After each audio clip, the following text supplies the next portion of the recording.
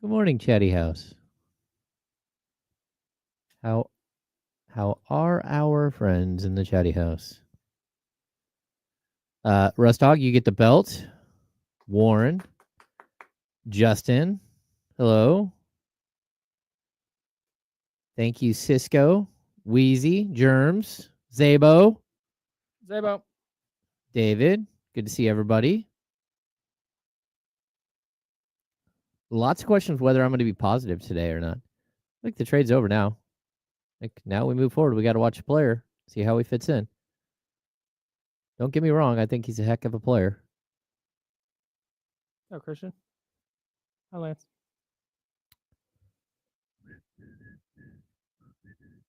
What up, Katrina? Kings fan Sunny sneak. Junior Live? I don't know. That's a new one. The other James. Ivan Dragomilov. John. I like it. Chuck Lee. Hi, Tony. Same. Actually get to hop in here with some good vibes. Sass is here. Hey, Leezy, I'm glad you're here. You were trying to call the other day, and I kept hoping that you would call back when we didn't have somebody on hold already. And I knew that I could talk to you directly, and so I was just trying to get to other people who may not I may not be able to reach and tell them to call again. So if you would like to call in, please do. What's up, Drew? Cousin Pete. Cousin Pete. Noah's in here. David Jackson. Sass is here. There's a lot of people up in here. Man, Jeremy, can we call you something different than that entire Jeremy Arredondo Vanderberg? That's a lot. J-A-B? That would not fit on the back of a Jab? jersey. Could you imagine that on the back of a jersey? It'd almost be like a full circle. I would love that. Oh, here we go.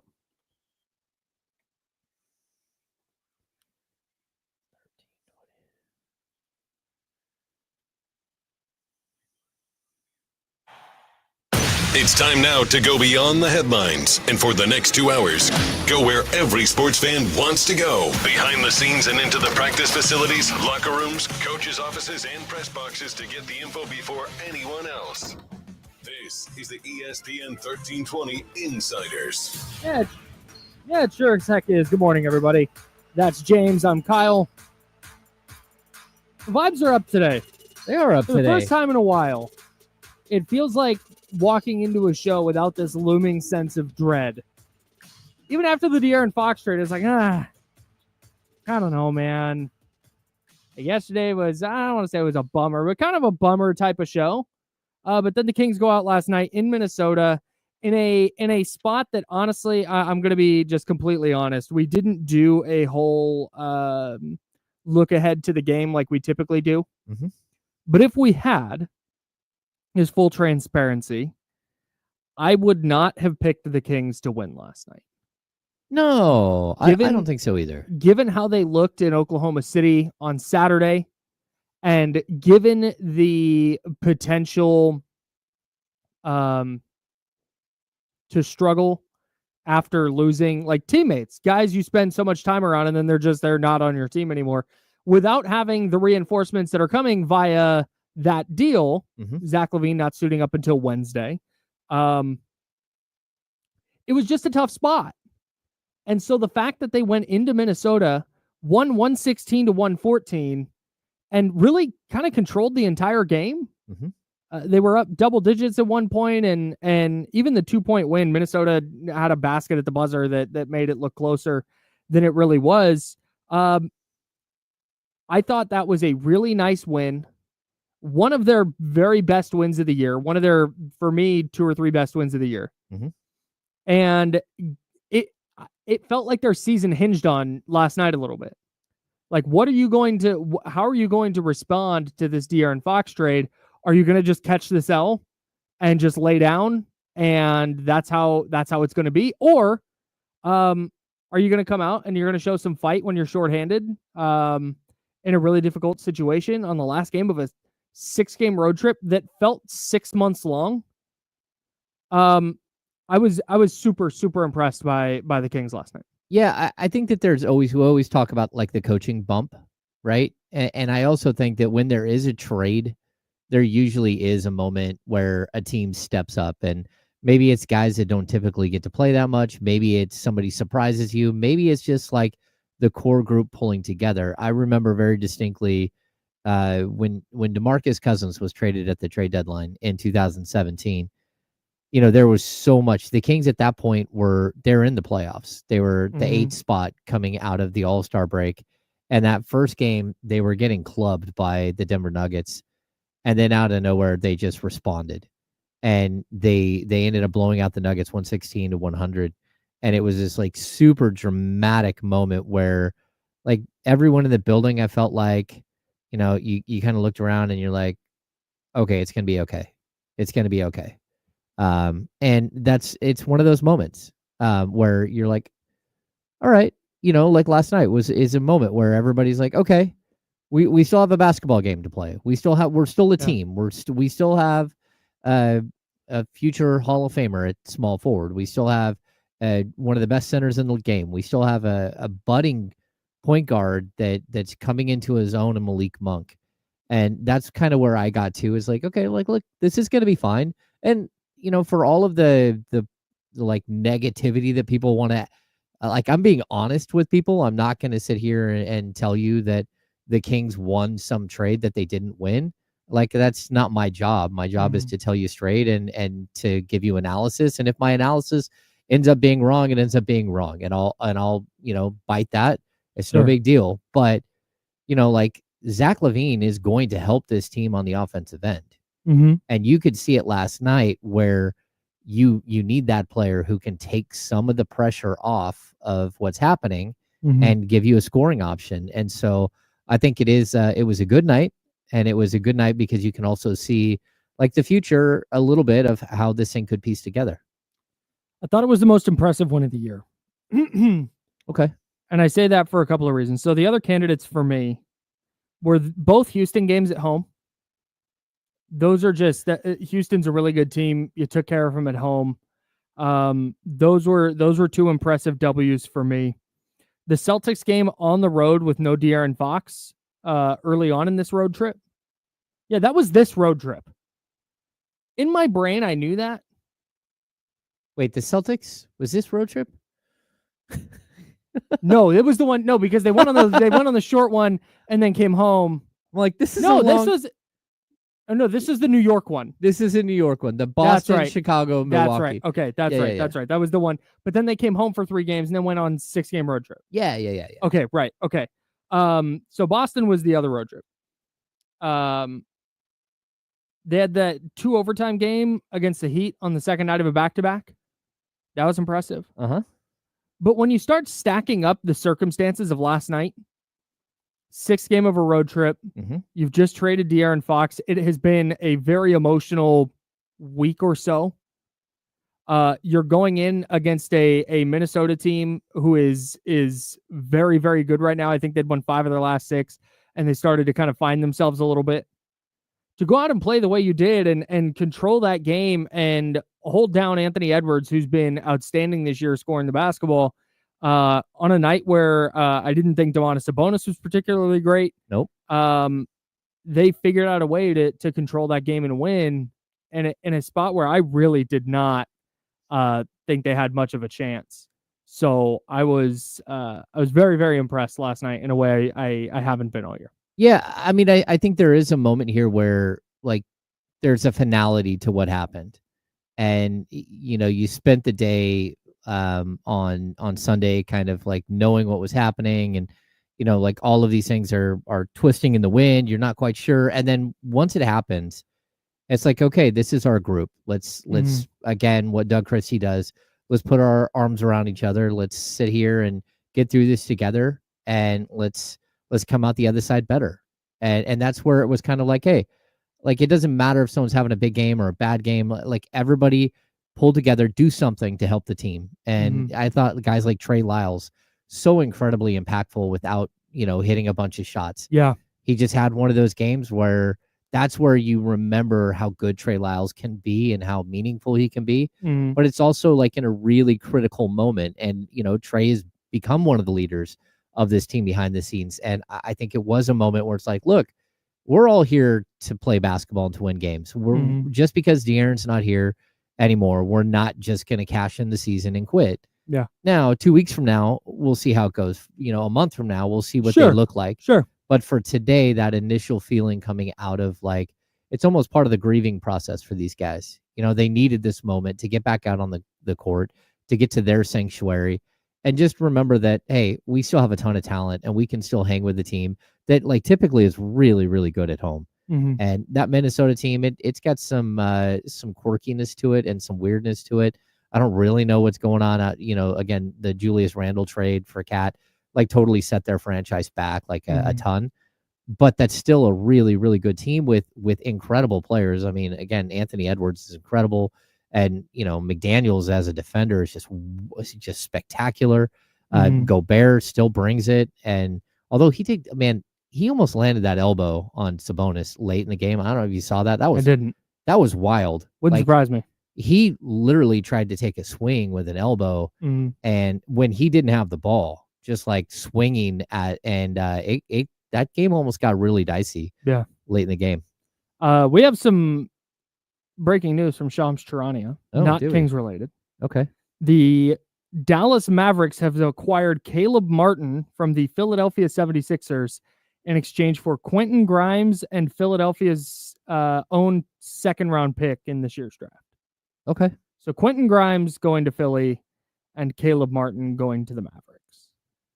Yeah, I really, really like the Martin twins. Me too. I think that's one of those moves where you just look at it and go, man, you wish you had something to go get a to go get a Martin twin. Yeah, man. And that's where. So you just mentioned Trey Lyles last night. Trey Lyles did not. If you just look at the points and the shooting, you went, oh, Trey Lyles didn't do a ton last night. But if you watch the game, you realize, man, he had a couple of really tough rebounds, had some good defensive possessions. That while Zach LaVine is going to help the Kings score the basketball for sure, players like Caleb Martin, who do the little things on the margins, are what the Kings need to be adding at this point. And we'll talk more about trade deadline stuff coming up. But that's the specific type of player I think they should be looking for. No, I totally agree. He's not going to blow you away with talent, but man, he's going to go get you tough rebounds. He's going to dive for a loose ball, going to play some gritty defense. Just all these little things that go beyond the points per game offensive efficiency metrics that we always look at. Yeah, I mean, you put him in the same bucket as you do Dorian Finney-Smith. He might not be as good, but super close. And the Martin twins, they're like jack of all trades, master of none. And that's fine. And the other crazy thing about them is you instantly think, when you think of them, you think 6'7", 6'8", and they're both 6'5". But they play so much bigger than they play way bigger. And that's something that the Kings just really could use. And I know there were, I read this morning, there were two teams. There was a team looking at how they could acquire both. I think it was Milwaukee. How could they acquire both Martin twins? And it get was both Martin twins, get both Lopez twins. Yeah, just bring in all the twins. That would be weird, wouldn't it? To just have all the twins. Like the Timberwolves should do that. Yeah. And they'd be the Minnesota Twins. I'm here for it. That's a bad joke. No, that's a stupid joke. I shouldn't have done that. That was dumb. That was bad. The other McDaniels brothers out there, but he's not a twin. Oh no, Jalen, not a twin. Available if you want to give away a second round pick, though, apparently. Couple other things last night. Keegan in the first quarter? The hell was that? He was 6 of 8. Yeah. He scores 17 points, and it looked like he finished the game with 19. We'll get to it. But at the start of that game, it was like I know it's what I've been waiting for. I know it's what the Kings have been waiting for. I know it's what every Kings fan has been waiting for. Like, hey, this is the guy. He's putting the ball on the deck. He's getting into the lane. He's shooting contested threes confidently. He's getting rebounds. He's playing defense. It's like, oh my God. De'Aaron Fox exiting has just flipped the switch for Keegan. Yes. He might go for 30 tonight. Everybody watch out. Finish the game with 19. Oh, there he is. It's so frustrating. Has not scored 20 points in a game. Keegan Murray, a player that 2 years ago, when we were talking about Keegan Murray, it was like, dude, he could be like a 20-plus point a night guy soon. Yeah. Can he get there next year? Is it year 3 he gets there? He has not scored 20 points since November 24th. That is the craziest stat. I cannot believe that. When was Thanksgiving? November 26th? So he hasn't scored more than 20 points since before Thanksgiving. I don't believe so. I will double check. I was, not to brag, but I was mid-workout last night when I was looking this up. Cardio night. That's how I was looking this up on my phone and working out. Yeah, Keegan's last 20-point game. Yeah, that's correct. I'm looking. That is 21 crazy. points on November 24th, and a loss to Brooklyn. That's absolutely wild. He had 17 in the first quarter, which tied his most points for a game since January 16th. He hadn't scored 17 in a game. He scored 17 on January 29th, but he hadn't scored more than that since January 16th. And that version of Keegan, that's why I get so frustrated with him. Mm-hmm. Not because I think he's bad, not because I think, but there's so very clearly an awesome player in there who is not only capable, we just talked about the things on the margins that matter, offensive rebounds, tough defense, hustle plays, who not only does all those things, but is also capable of going for 30, only he handcuffs himself offensively. And he won't go for 30. He started the game 6 of 8 last night in the first quarter. He went 1 for 3 the rest of the way. He took 3 shots in the final 3 quarters. I don't understand that at all. It does not make any sense. And he played a ton. Played a lot. 39 and a half minutes. Yeah, 40 minutes on the books. Like, I don't get it. And I know that it's an equal opportunity offense that you have to go, like, apply yourself and go get the ball sometimes, go ask for it, go get in the set, go take somebody else's position on the floor so you can get into the set. Like, you almost have to try to not score for 3 quarters to get 2 points in 3 quarters. If you're starting NBA small forward, like, you almost have to try. That, to me, it's just like, come on. And I'm not putting it all on him. His teammates need to get him involved too. But for him to take 3 shots, he even had the dunk that was so in traffic. Yeah. Was incredible. Nikhil Alexander Walker, I think. Yeah, Alexander Walker. Yeah. He is a player that, like, there are games where he kills the Kings.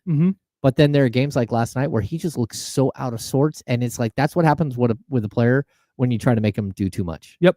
And it was, like, really painful to watch. Like, oh, that's not good. That doesn't look good at all. Yeah. We'll have plenty more on this game. And kind of spinning it forward, I kind of think Keon Ellis should start. And we'll try and dig into that next, because I was getting in a lot of arguments on the internet last night about this. You're just trying to start a fight with me. I get it. I'm not. What I am trying to do is win some money with Underdog Daily Fantasy with the big game just around the corner. There is no better time to jump in on Underdog's pick'em game. It's super easy, and I'm telling you, when the Chiefs and Eagles face off, I'm gonna have 6 lineups in. But you already know I'm going to have NBA lineups in. I'm going to have, once baseball rolls around, I'm going to have some MLB lineups in. All you have to do is pick higher or lower in the pick'em game on at least 2 players from at least 2 different teams on their stats. That could be passing yards, receiving targets. But again, they do NBA, so there's assists, steals, points, all that jazz. You know how it goes. You're going up to 1,000 times your entry. So, like, if you think Travis Kelce's going to light it up in the big game, yeah, go higher on his catches, maybe his receiving yards. Maybe you think he's going to score a touchdown. I think maybe Saquon Barkley gets shut down. Maybe go lower on his rushing yards. You can even mix and match your lineups with different sports, because Underdog has all your favorite teams from all your favorite leagues. Underdog is the best place to play. Pick them. Download the app. Sign up with promo code Kyle M and deposit now to get up to $1,000 in bonus cash instantly. That's promo code Kyle M. Must be 18 plus and present in a state where Underdog Fantasy operates. Terms apply. Concerned with your play? Call 1-800-GAMBLER or visit www.ncpgambling.org. We're going to argue about the Kings starting lineup next on The Insiders, sponsored by Jiffy Lube. It's ESPN 1320 on Sacramento Sports Today.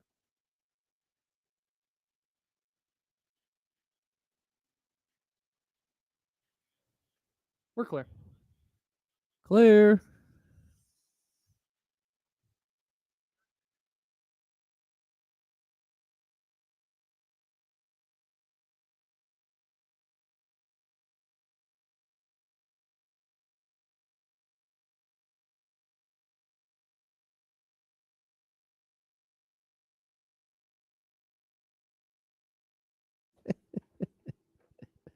We weren't saying anything. I was literally telling James that I needed to get our giveaway word for flowers later. And I said, I'm going to cover my mouth and freak everybody out. We don't know what's going on with Twitch. Like, there was nothing we could do to Sure wish we did. fix it earlier. Hi, Charlie. There's Charlie. On the Sky River thing, make sure that if you mention that, it's Humidor is open seating to the 3, but if they want 32 brews, they have to call and get Reservation reservation. at 32 Brews. Got it. Cool. I think I can handle that. All right. I just wanted to, I wasn't sure I made that clear. Cool. Okay. Sweet. Charlie. Thank you. Appreciate you. There goes Charlie. Do it. Welcome to Jurassic Park.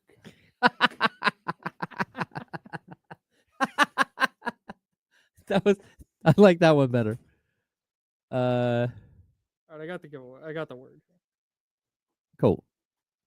Well, we're doing that later, right? Hey, George, thanks. Like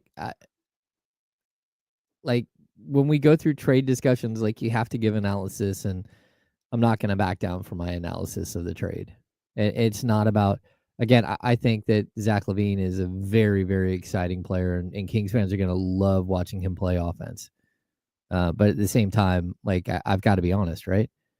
Like I'm not going to show me somewhere where they won the trade and like outright won it. And maybe they've got some decent grades here and there, but they also have some really bad grades. Who won or lost the trade until the games get played.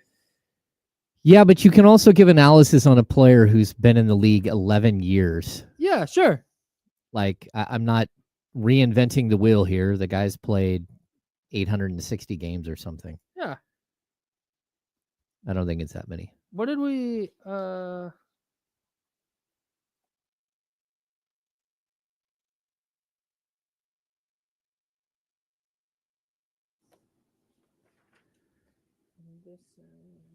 Uh, 622 games career-wise. Here we go.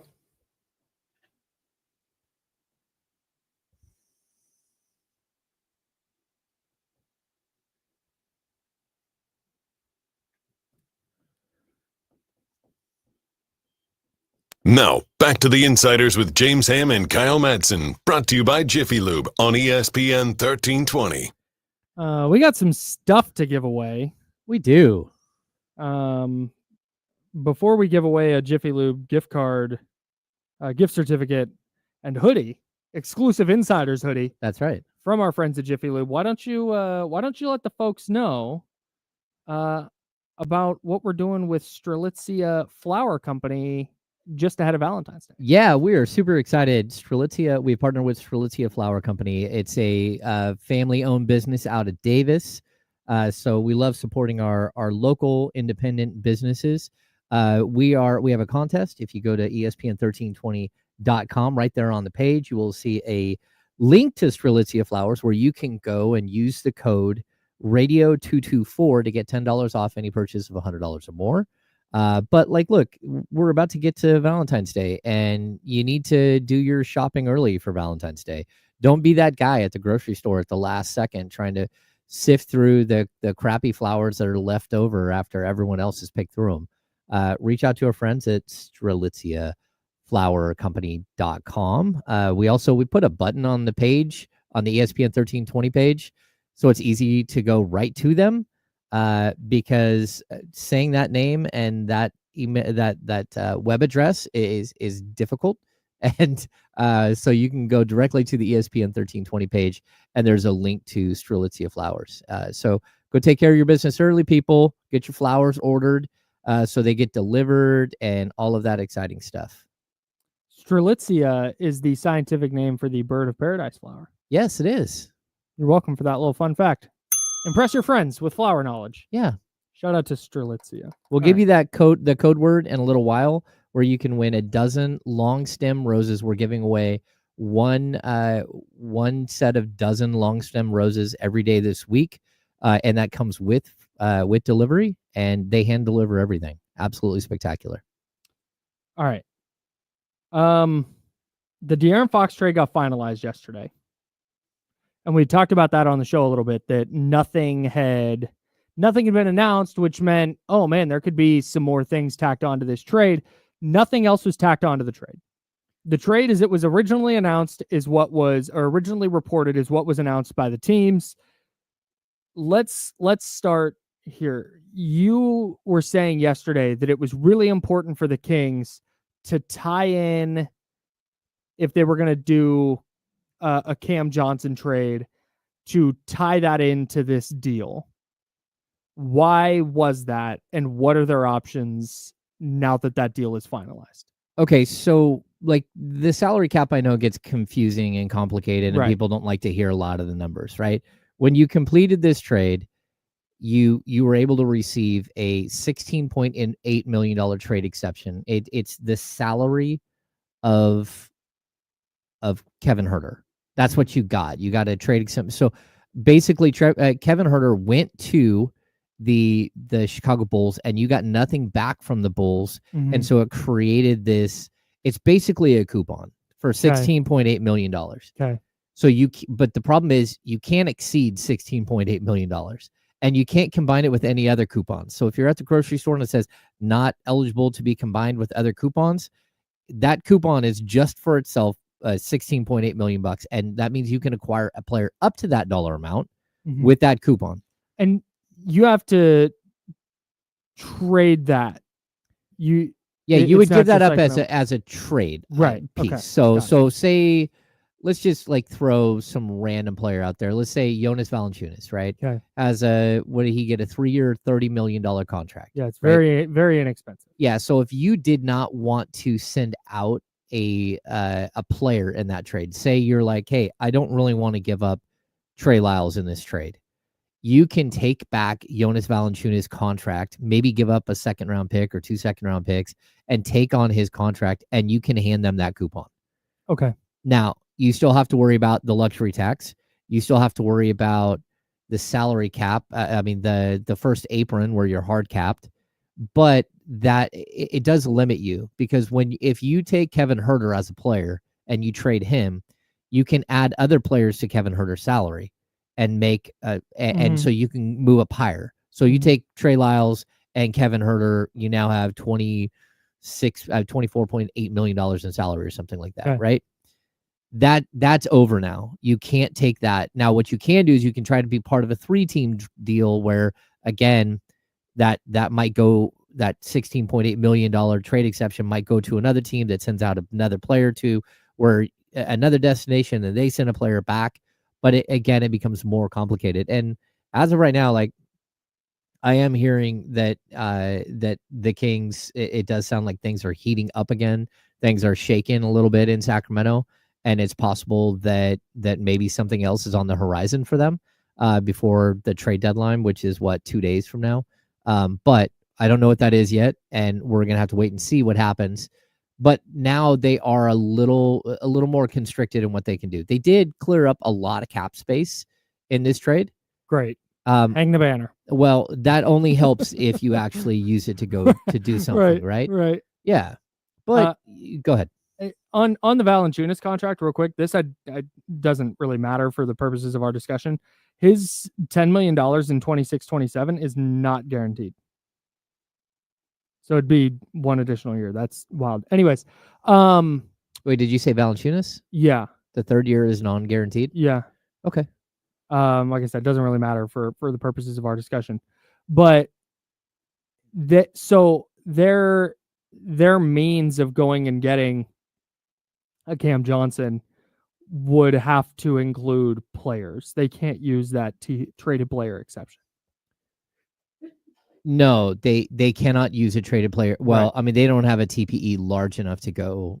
Right, because his salary is $22 million. Or yeah, see, that's the problem. It is. So you have this coupon for $16.8 million, but you can't add other things too. You can't add a player salary. You can't add anything else. So they can get a player whose contract is equal to or lesser than 16.8. Yes, and it can't be combined. Yes. Okay.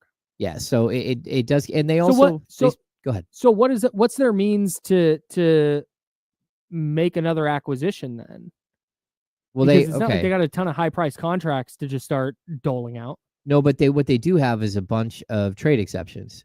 which is, again, how you might be able to get involved in some of these other trades. You got a $4.7 million trade exception from Jalen McDaniels. You've got like a 5.8 from Chris Can you Duarte. combine your trade exceptions? You cannot combine them, but they can. You have to always look at trades though as like multiple individual trades. Yeah. So what you can do is have, like, you can use 3 trade exceptions in one trade for 3 separate players. Mm-hmm. And then combine those players in the aggregate. Yes. And send them for Cam Johnson. Yeah. Maybe. Or pick a player. Yeah. So it just becomes a lot more complicated. Although there are some teams out there that would love nothing more than to trade with the Kings because they have trade exceptions and they're way over the salary cap. So you got to remember, teams like Milwaukee, what would Milwaukee give up for you to take Pat Connaughton's $9.8 million or whatever? Just so people know, Pat Connaughton's $9.8 million is basically like $30 million in luxury tax dollar. Yeah. So would they give you up?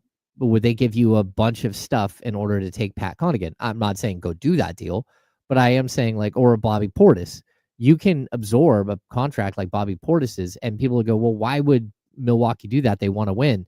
It's like they want to win, but they also have a $189 million tax bill. Yeah. And, when we get up to that, 108, like the 84 to 89 million, that 5 million right there, you're paying $4 or $3.50 for every dollar. That's a lot of money. If you can deal, and this is not just Milwaukee, this is the Suns, for example. Oh, Minnesota, who you played last night. Minnesota. Yeah. If you can get rid of a player who you believe is replaceable and just get their salary off the books, I think that's a lot of what you're going to see leading up to Thursday. I think there's going to be a lot of trades that from a basketball standpoint don't make a ton of sense. Like Pat Connaughton's a regular rotation player for Minnesota, for Milwaukee. Yeah. Or at least he was. Yeah, he's only played 28 games this year and 15 minutes a night. So yeah, that's an expendable piece for them. He can go. Yeah. And I'm not saying that the Kings should do that, because if you're making that trade, you would expect to get first round picks back. Sure, right. But that's in answering my question. Like, that's how you can do it. You can go find a team that's just looking to shed salary. You can so take that again, salary on with your trade exceptions and then use those players to move for another player. Yeah, so just so people can understand, like, a bigger picture thing, if you were to move, like, again, in a 3-team deal, send a trade exception to the Bucks, Pat Connaughton, we're just using a player. Yeah. Goes, and we'll just say his salary is right at $10 million because it's close. Okay. He goes to Brooklyn. You add Trey Lyles and you add Devin Carter. Mm-hmm. So 18. You got, so let's say 10 million, 8 million, and 5 million is 23 million. You now have matched his salary, and then you would take back. And are you matching? This is something I should probably know, and I don't, so I'm just going to ask you.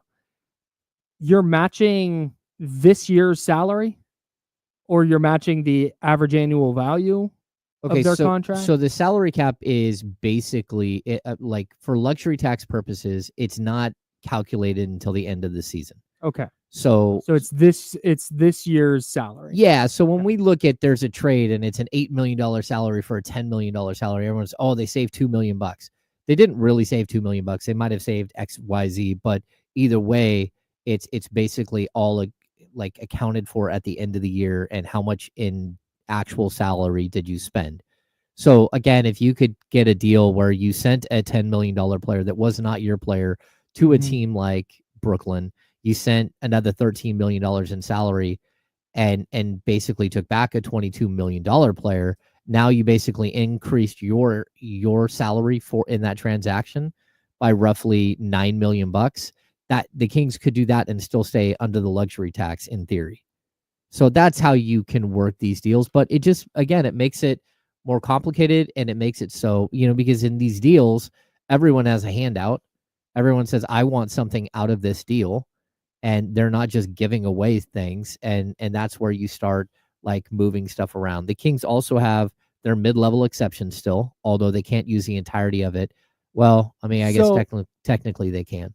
So in this respect, so from where the Kings currently stand, getting Cam Johnson is significantly easier than getting John Collins. Yeah, that's Because the problem. Cam Jollins, that's insane. Yeah. That's ridiculous. Cam Johnson is $22.5 million for this year, and John Collins is $26.5. Now there is, I think there's like a trade kicker, or there's something else with Cam Johnson that could become a problem, and you'd have to work that out. Because again, that's going to count against the hard cap, and if you cannot exceed the hard cap. So the Kings have this very small window that they're playing with, and whether they can add the right players or not, I don't know. But what they have to do is be very, very like conscientious of everything that's moving around them. You've got picks now that you can deal. You've got some room on the salary cap where you didn't have before, not on the salary cap, underneath the luxury tax that you did not have before. You've got $14 million under the apron that you didn't have before. I think what were they at $7 million last time we checked. And they were like $3 million under the luxury tax. So you were able to clear up some breathing room, but that breathing room, like you still have to figure out complicated ways to get that breathing room to work for you. And so you can't take back a $26.5 million player, but only send out $13 million. Maybe you can, and it would be like very tight on the luxury tax, but that's what on the hard cap. So this goes back to something we were talking about yesterday, and I want to dive back into the Kings win over the Timberwolves, and we will, but this is something we were getting at yesterday a little bit. You're talking about how convoluted these deals are going to have to be for the Kings at this point, just because of the assets they now have and what they're working with financially. Part of me wonders if again, I have no idea. I'm just a guy. If you're Vivek Ranadive and you're looking at the front office and going, "Hey, these guys aren't long for this team. We need to change some things in the front office, and we'll do that moving forward." This is where I kind of wonder if he's like, if there's an easy deal out there, great, but hit pause on everything else. No, that's possible, but I would also tell you that whatever issues you had with De'Aaron Fox as a player and what he was asking for from the front office, those, whatever they were, which we know very specifically, he wanted athleticism at the 3 and the 4. He said, just give me some wings, please. Just get more of them, get the length and athleticism we need. That is compounded tenfold when you add Zach LaVine to the Kings as opposed to De'Aaron Fox. Again, he's like Zach LaVine is a much more like efficient scorer than De'Aaron better Fox. Shooter for sure. He's a better shooter, and like he shoots 51.1% from the field. Like he's a much more efficient offensive player. But the defensive side of the ball, he needs those wings as much as anybody. Sure. And that's a problem. I'm not optimistic, to be honest. Feels like a lot of hoops to jump through, and I don't have a ton of faith that the Kings front office is going to pull that off. Well, I think it is interesting that the Kings, at least, like as much as I'm not like enamored with the haul that they got in return for De'Aaron Fox, they do have the equivalent of 5 first-round picks. They do have the equivalent of 2 extra first-round picks. They still have their own 27 through 31 first-round picks, even if that last one is tied up in the pick swap. They still have all those assets. So if you have 2 27s, you have a 28, a 29, a 30, and 2 31s, like you do have things that you can probably go out if you're active and if you're finding the right deal. But, I would say this too. The Luka Doncic trade on Saturday, it should open everybody's eyes up to what we say all the time. There are deals out there that no one sees coming. Sure. But I also don't want the expectation to be that the Kings are about to get a superstar for Trey Lyles and a pick. Yeah. The Luka Doncic trade, you're right. There's deals out there that nobody sees coming. There are things discussed that never make it to the public. But I don't want. I feel like that's going to wind up being an exception to the rule. Oh, I totally agree. Like, that was so out of left field and out of nowhere and such a seismic shift in the landscape of the league. I just don't know that we'll see anything like that. A, a surprise like that. We might see a player ask out or demand to leave and be traded, but I don't think we'll ever, in the dark of night, see a player of Luka's caliber traded again. No, probably not. I mean, well, you always think that, but you know, man, you know what?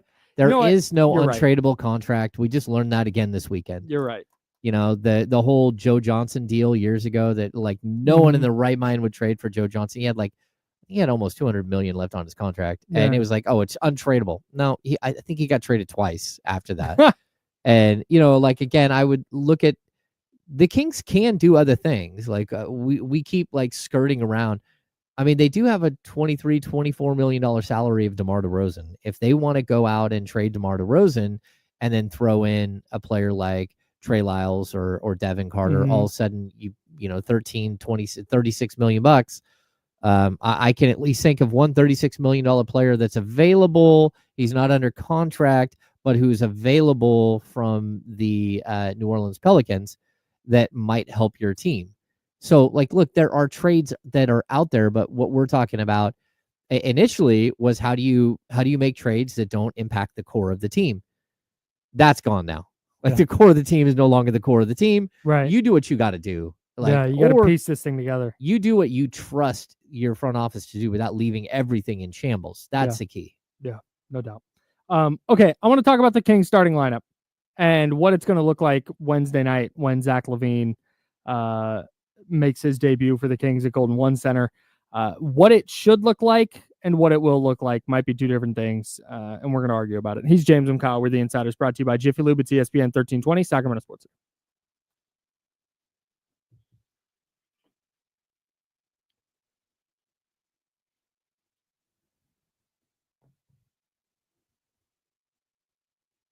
Man, there are a lot of players that could be moved.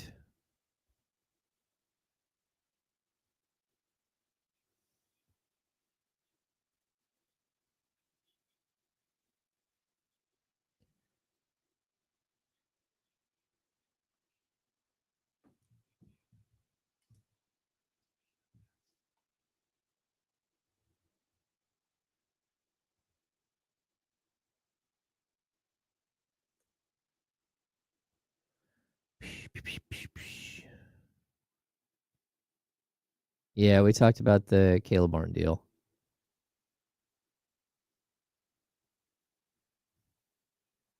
Okay, so Chris Juvenile, like the Kings have all kinds of trade exceptions. So the problem is, like, again, you have to work within the confines of knowing that the luxury tax is at 10.5 million and that the hard cap for this team is right at like 14 million. So that's really complicated. But like moving players around and everything is difficult. They could make multiple deals. They could take on $3 million players. They could take on $5 million players.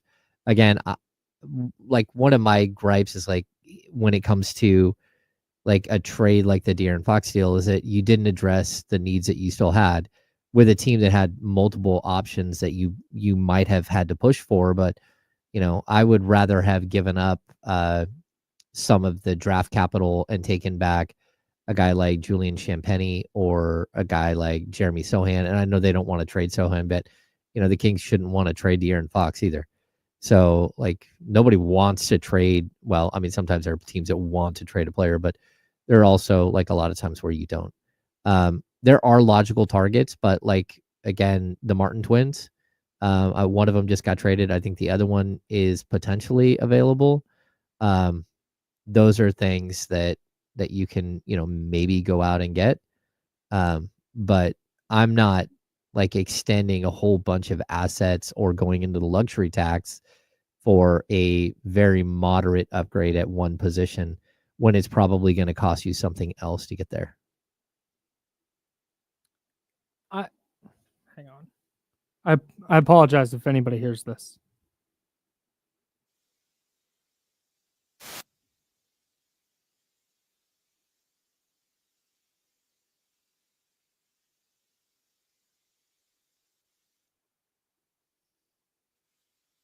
Hmm.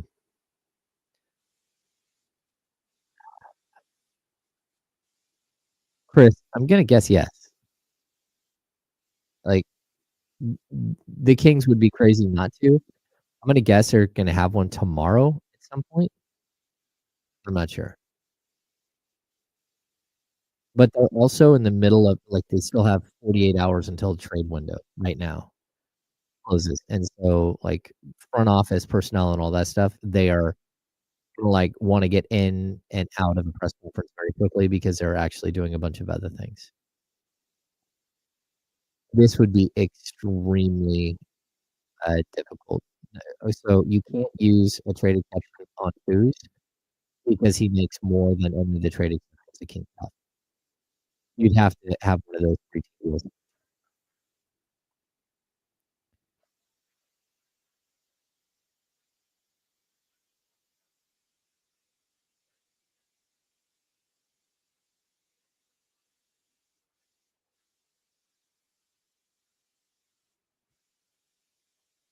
CP, just from a pure, you have more flexibility and more assets than you did before. You also don't have your best player. So you do have more wiggle room. You're right, but you understand what I'm saying, right?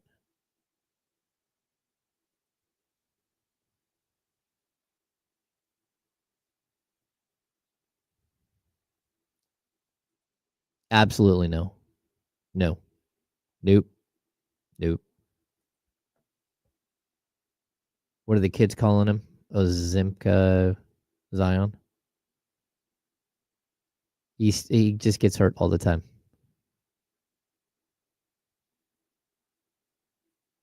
My opinion, nothing is off the table. Here we go.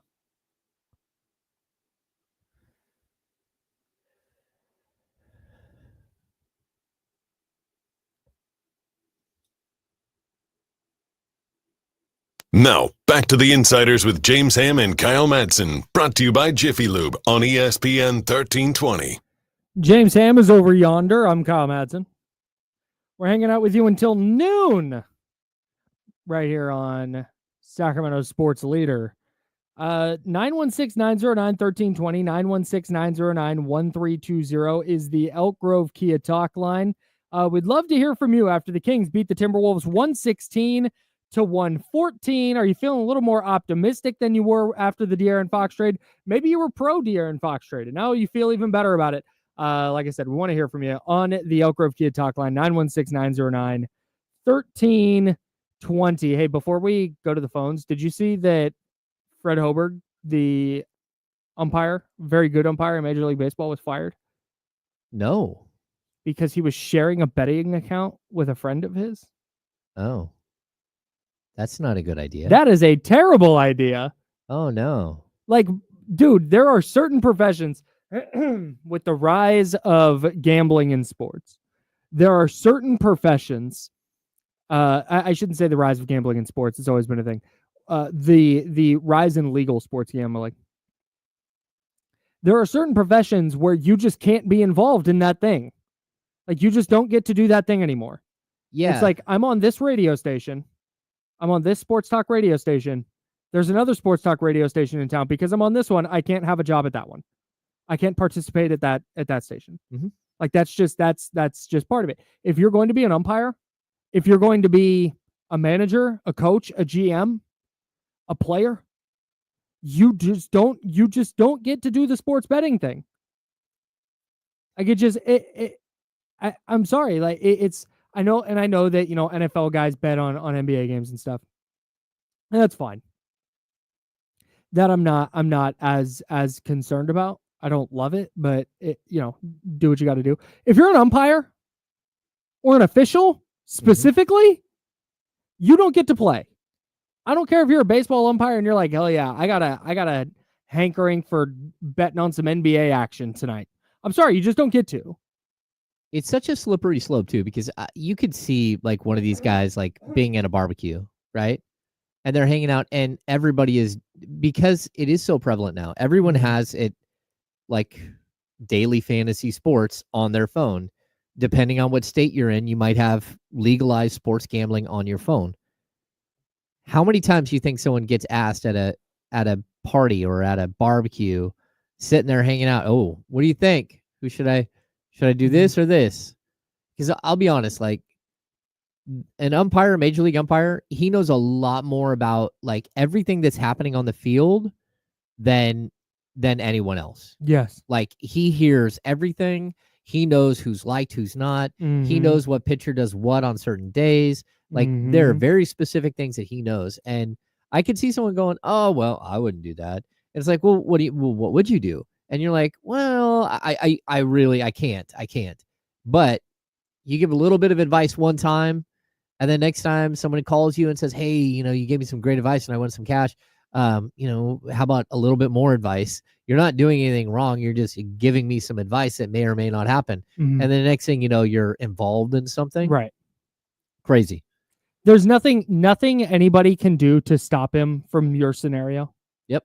Fred Hoiberg at his parents' house, or his neighbor's house, and his neighbor says that, like, hey, I got skoo ball against Shohei. Yeah. I'm thinking I'm gonna go skoo ball over X amount of strikeouts. Yeah. What do you think? Like, there's nothing that stuff happens, but you can't have your name on a betting account, man. No. And if they find out, I saw somebody in the chat say he can apply for reinstatement next April, which it's kind of wild. But if there's a big investigation and they find that, you know what, this account only bets on NFL games, okay, maybe we'll bring him back. I mean, but that just to me, I was floored. Oh, Pat Hoiberg? Yeah, Pat, not Fred. You said Fred. Like Hoiberg. Right. The mayor. Right. Yeah, no, not Fred Hoiberg. Jesus. Pat, thank you. Hoiberg. Yep. Yeah, like I'll even tell you this. It is very strange to be involved. Yeah, Fred Hoiberg did not take on a job as a he was a 3-point shooting specialist. Umpire. Yeah, the mayor. And Iowa State head coach? I believe he was an Iowa State superstar college. Yeah, I do think it's very, very different to like be in like to be at a game and be part of the media, and we have sponsorships with some of these, with Underdog and all that stuff. I think it's very strange, but at the same time, if the NBA wants to go out there and put it all over their seats and run commercials up every 5 minutes and make it part of their halftime and part of their pregame show and all this stuff, like, okay, you've opened the door. Like, and I get, like, as a member of the Pro Basketball Writers Association, like, there are things like if I were a voting member, I'm not allowed to place a wager on who might be whatever. But like it's a super gray area, that's for sure. 916-909-1320, 916-909-1320. Again, we want to hear from you. We don't have a call screener. I can only have one person on the line at a time, so it might just ring for a while. Please be patient, and we'll try and get to everybody. Don, you're on the Insiders. What's up? What up, guys? It's Big E. What up, Big E? Hey, so with Domantas Sabonis now being the franchise, I hate this phrase, but head of the snake. I just want to hear your guys' early predictions on who you think will be the Kings' leading scorer, because Domas has always been like a pass-first big, and I wonder how he's going to pair up with LaVine, because LaVine's already played with DeMar, but I want to see how he gels with the rest of the team. Thank you, guys. Thanks, Biggie. Appreciate you. Zach LaVine's going to be the leading scorer. He's going to be the leading scorer, and I'm going to be honest with you. The head of the snake on this team, I believe, is Malik Monk. I believe that Malik Monk is going to be the starting point guard. He's going to be the lead guard on this team. He's going to have the ball in his hands a ton.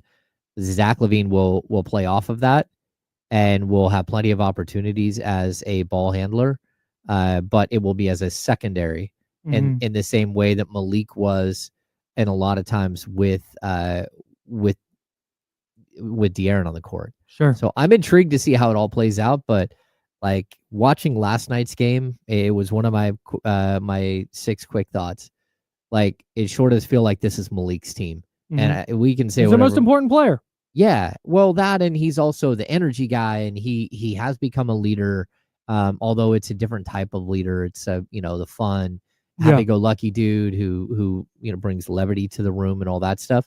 But yeah, and like Wes Sack, Kings fan, points out, it is Malik Monk's 27th birthday today. So happy birthday, Malik! You get to take over. Salute. Yeah, you get to take over the Sacramento Kings. Congratulations! Here's a basketball team. You're the guy. That's it. Let's fit one more call in here before we step aside. Don, you're on the Insiders. What's up? Hey, Don, talking to you.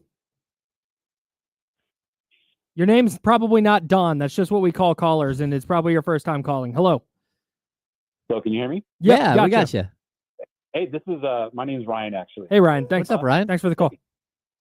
Question for you guys, more I guess specifically to James because he kind of knows how this stuff works. But I was looking over the list of guys that could be available. I think the Kings are going to have a difficult time getting a star player. But I think kind of to De'Aaron's point, if we were able to get some folks that really gave the second unit more depth. So I was looking at guys like Jose Alvarado, guys like Herb Jones, giving up some of the trade assets or the picks that we've recently got. I know, James, you've mentioned Valanciunas before. Chris Boucher or whatever from Toronto. I think adding like guys like that are attainable, and I think it would make the team a lot better. What are your thoughts? Yeah. Go ahead, James. Go ahead. Kyle, since you don't know what's going on here, let me explain. I got you. No, we'll get to whatever that guy's name. Ryan. We'll get to. I don't care. His. No, I want you to answer Ryan's question. We got to step aside momentarily, but we haven't answered Ryan's question, and we'll finally get into the conversation we've been teasing since the first segment. We'll talk about the Kings starting lineup. That's all coming up next in the second hour on the Insiders. We're sponsored by Jiffy Lube. This is ESPN 1320. Oh, and we're gonna give some stuff away in the second hour. Oh yeah. Yeah. So stay locked in. This is ESPN 1320. It's Sacramento Sports Center.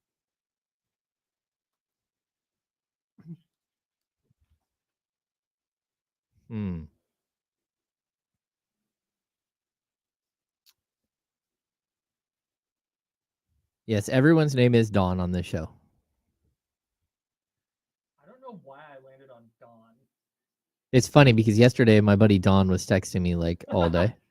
So I'm like during the show, texting me like, hey, Don. There we go.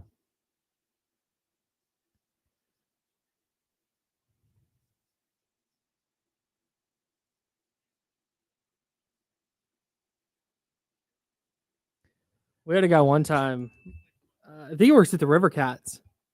He was like, that's actually my name. It's like, oh, that's nice. Right.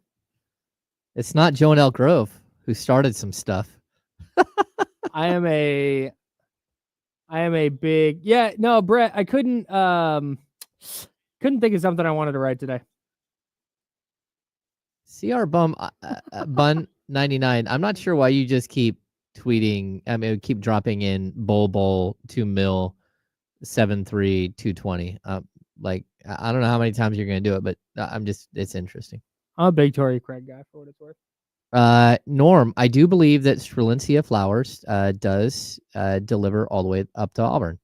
So yeah, they all the way up to Placerville, and they hand deliver everything. They send out delivery drivers who just have like a whole entire thing, and they just go from one stop to the next. We did have a message on the whiteboard today. What was the message? It was related to our conversation we're about to have.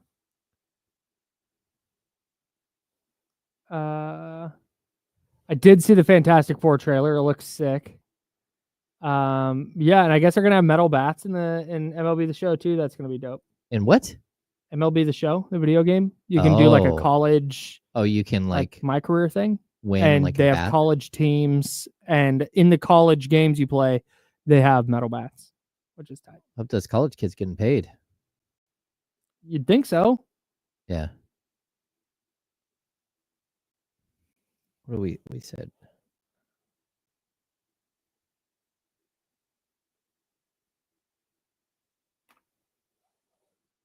I'm looking at the Pelicans real quick. Hey, this is a good one. Please. Yeah, it is. Don't procrastinate. Go just order now. And let's be honest, flowers from a flower shop last so much longer than the junk you're getting that's already old when you bring it home. Just take care of it. This here. I thought Alvarado is okay. So Herb Jones is out for the season, I believe. He tore his labrum. We'll get to that on the call. Oh, hey, we have a thing to do.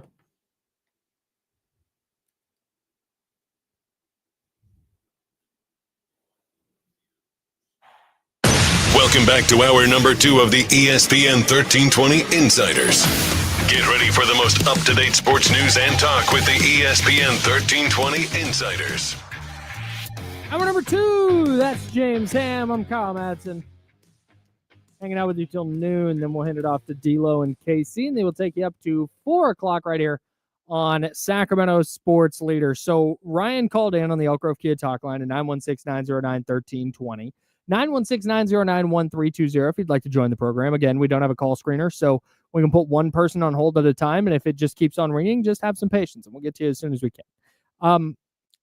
He threw out some names that went beyond the Cam Johnson, John Collins that we always hear about, and he threw out some names that might be a little bit more affordable and gettable in a trade. Mm-hmm. Your thoughts? Yeah, so he said Herb Jones. So first of all, Herb Jones tore his labrum. He's out for the season. So while I love Herb Jones, and to be honest with you, I think he's out for the season. Herb Jones playing alongside Keon Ellis, like they did at Alabama together, that would be absolutely spectacular. Mm. I don't think there's a way that New Orleans is going to trade Herb Jones. They've got the Brandon Ingram situation that's pending, where he's an unrestricted free agent at the end of the year. They've got the Zion Williamson situation that they're going to have to address at some point, or they're just going to literally drive their franchise off a cliff. Future Golden State Warriors, Zion Williamson? There you go. Watch out. Well, that, and, DeJounte Murray just popped his Achilles. He's done for a year. At least. A year, at least. So that team is in shambles, and that's why, like, when we looked at the schedule, you get Orlando, right? And then what do they got? The Kings don't they have Dallas this weekend? They've got, but then they start this Pelicans, 3 out of 4 games against the Pelicans. The Pelicans already look like a team that's in shambles, and we haven't even got to the trade deadline yet. Mm-hmm. I mean, that's still going to happen, where they're probably going to lose assets at the trade deadline. Alvarado is a player that's very interesting, and I really love his energy and all that stuff. He's super, super inconsistent. And I know every time the Kings play him, he looks like a absolute superstar, and he just steals the ball from him all the time. But, he's a player who has a massive, massive history of injury. And if that's the players that they were to go get, clearly they do have a need now at the backup point guard position, which I don't think they did have before, unless you put a lot of stock in Devin Carter. But I don't know, maybe Alvarado's the type of guy that you could go get that would bring energy and some scoring punch. And he doesn't make any money. He's on a $2 million deal this year, 4.5 and 4.5 over the next 2 years. So yeah, he's not on a big expensive contract. Before we get to the Elk Grove Kia talk line, let's give something away. Oh, we have a $50 Jiffy Lube gift certificate to give away. FYI. Mm-hmm. And we also have these Insiders hoodies that are exclusive to this giveaway. They were provided by Jiffy Lube. They've got a cool Insiders design on them. If you work here, you can get one. The easier move is probably to go to ESPN1320.com right now. Mm-hmm. Go to the Jiffy Lube contest page, where you're going to enter the keyword Gutsy. Gutsy. Gutsy. Gutsy. Because that was a gutsy win for the Kings last night in Minnesota. Sacramento won 116-114. Gutsy. Enter that word now at the Jiffy Lube contest page at ESPN1320.com. You'll be entered to win a $50 Jiffy Lube gift certificate and an exclusive Insiders hoodie. You cannot buy these anywhere unless somebody's hawking theirs on eBay. but there's not a website you can go to, a retailer you can go to acquire this hoodie. You can only get it from Jiffy Lube via this giveaway. And they're very, very nice hoodies. Extremely dope hoodie. And you get a $50 gift certificate to Jiffy Lube. No expense was spared in the acquisition of these hoodies. No, they are very, very good hoodies. Yeah, so Gutsy is the code word. Gutsy. Gutsy. I like the idea of somebody just applying for a job here so they could get the Kings Insider hoodie. Are we certain that a former ESPN 1320 employee didn't just do that? Oh, maybe. It's very possible. It's very, very possible. No, I'm not gonna. Never mind. Yeah, it's fine. Move along. It was like, you have any job openings? Oh, why do you want to work here? God, the hoodie. The hoodie. Just show me where to get I'm one a of hoodie those. guy. TC, what's going on, man? Hey, yo, Hammer, Kyle, what's up? What's What's up, up, TC? man? Oh, man, just vibing, man. You know, the boys held the fort down. Like I said before, you know, Monk's going to be able to hold the fort down. As far as a team game, we're a better team. But, you know, that's another conversation for another day. Ham, what you think about, and you know, I know we got the Jonas and the Cam, right? But what you think about my boy Caleb and Drummond over there in the 76ers? Do you think we can pull that off and get both of them? I think that's a solid move. Caleb got traded this morning already. He's already a member of the Dallas Mavericks. So if you're going to get a Martin twin, you got to go get Cody. And that becomes more complicated, I believe. So I don't know why everyone is disrespecting my guy, Kyle. Kyle has opinions on players. This is insane. And on trade opportunities. My name's on the program. It is. We wrote it on the I'm paper. here. I answered the phone. It says it on the hoodie. It says James Ham and Kyle Madsen on the hoodie. Come on now. Let's not disrespect my guy, Kyle. My favorite part is that he's like, Kyle, Ham, what's up? Okay, anyways, Ham, I got a question. I get it. You're the Kings guy. You've covered this team for almost 2 decades. I understand why people divert their questions directly to you. You know, this feels I just like, also have takes and thoughts, if anybody cares. I feel like this is going to be very, very similar to the Monty McNair and Zach LaVine press conference that may or may not happen in the coming days. It's going to be like, hey, the Zach LaVine? Like, hey, Zach, how are you? Hey, Monty, how did we get here? Yeah. Hey, Monty, just want to circle back on the whole Mike Brown thing. Nice to meet you, Zach. Hey, Monty, what about Mike Brown? Hey, Zach, welcome to Sacramento. We've gotten to go to In-N-Out. Oh, you love it. Oh, yeah, that's right. UCLA, you've had to. Okay, Monty. Anyways. Yeah. I definitely see a moment where Zach's going to, feel like Kyle and might need to get up and walk away. And yeah, just it's be like, fine. hey, That's fine. I'll just hang out. Hold up your jersey again, Zach. Hey, Monty, while Zach's holding up his jersey, is Doug going to get the interim tag pulled or not? We're just wondering. We're asking for a friend. Oh, man, that's funny. It's good stuff. Let's just get ourselves in all kinds of trouble. Salute to the Oak Grove Kia Talk line. 916-909-1320, 916-909-1320. If you have any questions for James, go ahead and give us a call. We're going to move some stuff around here. I believe, after watching not just last night, but the Kings since Doug Christie took over. Or maybe last year as well. Or using some of last year's evidence, we can sprinkle that into. I continue to be of the mind that the best version of the Sacramento Kings is one where Keon Ellis is in the starting lineup.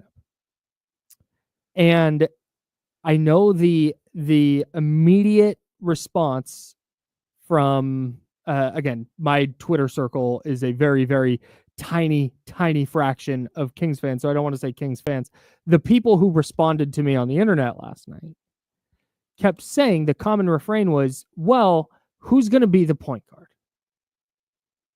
If you start Keon Ellis, who goes to the bench? Mm-hmm. And my thought was like, Malik. He's awesome coming off the bench. We already know this. And somebody goes, well, you can't do that. And I think that's an argument you might make. This is his team. He has to be a starter. Okay, cool. Then it's time to have a tough conversation with DeMar DeRozan. And I know that's insane. I know I've talked about it with KC before, from D'Lo and KC. And he's like, you can't do that. That's not why you brought him here. You can't start. And that's fine. I don't think the Kings are going to be terrible if Keon doesn't start. And honestly, I don't expect him to. but I think a maximized version of the Sacramento Kings, and I don't think it's a coincidence that you've seen the stat out there. First of all, Keon's 8-3 as a starter this year. 4-0 when he starts next to Monk. That includes a win last night. That includes a win in Boston. I think it was one against Golden State. I forget the other one in there. But he's 4-0 starting next to Malik Monk. I don't think it's a coincidence that we've watched the Kings over the last couple of weeks go down like 15 or 20 early in all of these games and have to claw their way back. And then last night they didn't. I don't think it's a coincidence when you have a defensive tone setter in the game like Keon Ellis that the Kings are a better basketball team to start games. It's really tough to make an argument against it. The argument against it it has nothing to do with Keon. It has everything to do with the players that you already have in positions. Sure. And that's what makes it really hard. Like, to be honest with you, I can't take Malik Monk out of the starting lineup. Okay, that's fine. That's fine. And the reason why is because Malik Monk is going to be, I mean, first of all, him in the pick and roll with Domantas Sabonis sets the table on the offensive end. So if I'm going to take that out of it, right, the discussion. So in 28 games as a starter this year, Malik Monk is averaging 19.7 points and 6.8 assists. I expect that by the end of the season to be more like 21, 22 points and something closer to like 8 assists. Okay. Like, I think he's on the verge of like becoming like upper echelon point guard in the NBA. Not top 5, but he has a chance to be like a top 10 guy in the NBA as a point guard. Just from my point of view, like his pick and roll game is incredible. Even last night, some of the passes he makes to Domas are just so spectacular, right? So that's going to be my one, like, okay, I don't know how you change that. Okay, can Zach LaVine play the 3? But if I'm going to have Zach LaVine at the 3, I got to have a bigger player than 6'8" or a bigger player than 6'10" at the 4 and the 5. Although, hey, Zach LaVine, DeMar DeRozan, same exact height. So I guess I shouldn't feel that way, but DeMar's a stronger player. Sure. And, it's kind of like he is a natural 3 at this point in his career, maybe even a 4. But it's tough. I don't know how to twist and turn the lineup until he's in it. It's kind of like a little Rubik's Cube. You're sitting there trying to figure out how to get all the sides. And every time you get one side and a second side, there's 3 other sides that aren't all perfect anymore. I think you and the people of the internet last night have convinced me that Malik Monk coming off the bench is not an option. I think that's fine. I'll walk that back. To like the fact that you're looking at the Kings when Keon starts, and they just look better. Like they just do. You don't watch and go, gosh, he's just unplayable on offense. You need somebody. He's not. He's for me, a reliable spot-up three-point shooter. He's not going to do a ton of his own creation. He's doing more this year than he did last year. He's not going to create a ton for himself, but you feel good about it when Keon's in a catch and shoot situation. He certainly looks more comfortable and confident on that end. And I don't know that it's essential to have. Then okay, Malik's starting. We're going Keon at the 2 or the 3, and then positions matter so much less to me now than they might have 20 years ago. But you have Keon at the 2 or 3, you have Zach LaVine at the 2 or 3, and then it's Keegan and it's Domantas Sabonis with DeMar DeRozan coming off the bench. Yeah, I mean, there has to be some way that you can figure something out, but and I understand there's going to be a ton of pushback. I'm not looking at the chat right now because I'm trying to focus, but I'm sure there's pushback in there about like you can't. It's your best 5 guys. That's what when Kenny's in here for the handoff later. That's what he'll say. It's your best 5 guys. You got to have them on the court. Okay, cool. But if that's your thought, you can't have DeMar coming off the bench. And Malik can't come off the bench. Well, Zach LaVine, you traded for him. He's not coming off the bench. Well, Domas is going to start, obviously. He's your only productive center. And Keegan is your only player who can play the 4. Because you're not going to start Trey Lyles. Yeah. So, and especially if you're going to start those other 3 guys, LaVine, DeRozan, and Monk, you need somebody who can play defense. And that's going to be Keegan. So, if that's going to be your starting lineup, I think that's fine. But I think you're lowering your ceiling. And I think you're hustling backwards at that point. Like, I think you're good. Like, I think the Kings, please don't get this twisted. I don't think the Kings, by not starting Keon, are going to be bad. I just think that the best version of the Kings, and it wouldn't shock me if they make the playoffs and they get into game 3. It wouldn't shock me if the adjustment is, hey, Keon's going to go into the starting lineup because we've fallen down by 15 points in the first quarter of the first 2 games. That is to me where I think this is all eventually headed. Would I bet on Keon starting at any point during the regular season while they're healthy? No, for all the reasons that anybody's going to say. You can't have DeMar coming off the bench. You traded for Zach LaVine. He's not a bench guy. He's got to start as your best scorer. Okay. Then I think you're just limiting yourselves. Okay. I will tell you, like, per Basketball Reference, is as a starter, Keon's offensive rating is 113 and his defensive rating is 112. He's a plus 18 net rating. Plus as 1 as a starter. No, 130 versus 112. Oh, yeah, I'm sorry. I heard 113. Sorry. Oh, no. Okay. No, so he's a 130 versus Okay, 112. So he's a plus 18. His as a bench player, his offensive rating is a 116 versus a 112. Again, I'm not going to take too much stock into his offensive rating on the bench because let's be honest, the Kings bench is horrible. Like it has been really bad all season, and that's a big reason why you've had problems. Almost like they could use a really dynamic scorer coming off the bench. No, I'm with you. It's just like you broke in case of emergency. Once you break in case of emergency, you can't repair the glass. The glass is broken. So I get it. I get the frustration with that. But at the other thing that I would like to point out is we don't know that the Kings are going to get off to bad starts with Zach LaVine in the starting lineup. Now, that's a good point. I could very easily, and you know me, I am open to having my mind changed on things. If Zach LaVine steps in and the Kings are blowing teams out and they're getting off to these fast starts and then cool, then I will happily reassess when given new information.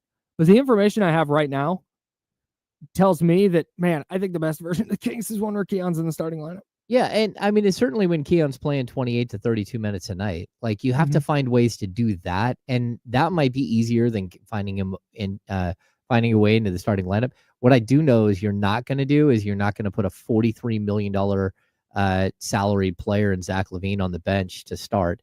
You're not he makes $46 million and $49 the year after that. He's not going to be on the bench, and if he is, things have gone even worse than anyone could have imagined. And so that's going to be the problem, that you're going to have a player that, does make a ton of money and that you do need to put in the starting lineup at some position. Again, maybe you can do a 3-guard set and run up and down and like be super exciting. But I also like that would be predicated on, I believe, like DeMar DeRozan not being with the team anymore. And that's where it gets a little complicated. 11 bench points last night. 5 from Trey Lyles, 4 from Isaac Jones, 2 for Devin Carter. Speaking of Isaac Jones and Malik Monk, that alley-oop Monk threw to him was so sick. That was one of my favorite plays of the year. Anyways. Yeah. I thought that was great. Did you see Shout out to Isaac Jones. Castle to Wemby last night? Yes. Oh, my goodness. Oh my goodness! Off the backboard to a flying 7'3". like I think he touched the ceiling before he dunked it. I think the thing that annoys me the most about the Kings trading De'Aaron Fox to the Spurs is that I'm gonna always be like, I'm not gonna be able to with my whole chest enjoy whatever the Spurs become.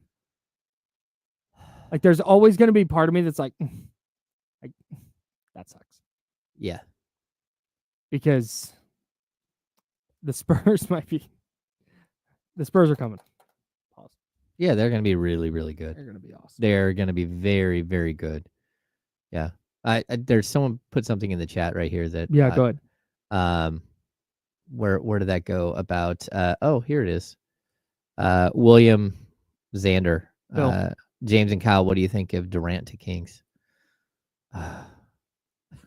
What do you mean? What do I that'd be incredible. It's a little late. Like again, we could get into the complexities of the NBA salary cap and how you could trade LaVine for Kevin Durant straight up. You can like the money works.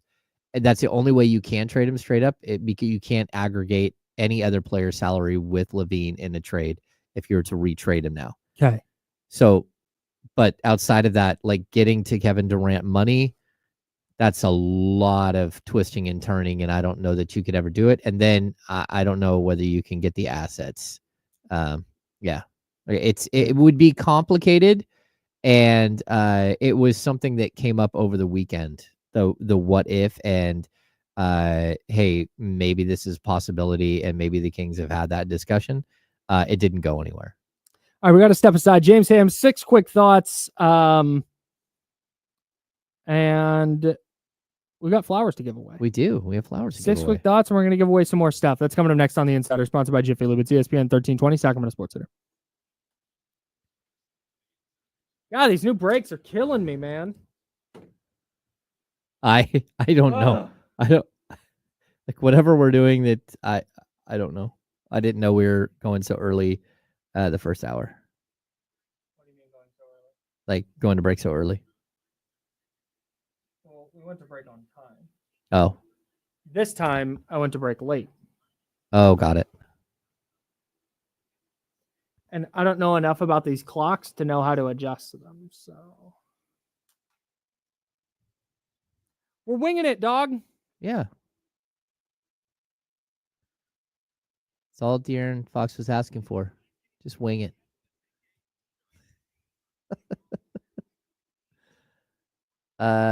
Christian Rodriguez, what are my thoughts on getting Kelly Oubre? I like Kelly Oubre. Kelly Oubre's got a little crazy in him. Like he's a little wild.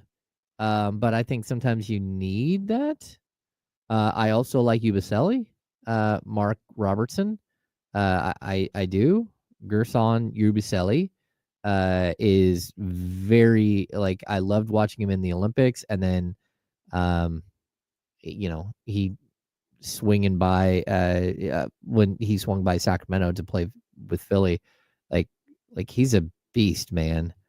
Like I think the Kings could use like an enforcer like that, but I don't know that you need another undersized center / undersized 4.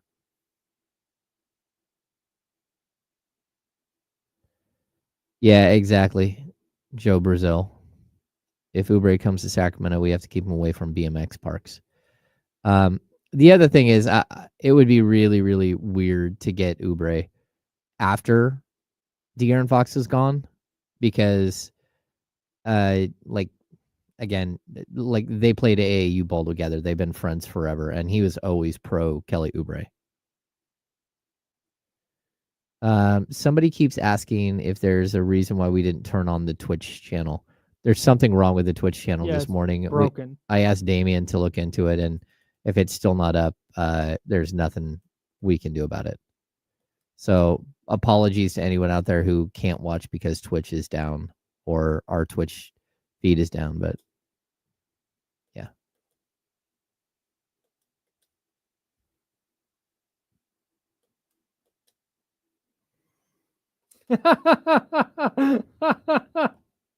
Yeah, there you go, John. Brilliant. Sign him up. That's it. But then what do you do about the slow starts? You're going to have incredible comebacks when your starters go against their bench. That's so funny. Hey, Zach Levine, it's tough to put into words how much this city... We got this? The city and organization have meant to me over the last 8 years. Chicago, you've welcomed me with open arms, and the memories we've created together will stay with me forever. The fans here are unlike any other. You've made playing in Chicago a true honor, and I'll always be grateful for your support. To my teammates, coaches, and the entire Bulls staff, thank you. You've all played a huge part in my growth, both on and off the court. As I take this new chapter with the Sacramento Kings, I'm excited for what lies ahead, but I'll always carry the love and appreciation for Chicago with me. Thank you for everything. Let's keep pushing forward. Light the beam. Wow. All right, here we go.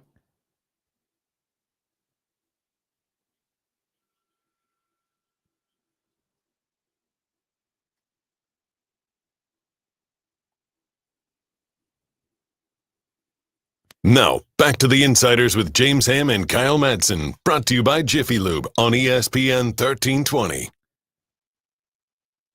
Per Jake Fisher, who writes on Mark Stein's Substack. Mm-hmm.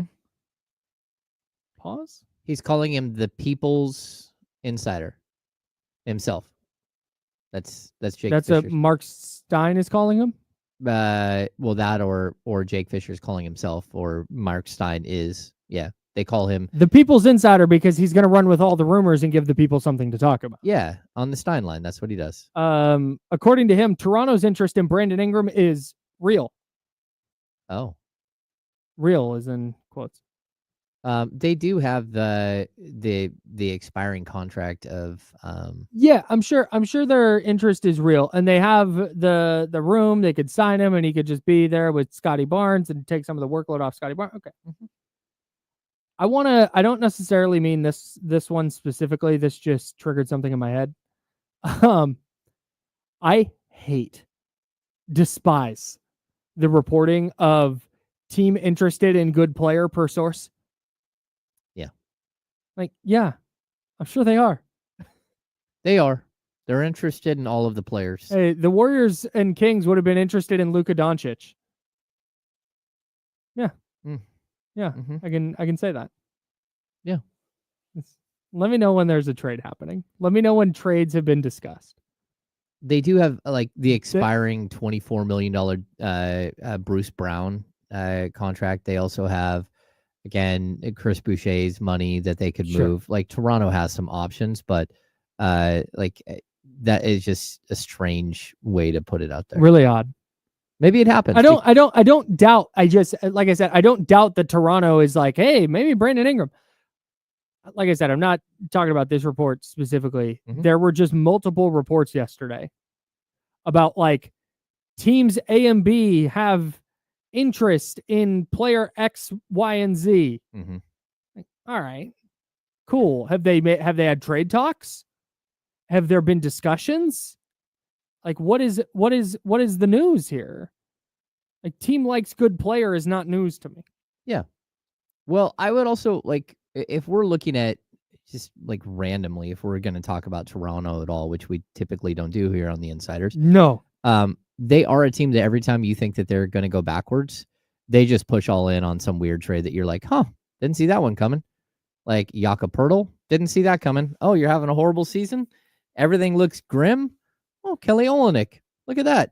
Yeah. You got involved and you improved your team with the trade, even though probably will hurt you in the draft.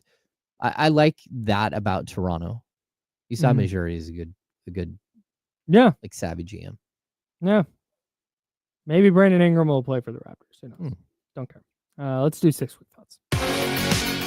How'd yesterday's Kings game go? Kings insider James Ham has 6 notes you need to know.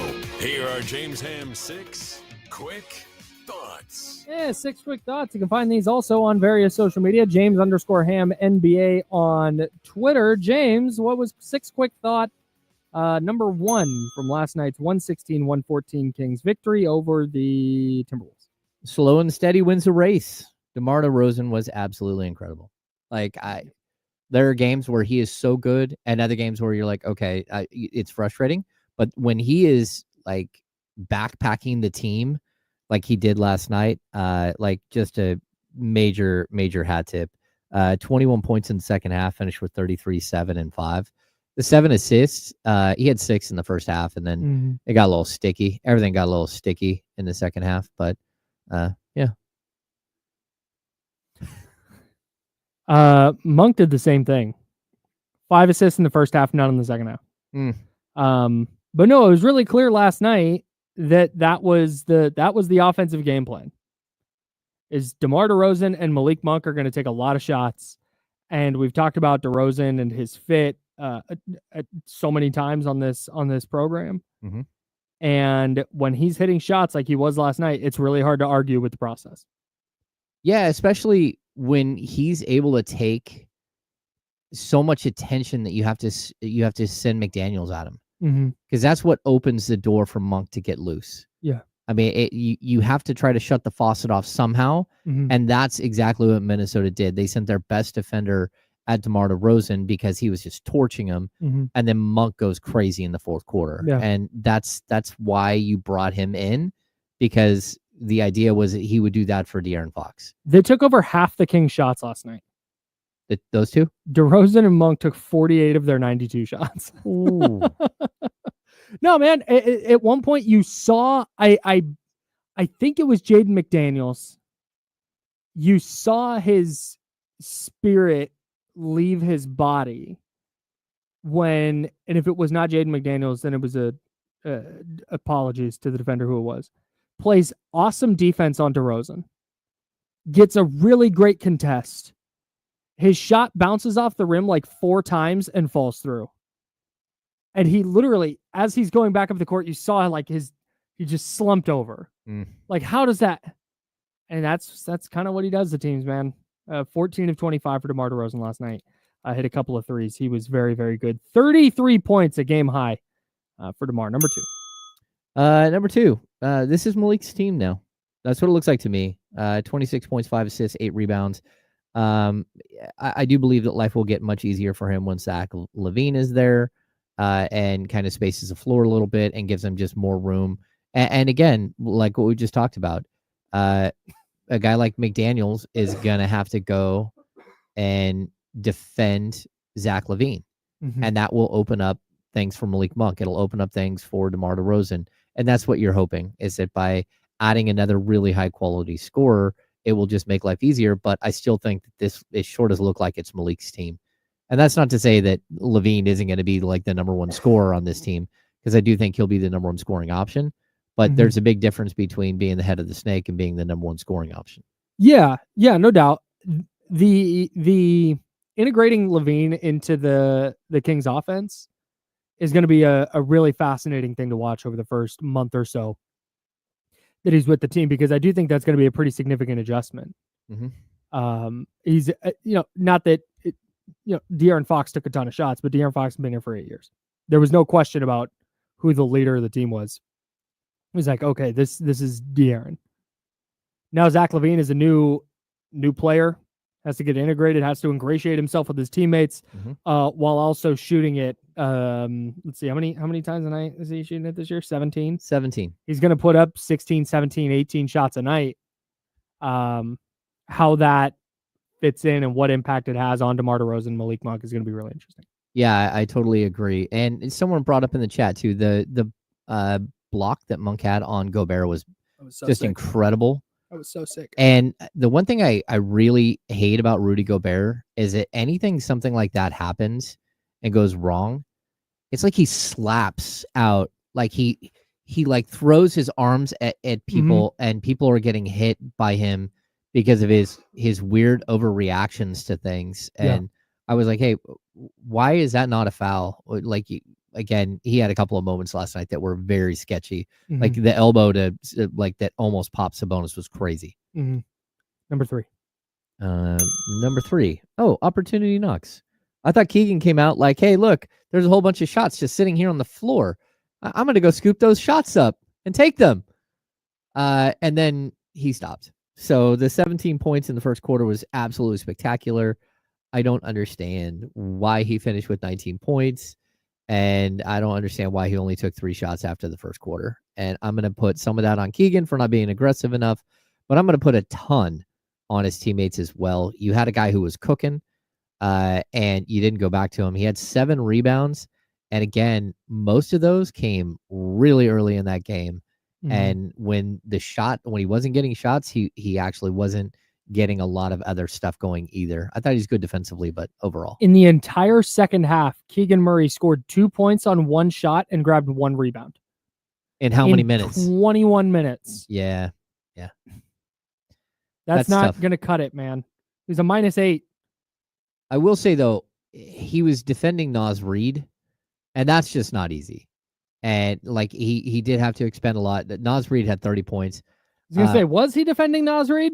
Well, Naz Reid has the quickest 3-point release. My goodness. You don't even know he's shooting it. Like, all of a sudden, it's like, wait. Every Naz Reid 3-pointer looks like oh, shoot, there's half a second left on the shot clock. I didn't need to throw it at the basket. And it goes in. It doesn't even, like, hit the rim. It's just like, boom, it's through. You're like, what in the world? I had in Underdog last night, I had higher than 2.5 made threes for Naz Reid. Yep. He hit his third one with 8:46 to go in the first quarter. Oh. Like Seems- less than 3.5 minutes into the game, he had 3 made threes. Seems like you might have done okay on I Underdog. did not. Really? That's a big thumbs down. I was cooking in the first half. I had Malik Monk was at 5 assists. I'm like, okay, I need him to go. I need 8 from Malik, so I can get 3 in the second half. Like, yeah, that's easy work. Okay, we'll chalk that one up. Okay, big second half from Anthony Edwards. Mhm. He had, I think, 10 points in the third quarter, 8 or 10 points in the third quarter. How many did he have? I felt really good about it. He put up 8 in the third quarter, and going into the fourth had 16. I'm like, okay, 15-point quarter is a lot, but I'm not going to put it past Anthony Edwards in a tight game. Like, okay, here we go. No chance. You got Keon. Domas didn't come through for me. Ant didn't come through for me. And Malik just stopped passing the ball in the second half. Oh, Tough. tough look. Number 4. Number 4. Keon continues to shine. Wait, No, no. number 4. I was right. You were wrong. Yeah. Sabonis got in foul trouble and wasn't nearly as aggressive.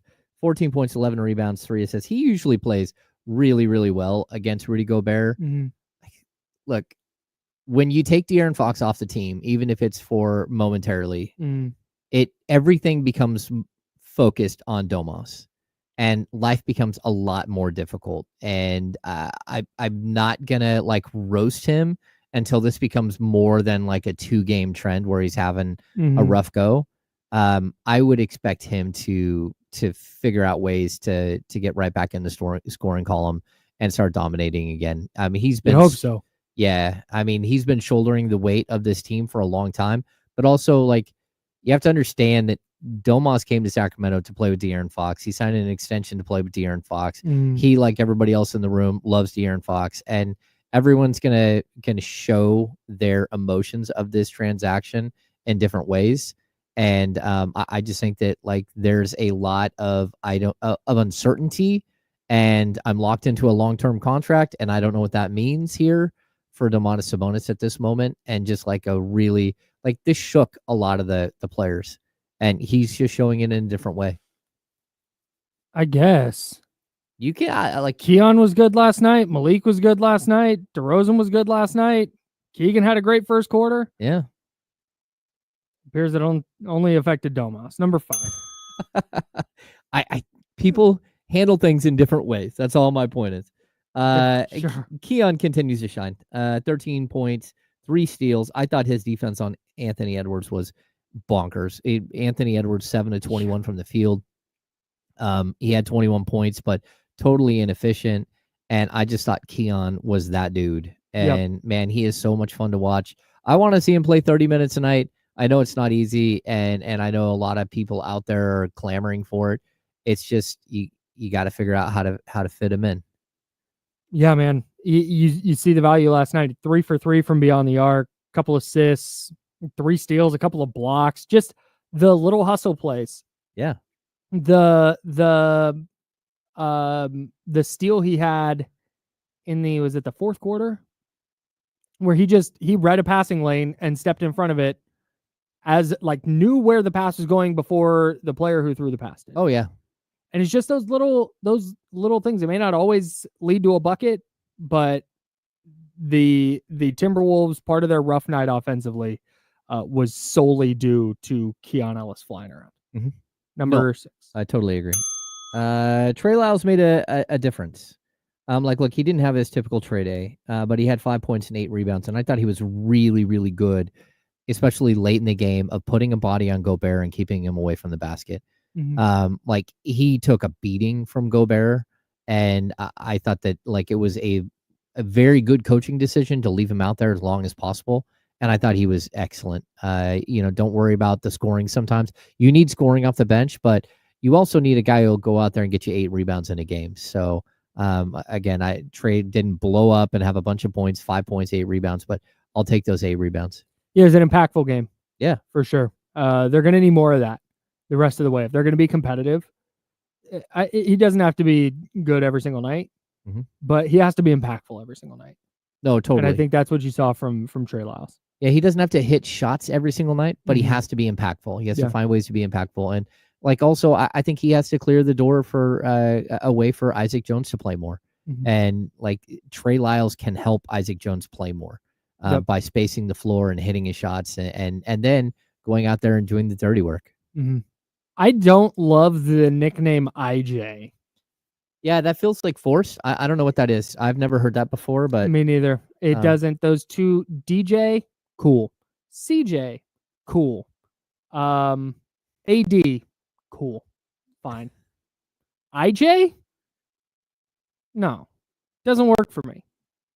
Doesn't work for me at all. That's an awkward section of the alphabet. yeah. GHIJK.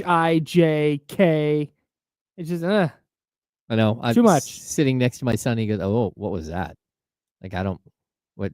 maybe that- that's what no. maybe that's what everybody on the team calls them. Maybe If that's the case, it's a thumbs down for me. Find something different.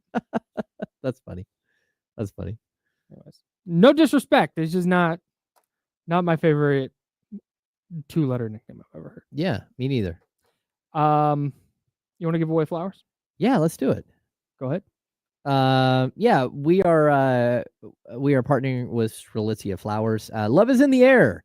ESPN 1320 is excited to give you a chance to celebrate all kinds of love this Valentine's Day with Strelitzia Flowers.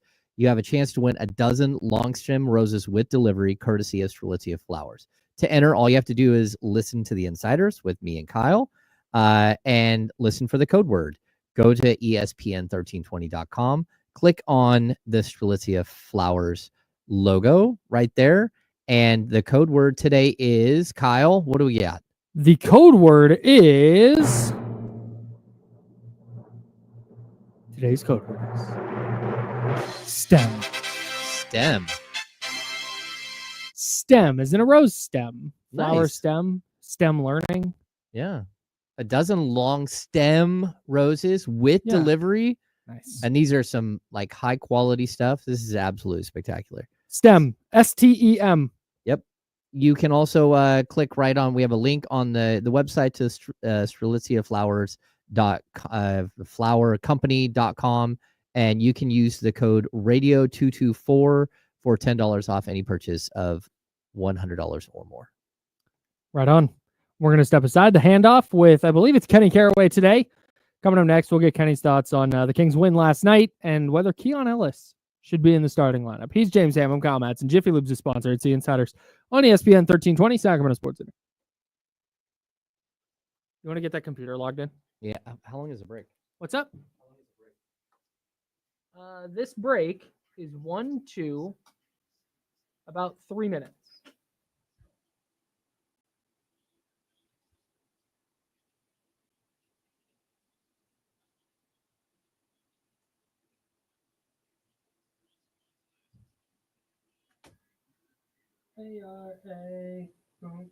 ARA.com.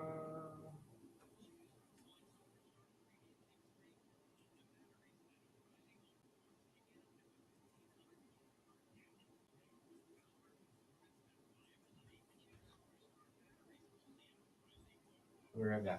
Running to the restaurant. Okay, good luck. We're all counting on you.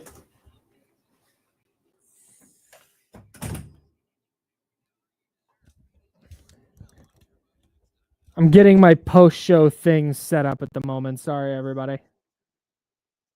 Let's go there. Salute to everybody who was on the road today, by the way. Typically commuting from where I commute in the Bay Area is a nightmare when there's even a little bit of rain. And honestly, today, not that bad. Not that bad of a commute.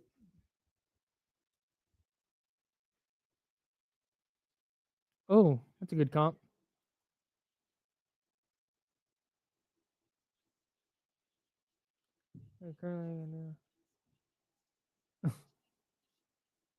It's unbelievable. Yes. Hey, DMV traffic's no joke. I had no idea. I was not familiar with DMV traffic's game until we went out there. And I got to tell you, the Airbnb we stayed at, our window like overlooked a freeway basically. And that freeway, any time of day, was bumper to bumper, 0 mile per hour traffic. It was unbelievable. We spent the first couple days, we didn't really notice that. And we're walking around DC and we're having a great time. And it's like, man, I could live in DC. Like I love this city. And then you see the traffic. I'm out. I don't want to deal with that.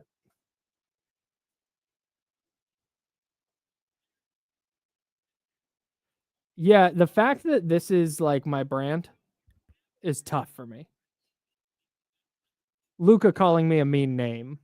He got traded to LA. I got texts and tweets like, hey.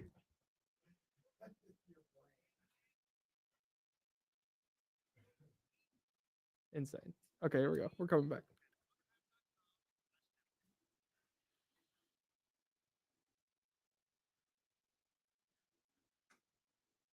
Now, back to the Insiders with James Ham and Kyle Madsen, brought to you by Jiffy Lube on ESPN 1320. Not quite. James Ham. Oh, there he is. James Ham's here. I'm Kyle Madsen. It's the Handoff. I'm going to get an intro made for the Handoff. We're going to make it happen. It's all good. Yeah. It's all good. I got something that you guys would really enjoy real quick because we talk whatever sports we need to. But, Okay. Well, this is sports too. But last night, I'm at the crib. Oh, I ain't even on the screen. My fault. I was at the crib, late night, winding down or whatever. And I turn on the TV and there's on one of the sports stations. And my wife goes, "Oh man, did I miss that? Oh man, I wanted to go. Oh, PBR at Sacramento was on TV."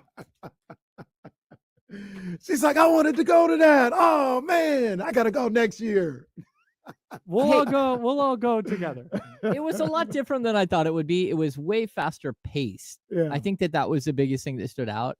Like how many. Yeah, it moves. Yeah, like there's a guy who like gets thrown off a bull and 45 seconds later, that bull's gone. There's another guy who's getting thrown off a bull. Maybe a minute later, it's like boom, boom, boom, boom, boom, boom, boom. You're like, wow, this is happening very quickly. So pull back the curtain just a little bit. Like the way a lot of stuff went down, that was like crazy. But I'd go to PBR. Like I would go to PBR. My issue is not that the event was fine. Like you said, I don't want to get into all the stuff that was, but yeah, like it's something that I would go to experience again. I had some stuff going on in life that night, so I had to a little bit distracted. But the thing that threw me off was how big the ring is and how little of the ring actually gets used. Really? Oh yeah. So They the other part opened is the just gate. for people to run away or something? Yeah. They open the gate. Smart. And then the bull might get, because you're only on it, the best rider's only on it for 8 seconds. It's usually far less than that. Yeah. And it's like the bull doesn't get more than like 6 feet from the gate. And then the rider gets off and he Gets walks the hell away and they outta open there. the thing and the bull runs in and like, oh, so you just have all this. Okay. I'm sure there's a reason. I'm sure that it was Well, yeah, it's you a don't want thing I that- did not know about the sport. I don't know if this is the right answer or not, but I just, you don't want a small confine with that. No doubt. No doubt. Like That's that just- literally that's might just be it. disgusting. Yeah. Just 2,000-pound bull. Well, that, and I think the rodeo clown was like the star of the show. Like he was Yeah. hilarious. Yeah, he was having a good time. I'm not gonna say the joke that I made at the thing. But it was drug related. I think they you played have- they played Check Yourself by Ice Cube. Which was not like just the last thing I was expecting to hear. Well, that and then PBR. We had a good time. the pouring your beer into your cowboy boot and then Oh, yeah. shotgunning your beer Yes. out of your cowboy boot. That was something I really wasn't prepared Didn't for. they do that child with the did kid? this. Yeah. That's what Yes. well, I don't think he really had beer, but they did that with water or something with the kids. That's Yeah, disgusting. yeah. It's disgusting. But I don't. not- Either way, it was That's fun. heinous, it was on bro. it was on CBS Sports Network last night at like 10 o'clock, and it would look packed. looked sold out, like they Mhm. were up to the top. Mhm. And I was like, I would, like, all jokes aside, I would go. I don't know if I'd, like, go buy tickets and stuff like that. But if You I had won't an have to buy opportunity, tickets. if I had Perks an of the job. opportunity to go, I give me a belt buckle. You know what I'm That's saying? the thing. That's what I would do differently next time is I will dress different. Yeah. It is not a Yeah. joggers and sneakers type of joint. No, I would be part of the crowd. Yeah. I would dress the part. Looking like Bruce Brown out there. But no, I saw that and I thought about you guys like immediately. Thanks. So this is my brand now. PBR and Luca calling look, me a bad name. Not only Cool, did I cool, think cool. about it, but my wife like genuinely upset. Like, did I miss it? Oh no! Has I she wanted been to before? go. I don't think so. Or it's just something she wanted to experience. She appreciates it. Like she's Okay. not a fan. She don't know anything that's going on. Like because it's a league. It's and just something to everything, do right? on a Friday/Saturday/Sunday. Yeah, she appreciates being a cowgirl or something like that. every Okay. now and then. I respect it. So, Really impressive win for the Kings last night. yeah. For me, it was their most impressive win of the year. I'm not gonna argue with that, but that was a big time win. Like if That we was had big talked time about win. it, if we had talked about the game at all yesterday, which we didn't really get to, I'd have been like, they're not winning tonight. I did not think they had a real shot to win that game. Minnesota's been rolling, really tough spot for the Kings, and then for them to go out and not only win, or not only kind of play hard and play the way they did, but to win was super impressive. Yeah, well, one of the things that we talked about with the Thunder game. Now I know Minnesota's not the Thunder, but they're still a good team. Mhm. But when the Thunder lost to the Warriors, we're like, oh man, here we go. They're gonna be locked in and beat the crap out of the Kings on Saturday, which is what happened. Well, the Timberwolves lost amidst all the Luka stuff Saturday night. They lost to the Wizards at home. Oof. Yeah, the Wizards snapped their 16-game losing streak to Minnesota That's on right. Saturday. Yeah. So my thought was like, damn, man, like they're gonna be locked in. And I don't think they played great, but they played physical. Like they played like locked in that respect. And the Kings matched the physicality and were able to pull out that win, man. That was good. That was impressive. Yeah, I thought it was a great win. Like again, adversity hits in all kinds of different ways. And just because they win this game, we don't know what the future looks like. But they showed that, like, hey, we're still here. We're still present. We're still ready to go. Like adjusting to new players. And there are more changes that could come here in the next 48 hours, right? The trade deadline isn't until noon on Thursday. There's all kinds of things that can happen. And this team could look more distressed between now and then. But I think this was one of those, like I compared it the night that the Kings beat Denver after the DeMarcus Cousins trade. I didn't add to that they lost the next 8, but but that's kind of where you're at, like this emotional thing. You're giving everything to try to keep things together. Again, you're shorthanded. You got to try to figure out how to win with, what already is not a very good bench, and take away De'Aaron Fox, and you put Keon Ellis in the starting lineup. Again, take away Kevin Huerter. You just had one less body, 2 less bodies. You go out there and you played really well against a very, very solid team that a little shorthanded, but really a good team that, is going to probably be a playoff team. Yeah, I was interested to see the Isaac Jones minutes. I want to see what that does moving forward, because I know points is something that a lot of people talk about when they talk about the bench, and I don't dispute that, but I kind of want to see just like neutral to positive minutes for people. Like Isaac Jones, I don't know what he had. What he have, like maybe 3 points last night or something like 2. that. 2 points, but he came into the game, he helped, and I don't think he took away anything for his minutes. And you got Keon that I think is going to give you like 8 to 10 a night. Trey Lyles probably going to give you like 6 to 10 on a particular night. Yeah. The rest of the guys, if you can't make a deal, this is all I'm talking about. If you can't make a deal, the rest of the guys that come in that you play, just get in there and give me a break. Like Devin Carter, be able to give Malik Monk a break. You know what I'm saying? Be able to give Isaac Jones, be able to give Keegan Murray a break. You don't have to score 14, but if you can come in there and while you're in there, I don't feel like anything was taken off the table. I think there's value in that too. And I want to see what guys, if Isaac Jones, he seems like he might be getting some opportunities coming up. If he is, I want to see what he can do with those opportunities. Yeah, we were just talking about that with Trey Lyles. Like Trey Lyles was really impactful last night and didn't scored, what do you have, 5 points, I think. Mhm. He didn't put the ball in the hoop, but with the players the Kings have, they need guys who are going to affect games on the margins. That's what and that's what you're talking about. It's not going to jump out in the box score. It may not even jump out while watching the game. I'm with you. I didn't think Isaac Jones did anything unbelievable last night, but he looked like he gave you some NBA minutes.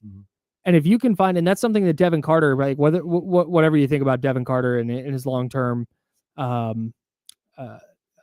projection as a player, I think he does, at the very least, does little things on the margins that help.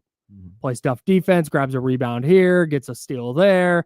Like, just, can you create an extra possession? Right. Those are the kind of things that the Kings are going to need in droves, because finding guys to put the ball in the hoop is not the problem. The scoring is not going to be a problem for the Kings. Yeah. It's, can you get stops? Can you get rebounds? Can you win 50-50 balls? Can you do these little things to help out maybe some of your other shortcomings? Yeah. I'm almost at the point, I don't know yet, I got to think about it a little, but I'm almost at the point to saying this Kings team led by Doug Christie, these guys are tougher than a $2 steak. I'm almost there. Not there yet. Wow. But they've had some. DeRozan said it after the game. He said it's been a lot the last month. It's been a lot. A month and a half. Yeah. And that group has gone through a lot. And, Antoine Fisher, they're still standing. They're still strong. We'll see if they can keep it going. Yeah. I think they have been through a lot, and like the month and a half thing from DeMar like really stood out. It did. It was like the Mike Brown stuff, the De'Aaron Fox initial stuff, like all of it playing into like one big long story of just like kind of like chaos. Here's what I've got on Underdog's Pick'em game last night. It's super easy with Underdog Daily Fantasy. You pick 2 or more players, you pick higher or lower on their stats. It's easy. I'm going to have lineups for the big game. But you also know that I'm going to have a lineup tonight with NBA action. I'm just following Gilbert Arenas' picks. Gilbert Arenas had a lineup in there. I'm following it. It's Karl Anthony Towns, higher than half a made 3. Bam Adebayo, higher than 14.5 points. Tyler Hero, higher than 5.5 assists. And Jalen Brunson, higher than 5.5 assists. That's where I'm going tonight, because Underdog is the best place to play. Pick them. Download the app, sign up with promo code Kyle M, and deposit now to get up to $1,000 in bonus cash instantly. That's promo code Kyle M on the Underdog app. Must be 18 plus and present in a state where Underdog Fantasy operates. Terms apply. Concerned with your play? Call 1-800-GAMBLER or visit www.ncpgambling.org. Kenny, we don't have time to discuss this now. Okay. So I'm just going to get this last word in and then close the show. Okay. I believe Keon Ellis should start. I like Keon Ellis.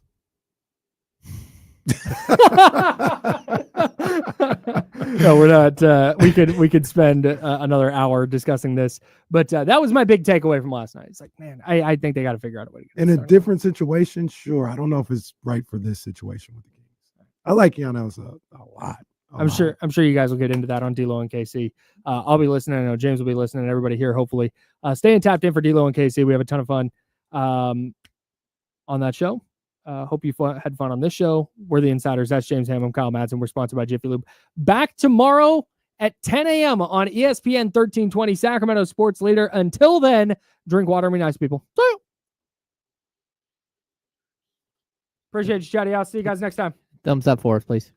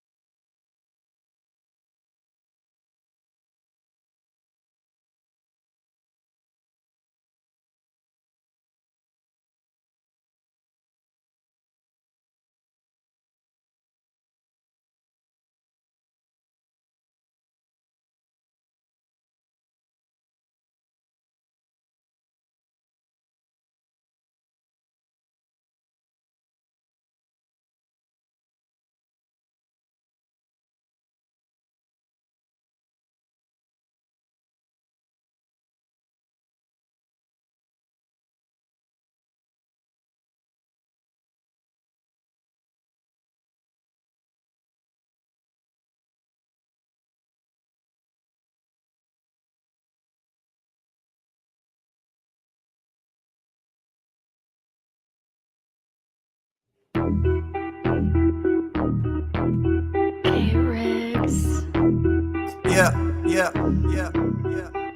We got them screaming D-Lo, KC, D-Lo, KC, D-Lo, KC, D-Lo. We got them screaming D-Lo, KC, D-Lo, KC, D-Lo, D-Lo. We your number one spot. We your number one spot for some sports, huh? Got the city going crazy when we work, huh? We top 2, but we ain't 2, we in first, huh? And when you need the real, we is who you search, huh? D-Lo, KC, D-Lo, KC, D-Lo, KC, D-Lo. We your number one spot. Yeah,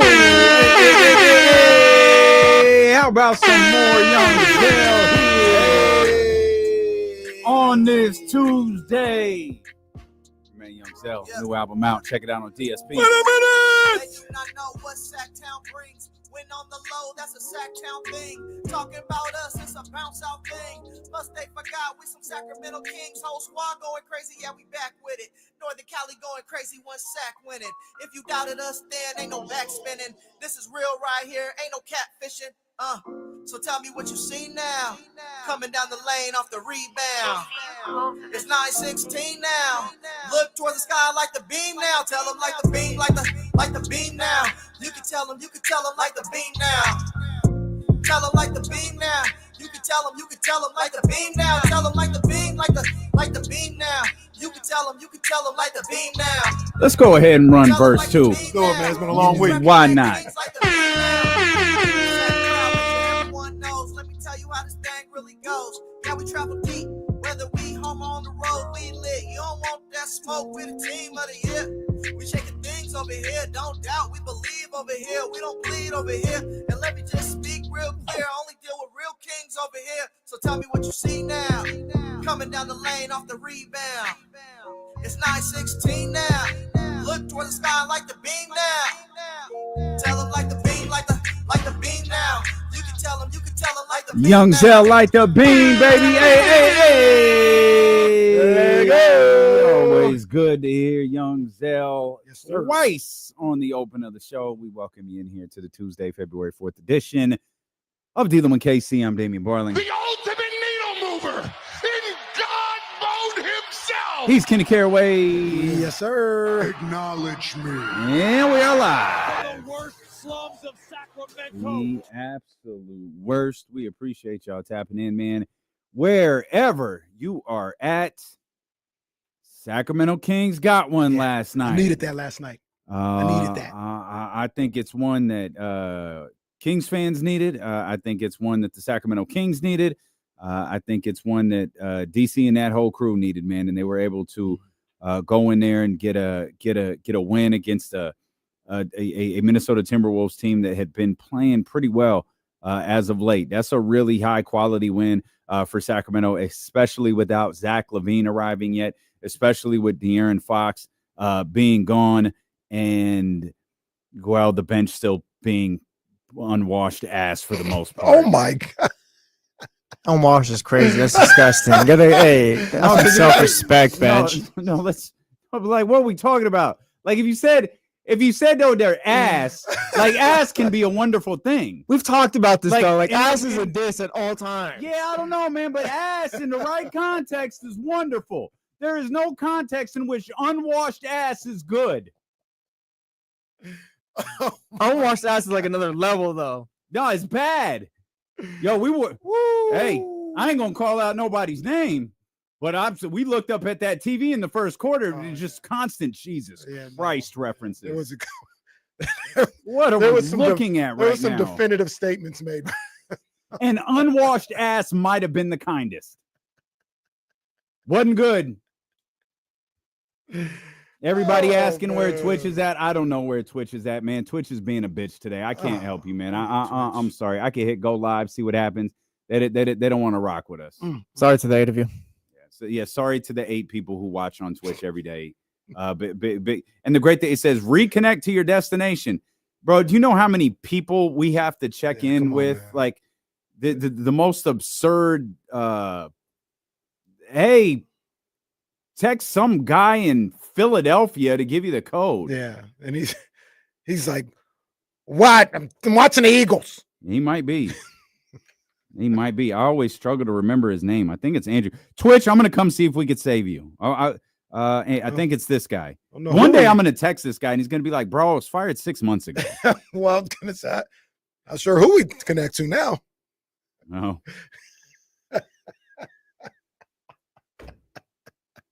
I don't know what to do. I don't even know what you're laughing at. I don't know, man. What? Let's talk about it, man. Kings win. Kings moved to 4-0 without De'Aaron Fox. Small sample size. You want to? Should we go to the group text? Hey, chill out. What are you doing? Okay, I was asking. What are you doing? I was asking. The answer can was be that for the show. The answer can be we don't need to go to the group text, but as we've learned, it might not come out today, but it's going to be read at some point. Look, there was no diss yesterday, by the way. I mean, yeah, I might not be wrong. I mean, all right, man. Look, I was thinking today. I don't want to talk about it, man. Because man, I didn't want to because of how it'll come off. We did Mike Brown for like a week. That's true. That's true. I got love for De'Aaron, man. I got love for De'Aaron. Absolutely. I got love for what he did while he was here in Sacramento. Got love for him. But I heard a conversation today, right? And they were talking about the pairing of Wemby and De'Aaron and all this other stuff. And it's like, all right, yeah, you got De'Aaron. And they were just asking questions. They're like, so like, is De'Aaron like, is he like Kobe? Is it like Kobe and Shaq with those two? Is it like who asked this question? Well, no, just hear me out. Not necessarily saying he's Kobe, but like the whole premise was, is he the number two? Like when Wemby holds up the trophy, is he gonna be like, man, Wemby and Fox, that's the duo you got to watch out for?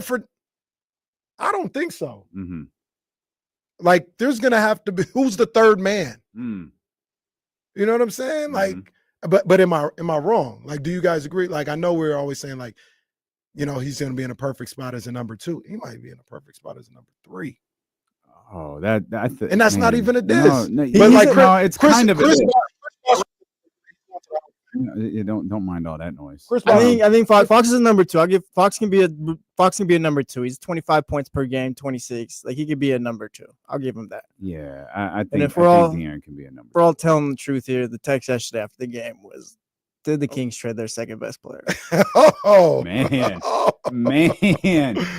was a question. Hey, a question. Hey, look, the producer's producing. That's all he's doing. That's all he's doing. He's asking. That's all questions. he's doing. I'm look, man. I don't know. Like when you put it in that context, because it's not about making the playoffs no more. It's about winning championships. Like to say like, yeah, he could be. It's like, all right, they kind of finished now. Now they're just getting ancillary pieces around them. You think that's how the Spurs are looking at it? Like let's go get our better than this, but let's go get our Mike Miller. You know what I'm saying? Let's go. Now we've got it. Now we've got it. Let's go get the Daniel Gaffords around them. Like, I don't know. They're like, what's next? Like, what's the next all-star we can get? I think they have their top two guys. I'll say that. You have your top two guys there to lead you. And however else you want to round out that roster, they do as fit. But I think you got your top two guys if you're the Spurs.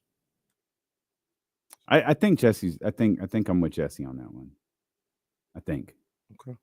You're not. You hate De'Aaron. Not have you told his mother? Not at all, man. I got love for De'Aaron. I thought about it though when you put it in that context. Like when you talk about winning a championship, that's rarefied. The one that I could think of. But you might also have an ultra one. You know what I mean? Like you have you have a potential Jordan, LeBron, Shaq, Kobe level one in Victor Wembanyama. And I think that could potentially change the criteria for your number two. But even so, which I think De'Aaron is a very good number two. But check this out. Even the one example I found of somebody that was what we think De'Aaron's tier is right now is Denver and Jamal Murray. Okay. Right. But like even with LeBron, De'Aaron gonna be Kyrie? De'Aaron gonna be Anthony Davis? Like, what do you mean? I think Like, you know how good those players are? Like, we're talking playoffs? Like, De'Aaron can go and get me 30 a game in the playoffs, I think. He tore it up that one round. I know. I don't know if you meant that to be funny. That's Well, like, funny. seriously, he did. That's like, funny. Like, I can't call him like a perennial like playoff. Like, he tears it up all the time because it was one round, but he did tear it up that one round. He did. Maybe. I'm not here to say no. I'll just say I'm not convinced yet. That's all I can say. Because I believe in his talent. I believe in his ability. But that's different. Like when we talk about Kyrie, AD, it's a little different. Okay. But it was just it wasn't even to like slam De'Aaron. It was just more of a interesting conversation I heard. Like it made me think like, man, do I think he's that good? I don't know. I got to think about it. Because I think he's really good. I think he's obviously really talented, but Well, did the Kings just scrap and claw to a victory last night, or was last night a bit of a layout as to what this team might look like? Go ahead. Was yesterday just par for the course? What do you mean? Like, it wasn't really that different. Like, we've seen them play without De'Aaron this year and all that. Like, you throw in Keon Ellis, like, they could play through it. The bench didn't look good. Like, yeah. I don't know. I feel like coming out of that game, like, they're not going to be any worse than they already were. Yeah, I think the tough part about that is so the answer to your question might be yes, it might be no. I think the question was, did the Kings trade their second best player? Well, no, not that question. Oh, I meant the par for the course question. Oh, my fault. I meant the par for the course question because I mean the same answer could be held for the other question too. Like it might be yes, it might be no. I think part of the problem is the roster still struggles. Like we talked about the bench to start this conversation, and you look at the fact that like Malik played 41 minutes last night. That's essentially what you're going to add. I don't know if this team is going to do anything to get better moving forward. I really don't. We've got 2 days. But if they don't, like this is it. You got 37 minutes, 39 minutes from Keegan. I can't wait to talk about Keegan. You got 37 minutes from Domas. You know, Keon's going to be different because Zach LaVine is going to be in place. And you have 41 from Malik. That is really close to what you're going to be looking at the rest of the season. Can these guys hold up with a workload that heavy for 40 more games or 30 something more games? That's going to be a question. And that's the question. And there's one in particular that I'm interested to see and maybe a little bit worried about. Well, let's come back. I'm anxious to see who you're talking about. There's a lot to talk about last night. I mentioned Keegan Murray. Really anxious to talk about the game that he had. And there's at least one person in this city excited for Zach LaVine's arrival. And I'd argue he's probably one that matters more than anybody. He matters more than James Ham does. Oh, no. James somewhere cussing Zach LaVine out right now. Doing his Cuba Gooding. By the way, is Zach LaVine having a press conference today? Doesn't feel like it. Everybody else in the world is. Huh. Imagine Every that. other new player in a new city is having one. Imagine that. We don't All even right. know if he's here either, though, by the way. Steeler and KC here on Sacramento Sports Leader, ESPN 1320.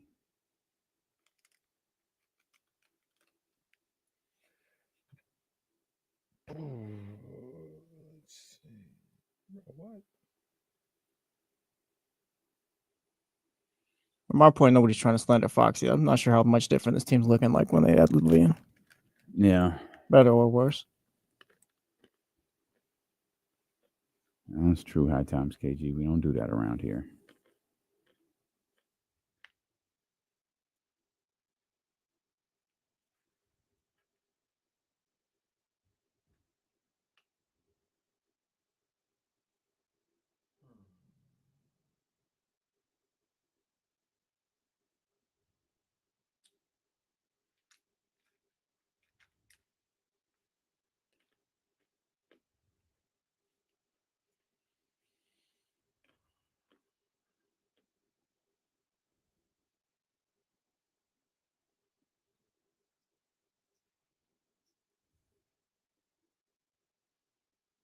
I think that's true too.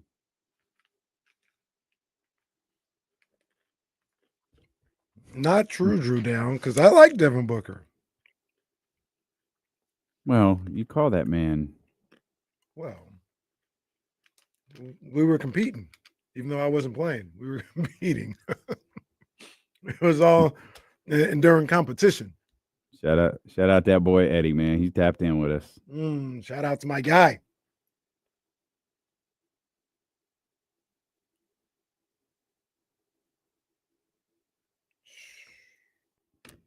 My man Eddie. It's always cool to have people that just ride with you, man. Yeah, man. For free. Right. Oh, yeah. Facts. That's wild, though.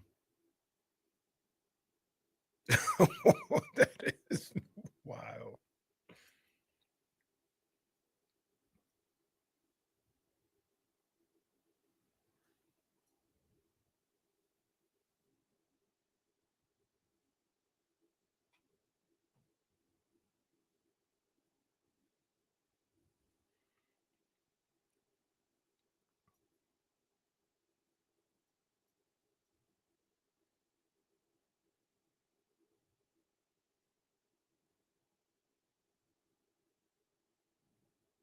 Oh, y'all going to PBR, huh? Okay. Did you hear that story? I didn't. So last night, I was winding down the night or whatever. I'm in the room with Jazz, and I turned on the TV, and it's on CBS Sports Network. Not even thinking twice. I'm like at my desk doing something, and she goes, "Oh no! Oh man! Did I miss it? I wanted to go." I look up, PBR is on the screen. PBR that was in Sacramento the other day was on the TV. She's like, "Oh man, I wanted to go." Well, this is like bull riding and stuff. Yeah, I would go. I would definitely go to that. Something different.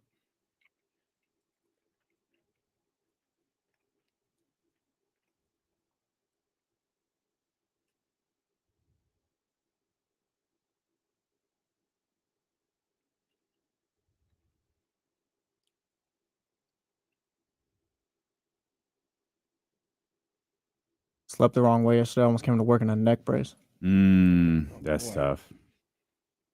That's tough.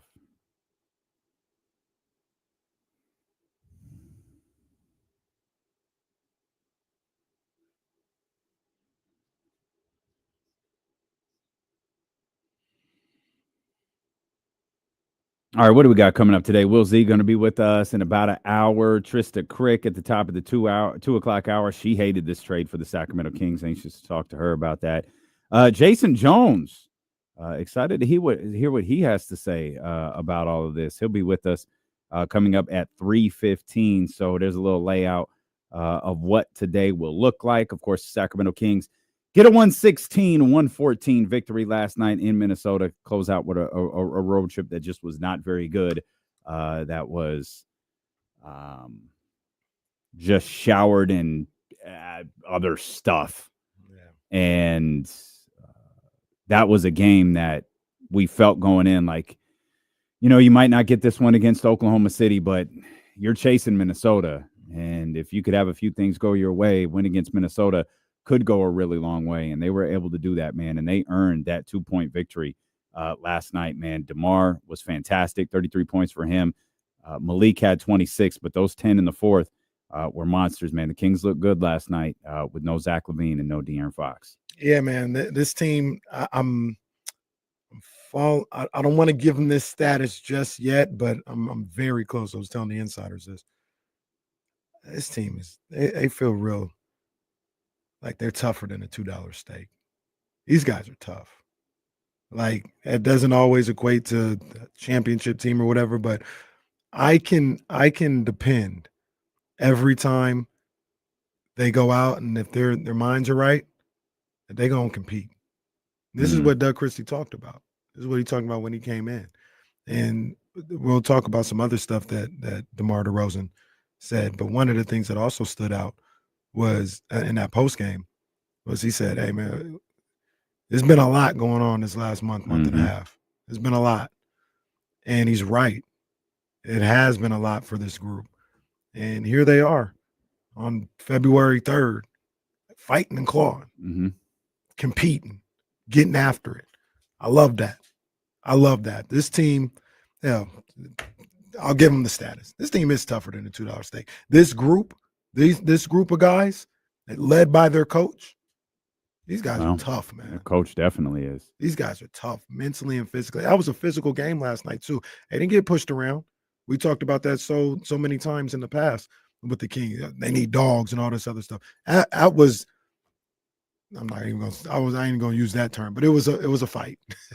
It was a fight. It was a battle, right? And they didn't back down. They didn't blink.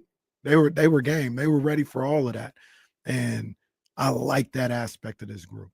Hopefully they can turn that into being a winning product. But these guys are tough, mentally and physically. Yeah, every time they needed a big basket last night, they got one. And they had a lead in the fourth quarter, lost the lead in the fourth quarter, got the lead in the fourth quarter back.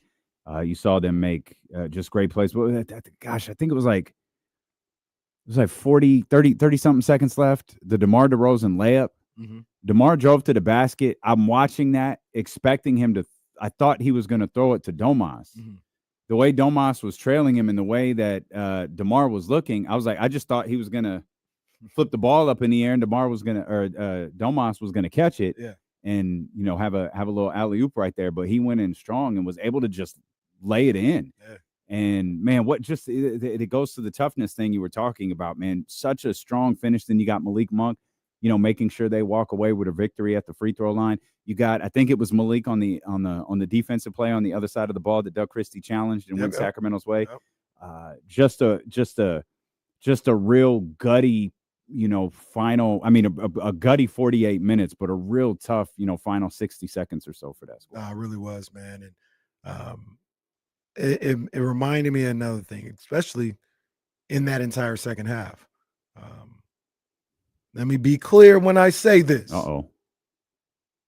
Y'all need to stop trying to trade DeMar DeRozan. Oh, yeah, that's stupid. Stop trying to trade this man. He needs to stay right here. Yeah. Debo brought us home last night along with Malik Monk and some other, but that's what he does.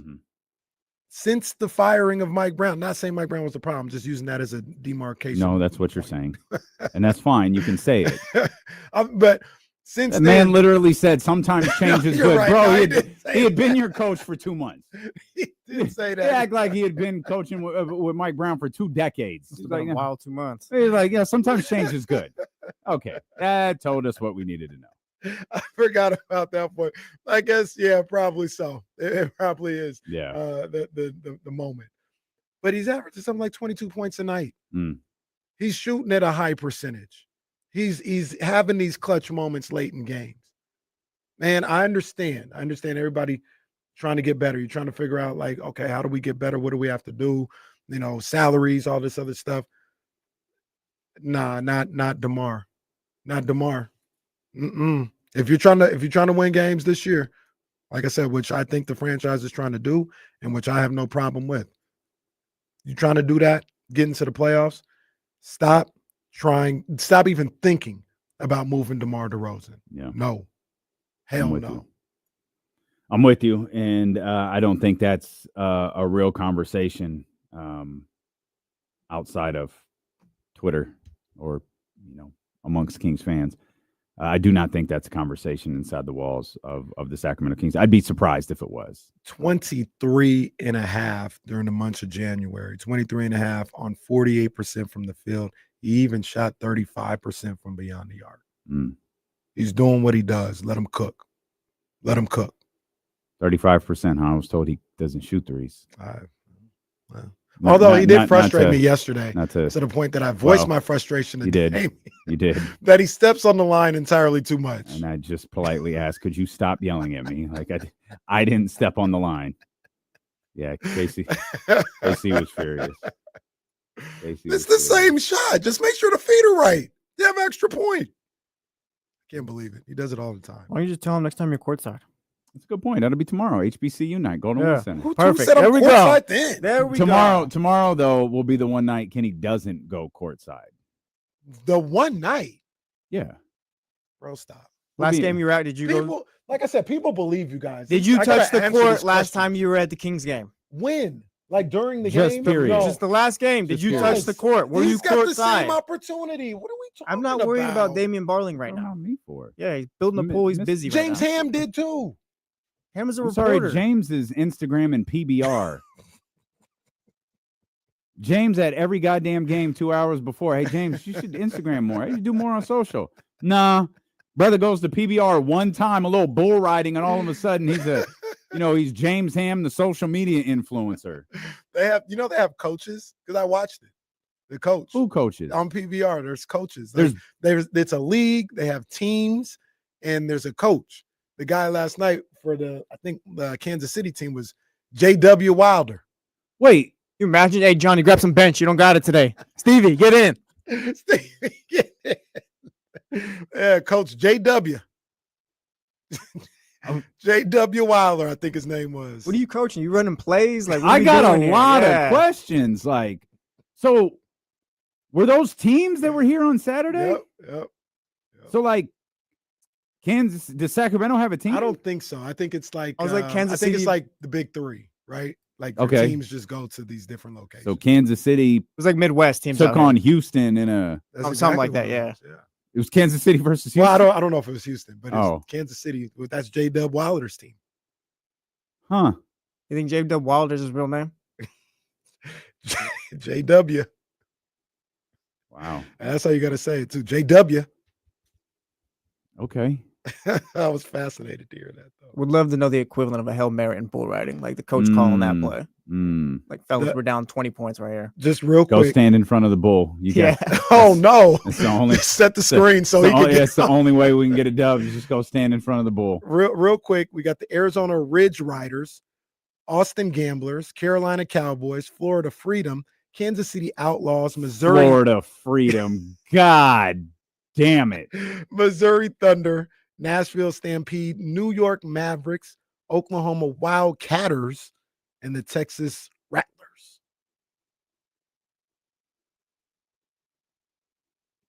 Okay. And that was your Projected PBR minute. roster.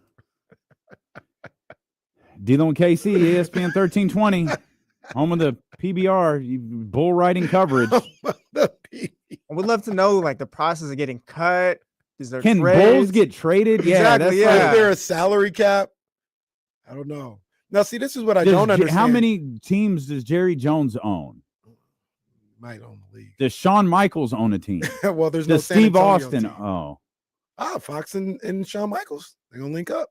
who? Fox and Shawn Michaels. San Antonio. De'Aaron Fox. Yeah. Oh, I don't think De'Aaron Fox will do that. You have to have some personality to actually do that. And we all know that De'Aaron doesn't exactly have that. Meanwhile, Tyrese front and center at the Royal Rumble. I didn't see. Did he make a run in? I know he was there. I In the saw match him on the itself, sideline. No, he was there, but in the match I saw him itself, on. no. I'm sorry, I didn't see him at the Royal Rumble. I saw him at SmackDown. Yeah, we saw the clip of him at SmackDown. Okay. He's just out there living his best life, man. Good for him. Good Shout for out him. to him. Shout out to him. Uh But the Sacramento oh. Kings. oh, the bull riding team or the basketball team? The basketball team. Stop trading or stop trying to trade DeMar DeRozan. I'm not interested in that. Unless it's for, one of them like Luca. Okay. Got to But- do it in quiet. But Cam Johnson, no. No, thank you. Mhm. Like, no, let's stop that. And the concern I had before we went to break. Mm.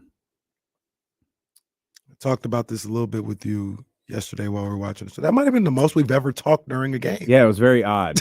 I don't know why that happened yesterday. Weird when you make friends, huh? No, it's not like I can't stress this enough. When we switch, when we say goodbye on the live stream and go to KSFM, we don't talk to each other. It's like, hey, weekend tees right here. Or hey, pink sweats tickets right here. Yeah. And that's the extent of it. Dame will stand in the corner on his phone, and Kenny will be by his little seat or whatever watching irrelevant college basketball D2 team versus D2 team. Yeah, that's usually what happened. And usually when we do talk about the Kings game, it's always something negative. Like we're cursing somebody out. Yeah, it usually is. Yeah. It's never like, that's my guy. It's more like, never. This bleepity bleep. Or yesterday, this guy sucks.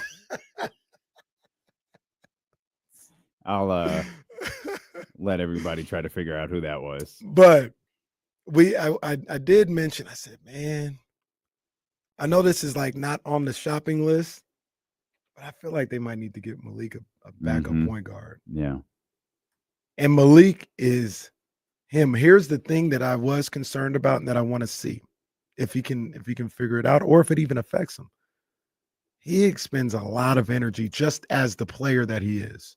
Just naturally, he expends a lot of energy. At least it looks like it. Maybe he's got great conditioning and he don't even think about it. But now you put that into a point guard situation where he's got to bring the ball up. He's got to be the creator. He's orchestrating the pick and rolls. He's trying to score 20-something points a night. That's a lot. I would love to have a backup point guard who can give him 6 minutes a half off the ball or not having to go full court against Anthony Edwards. You know what I mean? Like, I would love that. I don't know if that's on their radar, that there's anybody available. I did see something today before the show started, which was like, yo, hell yeah. It's talking about the Bulls are looking for like second round picks for Lonzo. Oh. And man, I would do that so quick. What's the salary you'd have to match there, though? So quick. That's true. He does have a salary situation. He did get an extension. But what's it? Probably 20? Yeah, I don't know how they do that. So I don't even know how. I don't know if I'd want to give up any players for a backup point guard. You know, like I wouldn't want to do that. But the whole point being, I don't know what it looks like if you're asking him to carry the load of being a point guard and a scorer and all. Maybe he can do it, but I was just a little worried about him yesterday. That's all. After watching him in that role, I know Keon brings up. How many minutes you need your backup point guard to play? 12. You know what I'm gonna say. Isaiah Thomas can't do it. Oh man, I thought the same thing. We didn't talk about this. I thought the same thing. Isaiah Thomas can't play 12 minutes for Sacramento. No, I love Isaiah. One of my favorite Celtics ever. He's 35 years old. Too late. Yeah, let it go over here. Okay. So who? Give me another name then. Because that costs you nothing. Right? It wouldn't cost you anything. That's the other thing I was thinking about. Like, as if we can't get Lonzo, if you can't like go acquire someone. And I love how everyone thinks I was the one that yelled, "This guy sucks." I'm Shawn Michaels in the Montreal Screwjob. My hands are clean on this one. Swear to God, my hands are clean. I don't know what you're talking about. Mm-hmm. But yeah, man, I'd have to do some research because I wonder if Markelle Fultz, my boy, getting thrown around in the chat. That's a good look. I was even thinking like internally, I was like, I wonder if Boogie Ellis could give him 6 minutes. Now you got to do some gymnastics with the roster and the two ways and all that. Not really. Stuff. Well, not really. Yeah, I know. There's one two-way that you could probably just fix. Yeah. Why haven't we done it already? I don't know, but yeah, Boogie. I like Markelle Fultz. I like that. Is he He's a free agent on Orlando? He's a free agent. He was a free agent. Oh, come on. Hey. Wait, who's a free agent? Markelle Fultz. I'll double check that, but I'm pretty sure he's a free agent. But just somebody, even if you play him and Malik together, just give Malik the opportunity to not have to bring the ball up for a certain amount of time in the first 3 quarters of the game. Because skill-wise and ability-wise, every time I see him more and more, he got it. Like he can do it. Fultz is a free agent, by the way. Malik can do it. Mm-hmm. Malik, yes. It's funny. I think it was somebody on his Miss P would know because this is where I saw it. Someone on Malik's stories. By the way, air horns. Oh yeah. Happy birthday, Malik. Yes, indeed. Our guy. Happy birthday. But you know, he was on his stories and people were wishing him happy birthday. You know, people he's played with. And I think it was I forgot who it was, former teammate, but him and Malik were sitting there and he goes, "Happy birthday, brother. You're the captain now." And I was like, yeah, we all see it. Mm-hmm. He the captain. Mm-hmm. It's his time. Mm-hmm. So I think a lot of people believe in Malik Monk and believe in what he can do. Not saying he's going to be an all-star or anything else like that, but can he be a guy that averages 21.7 rebounds, or 7 assists a night? I think he can be. I think he's got the skill level. Does he have the stamina? Can he stay healthy enough to do it? Those are the things that James Ham talks about often with Malik, and they're reasonable questions. Like, it's a different role. It's a little bit more on the plate for him. Can he stand up to it? It's not the talent. I think he's got the talent and ability. Can he stand up to the physical grind of it all? I hope so. Well, the tough part is the kind of what you just proposed right there is right now that's what they have to do. Mm-hmm. And I won't put it on the screen because I think there were 2 sentences to it. Uh-oh. Someone said the draft pick can't play 15 minutes. Well, I'll ask you this. Do you want that draft pick playing 12 minutes right now? Because he played 8 last night, and it's tough. And I don't know if he's just behind the learning curve because he's still in his first dozen or so games of his NBA career, or this was just another catastrophic miss by the front office. Either way, the front office failed in this draft because you drafted a player who you're a win now basketball team who he couldn't contribute to that. Mm-hmm. And now you're facing the consequences of that. And you keep hoping he grows into something. He becomes something. He just, you just hope that he materializes. And it's like, you can't afford that to happen next year. Mm-hmm. Can't go, oh, it'd be great in the off season. It's like, cool. There's going to be a lot of scattered bodies if Devin Carter ascends next season or in this off season, or if the idea is, oh, he'll get better with a full camp. Like, yeah, it's cool. You left a trail of chalk outlines behind you to get to that. Man, he better be good, including your own. Well, yeah, very true. They put Devin Carter in a lose-lose situation almost, I feel. And again, it just kind of goes back to the draft. Why did you take him if you knew he was going to be out 6 to 8 months? That's a fireable offense. What was the logic and what did you expect when he was back then? I have no clue. Because it's not Devin Carter, like the rookie who missed the first half of the NBA season is struggling coming back halfway through the season. Color me shocked. Like, it's not his fault. Yeah, man.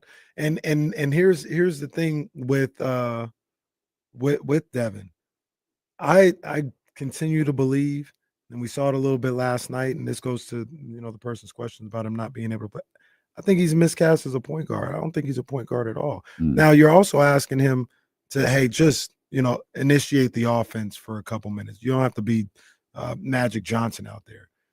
Yeah, I think he should be able to do that, but I think he'll get to the point in his NBA career where he could potentially do that. I don't think he's there right now. I think he needs a lot of work. I think he's an NBA player. I think he's going to be in this league. He does things that I like, but he needs a lot of work on his game for the NBA level right now. And I don't think he's there yet. I don't think he's there yet. Let's get TC in here. 916-909-1320. What's going on, TC? What's up with my two brothers? What's up, man? How you doing? Oh, man, vibing, man. Just tapping in with the homies after that, before we get started, man. I mean, I hear y'all talking about it. Y'all seen what I text, man. He going to be able to hold a showdown, period. We already seen it with Monk. You know what I'm saying? Oh, happy birthday, King. You know what I'm saying? Oh, to that dude, man. Malik is a true leader, bro. This team is going to push how he pushed, period. Not with the laid back.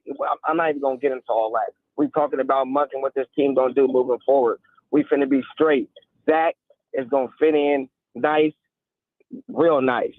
So with that said, like, man, just listen, what I say before, grab your hard hit, strap your boots up, and get ready. That's for you, Kenny D'Lo. I know D'Lo was cooking on me. That's all I got. I think I think you added boots. Like last time, wasn't it like a tool belt or something? I don't know. Sounds like we're headed to the job site without you this time, man. TC got a lot of catchphrases. I can't keep up with all of them. But I guess your hard hat and whatever. And the I belt. don't even know what he's trying to say when he says that.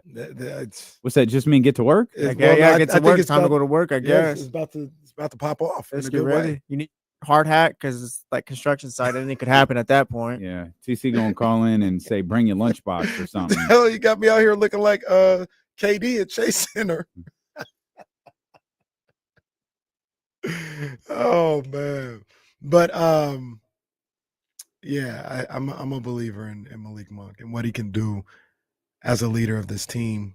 I just want to see you talk about help. I don't want to see him get worn out. Yeah. You know what I mean? And yesterday with no Zach LaVine. So it'll look a little bit different. Yeah. Keon played, I think, 34 minutes last night. Mm-hmm. He's gonna, he'll still play a lot, but him and I guess Trey. I don't know if something happens to Isaac Jones. I don't really know what happens, but obviously Zach LaVine will be in that starting lineup, and Keon will be running with everybody else. What do you think about? I said this on the handoff about like a guy like Isaac Jones last night. 4 points, 2 points. I don't have it in front of me right now. Isaac Jones was 1 of 2 from the field for 4 points. We, and rightfully so. Like we need more bench scoring for sure. But I don't know if maybe I've kind of given up on that or whatever. But I need guys like Isaac Jones last night. I don't think he took away from anything that was going on in that game. He held it down until a DeRozan could get back into the game or something like that. And you've got Keon who moved to the bench. He'll give you 7 to 10. You got Trey Lyles that is going to be on the bench. He'll give you, 5 to 10 on any night. The other guys that are coming in, I just need them to play a little bit like Isaac Jones did last night. Maybe I would obviously want more scoring, but if you can't make a deal, if you get somebody off the scrap heap or something like that, I just need somebody to come in there and give these guys, these starters, these guys that are doing the heavy lifting with shooting and scoring and everything else like that, give them an opportunity to catch their breath real quick. Because you're still in a situation where I don't think you're going to have any less than 2 of those guys on the floor at any time. At least you shouldn't. So you're always going to have a scorer on there. You're always going to have a top flight scorer on the floor. I need just the Isaac Jones minutes at the very least. I want more, but at the very least, like Herter would come in and he would kind of take off the table. Like he couldn't hit a shot. He couldn't defend. Those were tough minutes. Just don't give me those minutes. Be a contributor. Okay. We'll get Will Z's thoughts on all of this. He joins us coming up in about 30 minutes. I want to talk about the game Keegan Murray had last night, and I want to talk about the guy who is clearly excited for Zach LaVine's arrival tomorrow night at the Golden One Center. That's all coming up here. It's Steeler and KC, brought to you by Sky River Casino and Sacramento Sports Leader, ESPN 1320.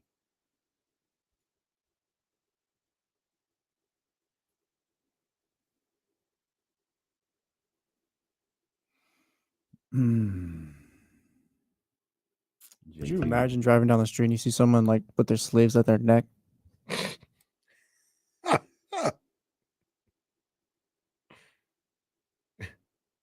Sir, are you okay? Do you need help rolling your joking?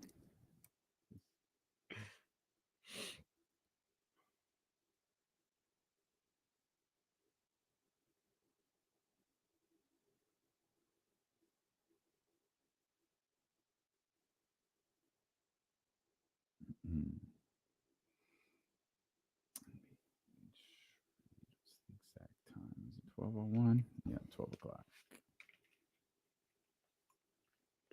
12 o'clock.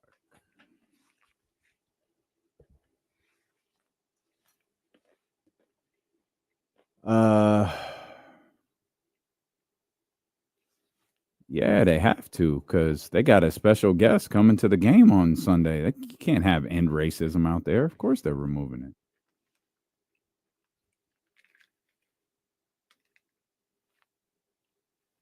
Well, I can't lie. It certainly feels that way.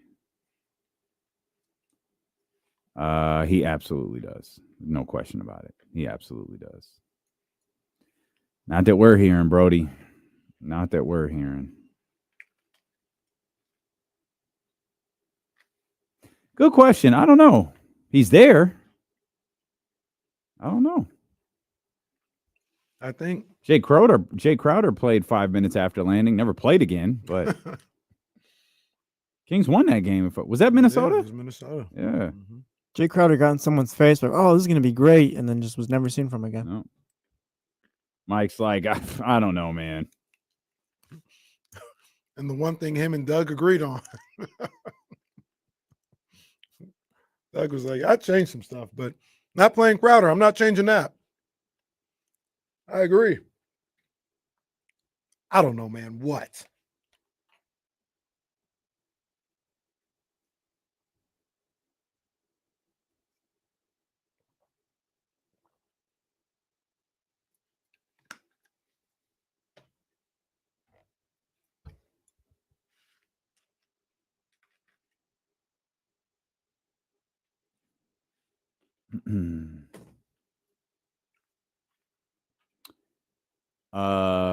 No, Rob.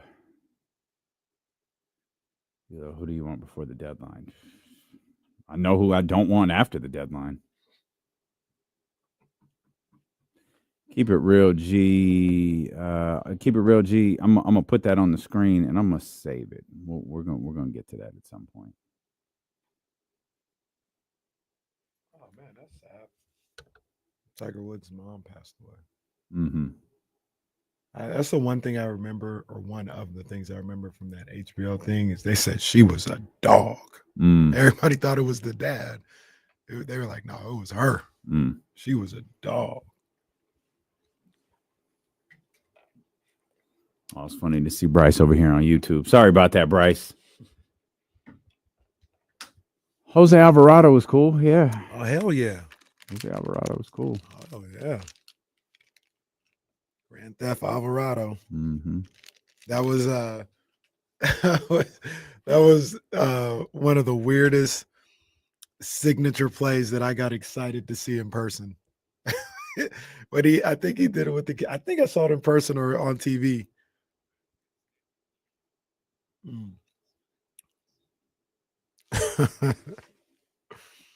916-909-1320 Elk Grove Kia Talk Line. Our brother Stanley on the line. Stanley, what's happening, baby? Stanley? Yes. What's happening? Stanley. Yes, sir. The Kings are idiots, man. I'm in the organization. They could have had Trey Young. We're trading for Zach LaVine, man. I mean, he's not Trey Young, okay? I hope you saw what Trey did last night. We saw it. Yeah. Yeah. I mean, we could have had That's a my whole boy. lot more of that. That's my boy. That's my boy, man. Look, don't do that to Zach LaVine, though. Zach can go. I like Trey Young. I'm sorry, this is news. We could have? No. Oh. Well, I mean, you never know. You never know. I mean, I'm sure if you made a call, they'd listen. But Before Saturday, Lakers didn't know they could get Luka. So Well, that's true. we already lost Stanley. We Yeah, already let him Stanley's go? out. I was going to ask him, how does he remember what it feels like to watch the Cowboys in the Super Bowl? Like, it's another Super Bowl with no Cowboys. Like, we're going on almost a century at this point. I don't think that's accurate. we're closer. Well, look, we're closer to half a century than not of ever even seeing them in the Super Bowl. It's correct. I mean, has he just gotten used to it? Does he remember what it felt like to see, like, get ready Super Bowl week, all that other stuff? Stanley just called to get the Trey Young takeoff, and then he was stepping out. And Cowboy fans be like, we won one before you did. So what? You guys stink. You all right over there? Yeah, what are you talking about? Oh, no, I wanted to hear from Stanley. I wanted to know his thoughts Okay. on that another non-Cowboy Super Bowl Sunday. But the man called to talk about the Kings. They call him Whack Levine. Oh no, I don't think that's what he said. I think he said Zach Levine. I thought he might. Okay, so I heard something. I thought he meant Zach, but oh, I thought. I mean, I don't know if it was just a slip or yeah, whatever. maybe I think, misspoke or something. but I think I heard Whack Levine. okay. That's cold. Don't call that man that. Yeah, that's a little cold. That's a little cold. Who else we got? We got DJ. DJ, what's happening, DJ? Hey, how you doing? I got a quick question. Well, two-part question. Well, yeah, two things. Okay.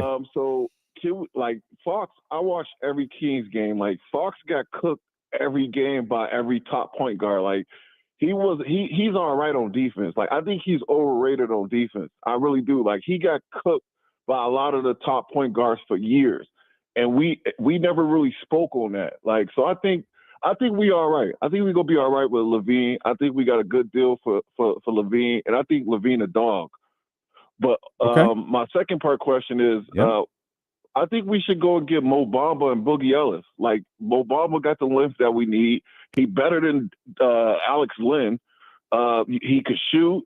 He's 7 foot. He rebound. Like, I think we could go get him and Boogie Ellis. Boogie Ellis is a walking bucket, you know, and I think he's better than Devin Carter right now.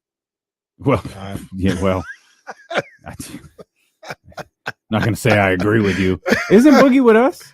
Yeah. Isn't okay? He's in Stockton. He's back with us. Yeah. Well, go get him in Stockton then. I'm all with for DJ, it, man. Yeah, I'm with DJ. I'm all for it because you know what I'm starting to think. Like James Sand does a great job of laying out, like, you know, what the steps would be to going to get somebody through via trade or something like that. And I'm like, man, I just don't know what that looks like. Obviously, Trey Lyles would be involved, but once again, we're talking about bodies. We're talking about guys at a certain position. I don't necessarily want to give up Trey Lyles. John Collins is better or whatever, but I don't want to give up Trey Lyles. I'd like to add to that bench, you know, and I don't know if you can add to that bench with the assets you have. So I say all that to say, yeah, now you got to start looking at guys like that. You got to look at a Boogie Ellis, Mo Bamba. Man, I'd absolutely bring him in for a look. He's been disappointing in a number of different spots. I'm not saying he's the answer, but once again, I'm looking at guys that can come in and give you some type of production while they're in for 10, 12 minutes a night. You got your heavy bench minutes guy in Keon Ellis. And I even think Trey Lyles, you know, what do you have, like 23 minutes last night? He might have something like that.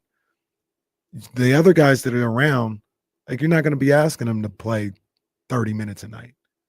So, yeah, see if you might have to look on that waiver wire, on that free agent, on that G League list of free agents to see if you can get somebody to come in here and give you, I keep saying it, but like 12 minutes a night.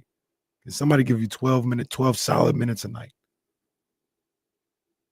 Let's get Steven. Elk Grove Kia Talk Line 916-909-1320. What's happening, Steven? What is up, my guys?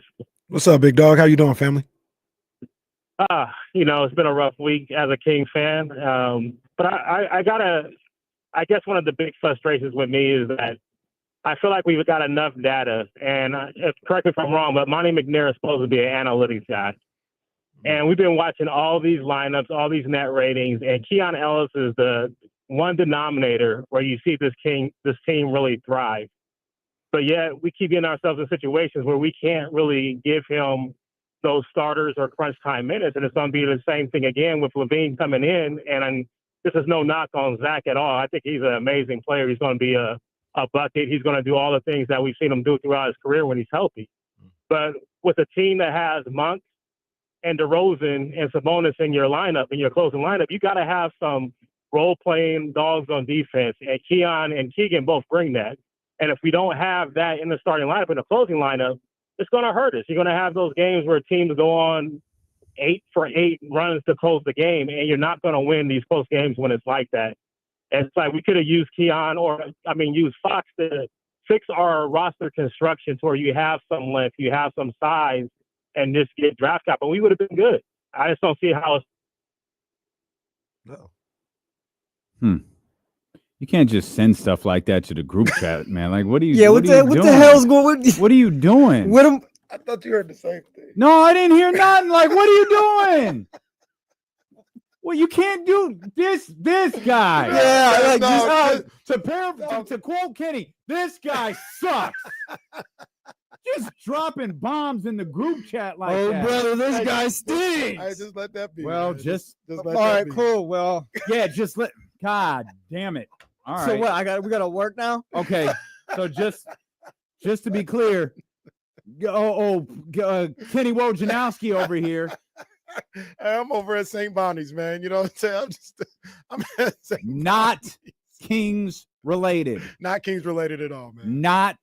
Not Kings related. I kept reading that, like, what is this? Then it was just like click, click, click. Oh,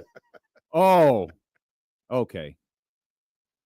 Oh, God damn it. You know what? Just end the show. Just forget it. We'll see you guys tomorrow. Run it back next. Oh. Well, all right. Oh, man. All them, boy. I will tell you and everybody this right now. That I quit. That will be I'm a Batista. bombshell. I'm Batista. I quit. That will. Oh, our life is about to suck so bad. Bruh. All right. That's going to be crazy. All right. So I guess we'll just talk about the Kings here and wait for whatever the hell that is to happen. Goodness gracious. Tell your boy to bring some good news Sacramento's way. I sure hope so. Well, King's getting Boogie Ellis. Oh, come on, Boogie. Shout out, Boogie. Shoot, I'd take it. Shout out, Boogie. I'd take it. We get Markel Fultz at least. Malik, you get Markel Fultz. Get someone. You know what we should. You know, folks though. You know, it'd be a nice little exercise here. What does Malik Monk's numbers? I want to talk about Keon Ellis here too. What does Malik Monk's numbers look like since going into the starting lineup, or maybe less starting lineup, maybe post Mike Brown? You gotta teach me how to do that too. Do what? Like how to designate a date like that, and the averages pop up. Well, I just put. Oh, I don't know how to do that. I just go to Basketball Reference. Actually, I do know how to do that. It's actually okay. It's actually fairly simple. Now I remembered. The man played 48 minutes in that Miami game. Oof. 48 out of what was that? 58? Yeah. 2 overtimes. Give me 2 seconds. Yeah, he's playing a lot of minutes. What date was the game against San Antonio that he started? That was a Sunday afternoon at the Golden One Center. Was it? Okay, that's at San Antonio. Was it December 1st? That sounds about right. Because I have December 1st. They lost by 2 in that one. Yep. He's played 34.6 minutes per game since then. December 1st. That was a Sunday. They lost. 19.7 points per game, 6.8 assists. Yeah. And 34.6 minutes. I had it since that Miami game. I think it was, now I kind of messed it up. I think it was 36 minutes since the Miami game per game. Point being, Malik's playing a lot of basketball. Yeah. He's playing a ton of basketball right now. 6.8 assists a night, almost 7 assists a night. What do we make of Keegan Murray's game last night? For me, it's just I love to see what I saw in that first quarter, but that's just Keegan. Like Keegan's gonna do that from time to time. That may be maddening for people and and frustrating, but it's not a sign to me. I'm not saying anybody else is saying it, but it's not a sign of things are starting to click or anything. Like he's just gonna do that from time to time. He's gonna have these quarters where I know he scored 17 in the first, but where he scores 12 in a quarter and hit shots and looks super aggressive. And then you won't know he's there for another 25 minutes of game time. And then maybe he'll get something like that's Keegan Murray. I'm not even here to say he's wrong or he's bad or anything like that. It's just, it's not a springboard moment, in my opinion. That's about what you're going to get every night. Keegan had 17 in the first quarter. Was cooking, was aggressive. He took 3 shots the rest of the game. Kind of more the same though. No. Yeah, that's well, I mean, in any other situation, you're like, oh, yo, Keegan scoring 19 is a huge plus. That's huge for this team. But scoring 17 of those 19 in the first quarter. We saw the potential of what he'd be, and then we also saw the fact that he's not aggressive enough. Which is pretty much what he's been for the first 3 years of his career. I mean, did Minnesota do something differently? Did Minnesota make his life more difficult? Did they switch something up on the defensive end? Did he get more passive? Did everybody else get more aggressive? Did the game flow a different way? Maybe all of the above. You know, I mean, I also think that Keegan Murray. That's once again, I think that's about who he is going to be, or is right now. Maybe he could be more, but you look at the totality of it all, right? 11 shots. He's about 11 to 13 shot attempts a night. Now, how they happen, they sometimes maybe they're spread out throughout the game. Sometimes maybe they're all in the first quarter, or they come out in into the second half and he's aggressive and he gets 7 shots up real quick. With like that, the way it happens is kind of sporadic and random, but I thought he played, not saying you're saying any different. I thought he played good last night. Like, I'll take that. 7 of 11, 19 points. I'd much rather it be spread out a little bit throughout the game, but it happened a lot in the first quarter. So that's what happened last night. But I love that game. What is 19.7 rebounds for Keegan? Yeah. Yeah, good stuff. How many rebounds did he have in the first quarter? 17 points, 3 rebounds. So he kept rebounding throughout the game. That's 17 and 3 in that first quarter. I was really happy to see that. That can be frustrating to some though, right? Like that's what you got to always deal with Keegan, because you see the potential, but you know, sometimes maybe he just doesn't have a feel. Maybe they don't look for him, whatever, but it's not always that aggressive. If it was always that aggressive, man, what could he be? You know, but I don't know if we'll see that. How do we feel about his development so far? Is he on track? For me, he's fine for me.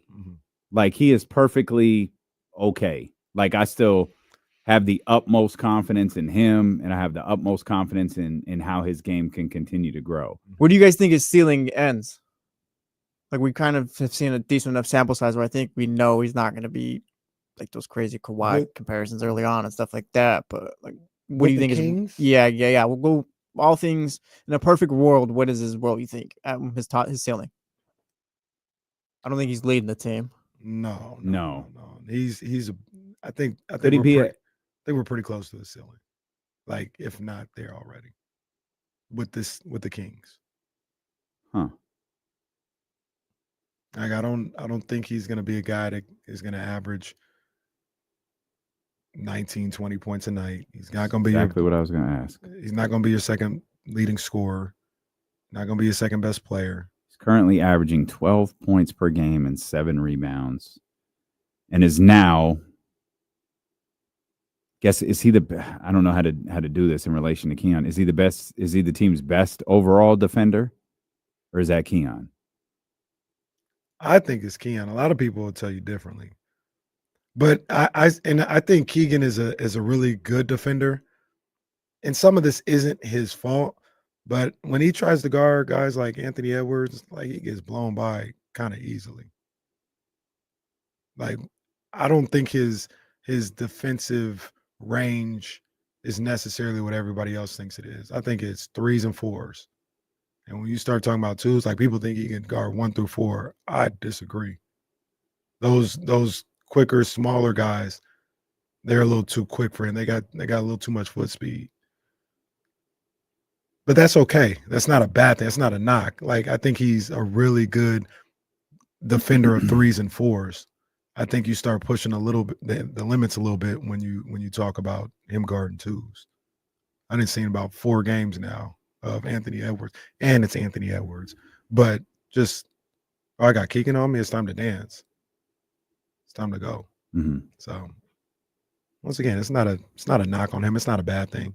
I don't see the same range that others see from him. I don't think we're at Keegan's ceiling yet. He's at 12 points per game. Some of that is sorry, Jesse. Some of that is like by virtue of the team, right? Like DeMar, like just the looks. He's not gonna get as many shot attempts with DeRozan, Fox, now Monk. Well, I feel like he's gotten a decent amount of shot attempts this year. He just wasn't shooting the best, True. That's fair. He wasn't shooting his best. That's fair. You think you get to 19 or 20 on this team, Dan? Oh, man. Can I do 17? Yeah. I mean, we thought it was supposed to be this year, but. Yeah, no, I hear you. I was asking a lot though. And I'm just looking at the makeup of the team. Like, how is he getting 17 points a night? Now, that's not even like talking about the player. Like, well, he was supposed to be like a guy though. Like one of them's gone too, but like he's the 4th overall pick, no? He was, I think after his rookie year, he was looked at as a guy. For me, after the second year, like, oh yeah, you better go get you somebody else. Not that he has to leave, but if for that second, third score that you're desperately needing, like that DeRozan is or something, like, yeah, you don't ask him to do that. That's asking a little too much. I think he's in a perfect spot for him. Like, I think this is a good spot for him. Ideally, you would get a better wing defender. Like, everybody wants a wing defender that you start with. Like ideally, DeRozan would be Paul George, right? Where you can score, and he's a perimeter defender, so that's not all on Keegan Murray. So now you can pick and choose when he's guarding that best perimeter guy, or he doesn't get worn down from having to guard him all game. That would be perfect scenario. But I still think he's good in what he's.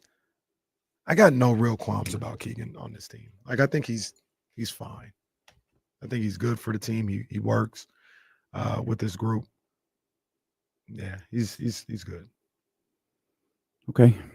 I want to play this because Will Z is going to join us here in just a second. I want to get this clip up. This from Deuce and Mo. Well, this from Deuce and Mo last night, but I'm pulling this from their YouTube page. They talked to DeMar after the game, and it's good stuff from Deuce and Mo. If I learn how to operate this user face, I'll be able to play it for you. DeRozan, DeMar, what a win. What was it like to get a win after these last 24 hours? It's been crazy. There's been a lot going on, not just the last 24 hours, kind of like the last month and a half, however long it's been. But we prevailed. We came together as a team. We knew it was going to be tough, and we stuck it out. What was it like emotionally, though? I know a lot of these guys with so many long relationships and everything, I'm sure emotionally it was different as well. Yes, especially for a couple of young guys, first time experience something like that. We all wish Foxy the best. It sucks to see a brother leave, but, we got a job to do, and we got to keep pushing forward, next man up. You mentioned this has been a long month and a half. How have you guys been able to stay together during this time? Just expressing the best experience is going through something. We've been going through a lot.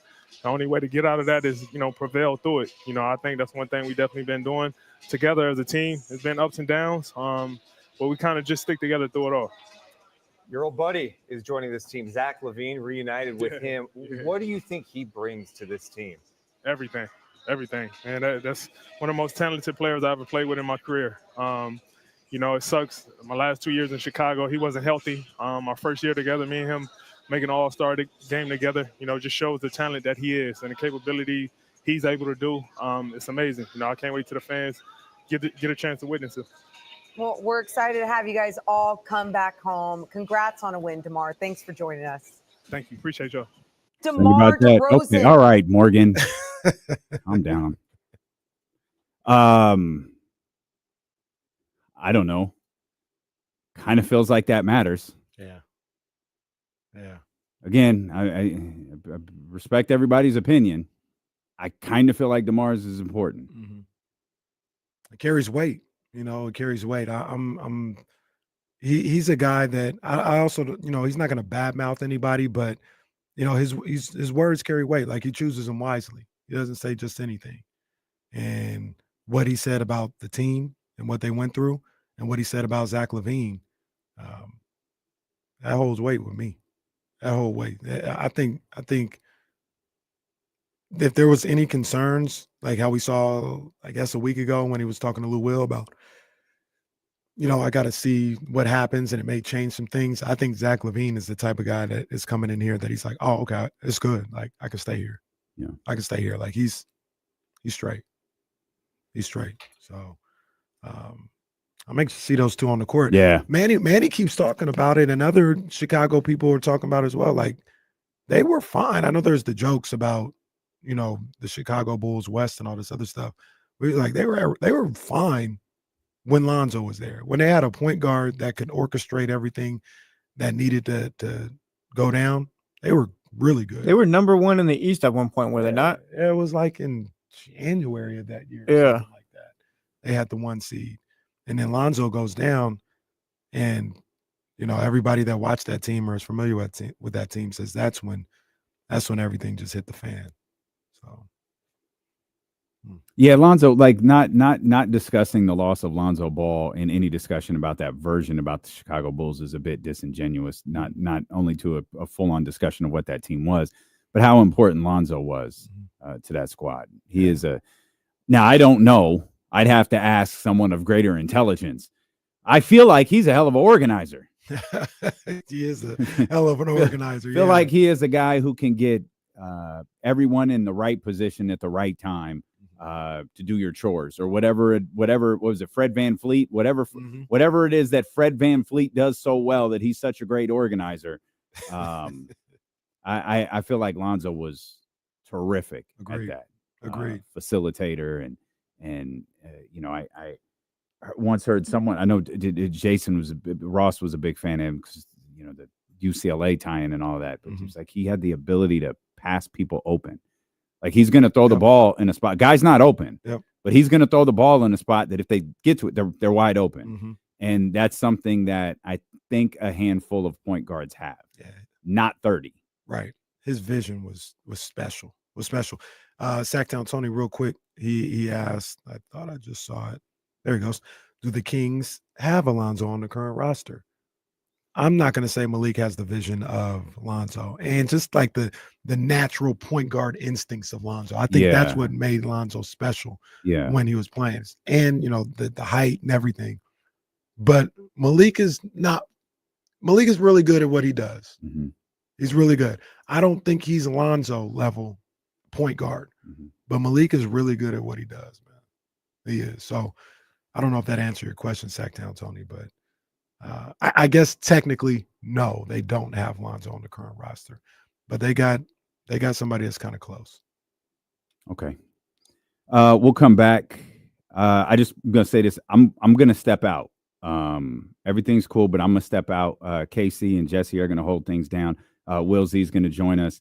Trysta Krick will be with us. Jason Jones. Full show ahead. It's D'Lo and Casey. Brought to you by Sky River Casino, where we will be this Sunday for the big game. Make your plans to be with us, the Humidor, at 2:00. You want to come through, pull up on us, have a cigar before the big game, do that.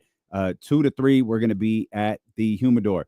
If you want to hang out at 32 Brew Street, you got to make a reservation, and those reservations are almost gone. Hit up 32 Brew Street and see if you could book your table. If not, make your plans to be with us at the Humidor. We've got much more ahead here on Sacramento Sports Leader, ESPN 1320.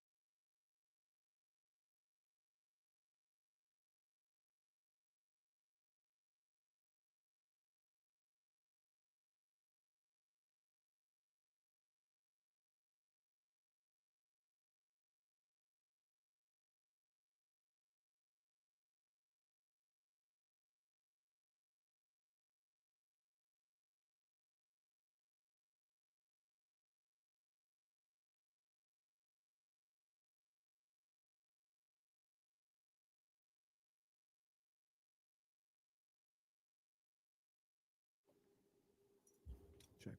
All right.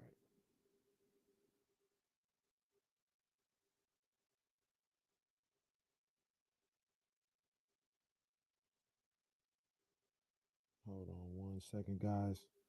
Oh snap! My bad. I see you. I see you back there. Let me get you in here, Will. Will Z, what's up, big dog? What's up, Kenny? How you doing? I'm good, man. I'm good. How you been? Good. I miss it. Dame's done for the day. Going to do something? Yeah, just handle a little business real quick. Just handle a little business. Hope everything's Hold all right. on 1 second, bro. Here we go.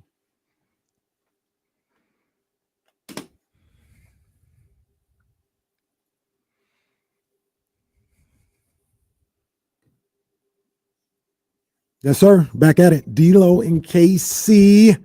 Your man KC here. D-Lo just out handling some business real quick, but just in time. I got my man Will Z, SI's Will Z, national media Will Z. I mean, that's what he is now. He's part of the national media. Will, what's going on with you, big dog? How you doing, man? I am great. Especially now that we've had a few days, like I'm so excited to see Levine with this roster. I know I don't have to convince you. Like I've been with you for a while. Like I was in on Levine in the offseason, and I'm just stoked to see what it looks like. But we'll see. So let me backtrack just a little bit. Let Yeah. me backtrack because I'm big into like trying to gauge the moment and how people feeling or what. When it all looked like it was going down with De'Aaron Fox on Sunday night, what was your thoughts? What was your thoughts leading up to it? Were you part of, hey, let's just keep him and figure it out, all this other stuff? Like, what was your thoughts about De'Aaron possibly being on the move at the time? I really just wanted it, whatever direction they went, to be done. Either come out and say he's staying or make the trade. Like, it obviously, I think, affected the team for a few games where they're still trying to compete. We can't be in limbo for another, at that point, half a week, 5 days or so. Mm-hmm. So to me, it was more just whatever is going to happen, let's make it happen. And it drug on a little, but not too much. But I could see it. I think they've played well enough without Fox this year that I was okay with them moving on from him to see what would they look like with another asset or another piece. Obviously, I don't think you can replace Fox's talent and skill, but if he doesn't want to be here, you got to pivot quick, especially with how tight the West is. Like losing 2 or 3 games, it's going to be close down the finish. So you got to move quick around the deadline. And I think they did a pretty good job of that. I think they did too, man. I think they did too. I understand everybody that feels like they should have got more, could have got more. That's debatable, but I understand that feeling, right? Like I understand, like, oh man, like you could have got some draft picks here and there, but they were kind of in a crunch, and it sped up real quick after what they saw Saturday night in Oklahoma City, and just reading, engaging the vibes with that team. They were kind of broken, because of what was going on. And I couldn't imagine after watching that game on Saturday against Oklahoma City, mind you, Oklahoma City might win the championship. So they might have, if the vibes were great, they might have beat you by 30. But watching that game, knowing everything that was going on, I was like, man, I can't imagine them doing this for another 2.5 months and being successful. You know what I mean? Like that's saying Fox stayed. Like we knew he wanted to go. We knew he was gone. We knew he wanted out.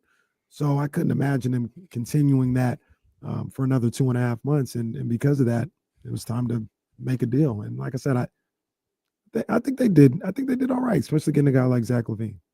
Yeah, and obviously the draft picks, like you can look at that, and I still, on the weirdest part for me is like I don't know how the Spurs ended up with Fox.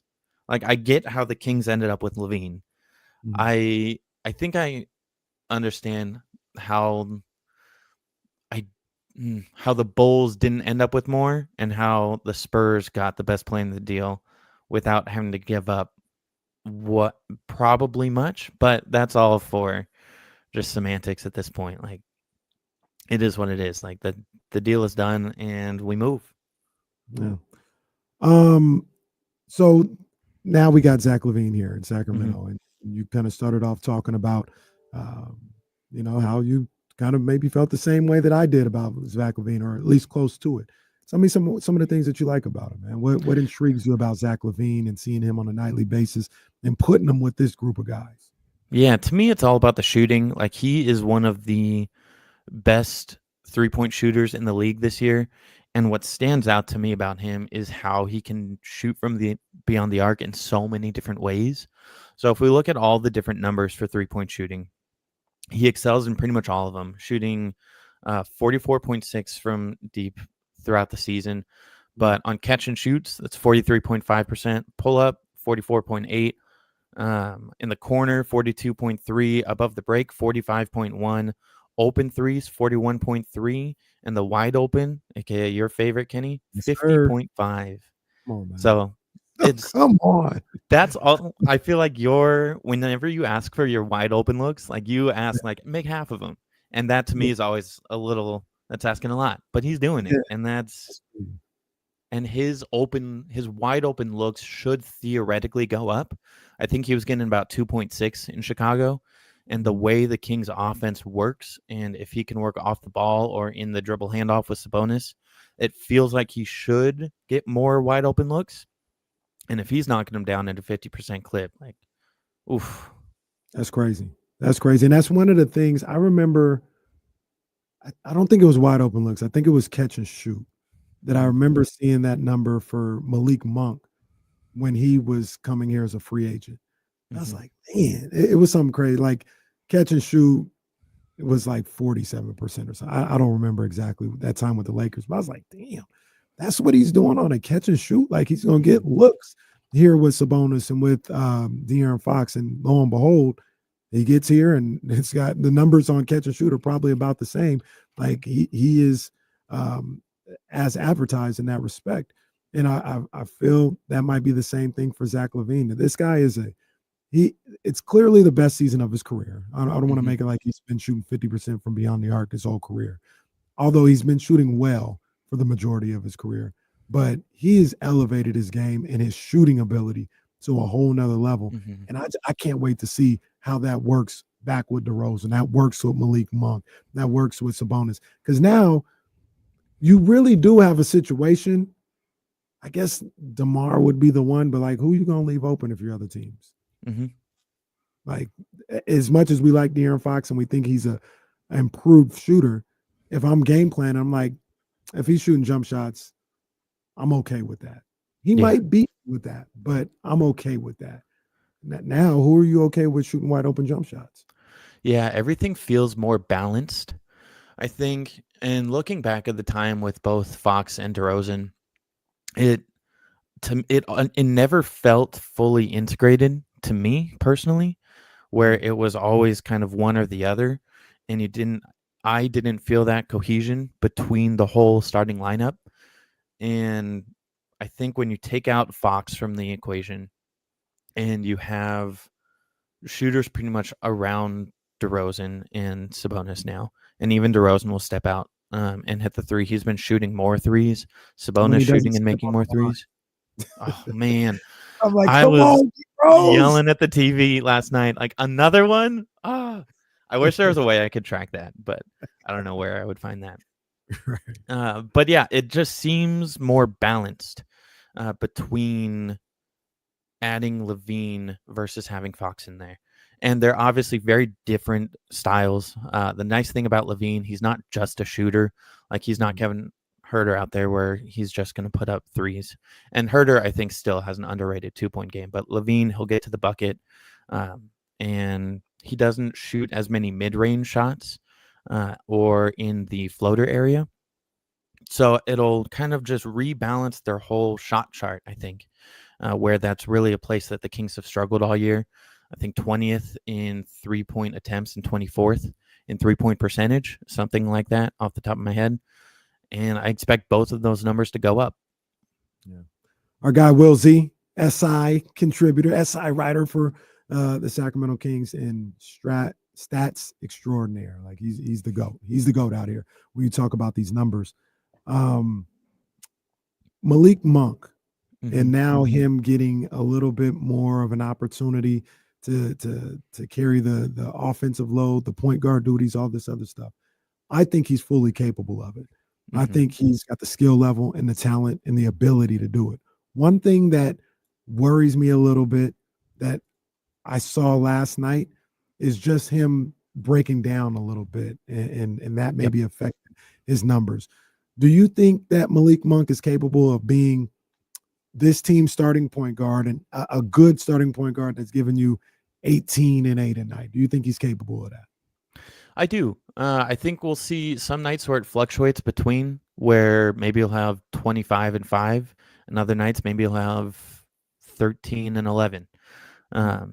So I don't think it'll be around 18 and 8 maybe every night, but he's so crafty with his passes, and I think him having the ball in his hands more is something where we'll see it play more to his strengths. He's not the best shooter, and I think he was kind of miscast as a shooter when he signed with the Kings. Like his three-point numbers have never been incredible.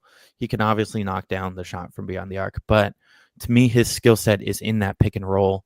And I'm pulling up. I don't know where he is now, but I know earlier in the season he was rated as one of the like top 3 pick and roll ball handlers in the league in percentile based. Which, fun fact, Keon Ellis now is the top pick and roll ball handler according to NBA.com play type, but that's on like super low volume. Or with the King in the NBA.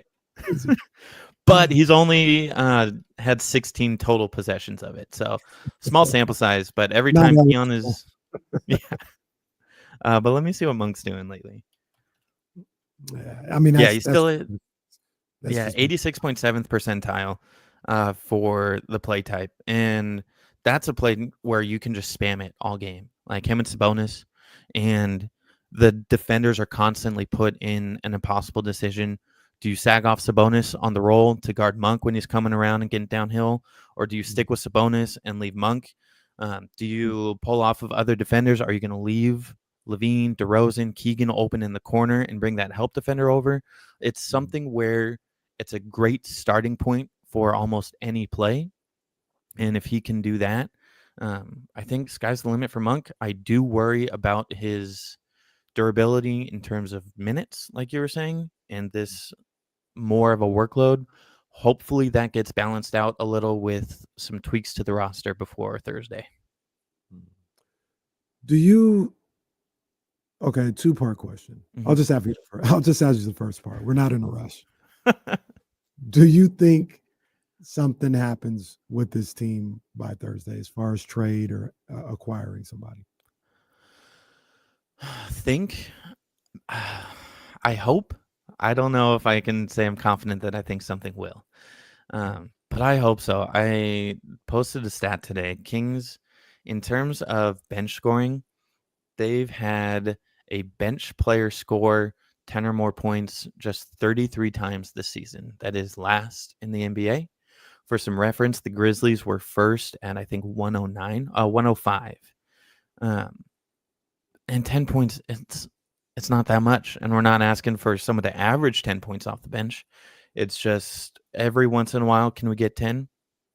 And looking at last night, like last night's win was great, but I don't think it's sustainable over the course of the last whatever games are left. So I hope so. It'll obviously, with Levine coming in, one of those starters from last night will be on the bench. So you get a little help from the bench there, but I don't feel confident rolling out both Isaac Jones and Devin Carter to play substantial rotational minutes. Maybe one or the other, but having them both be your 7th and 8th man, it's tough. It's asking a lot for 2 rookies.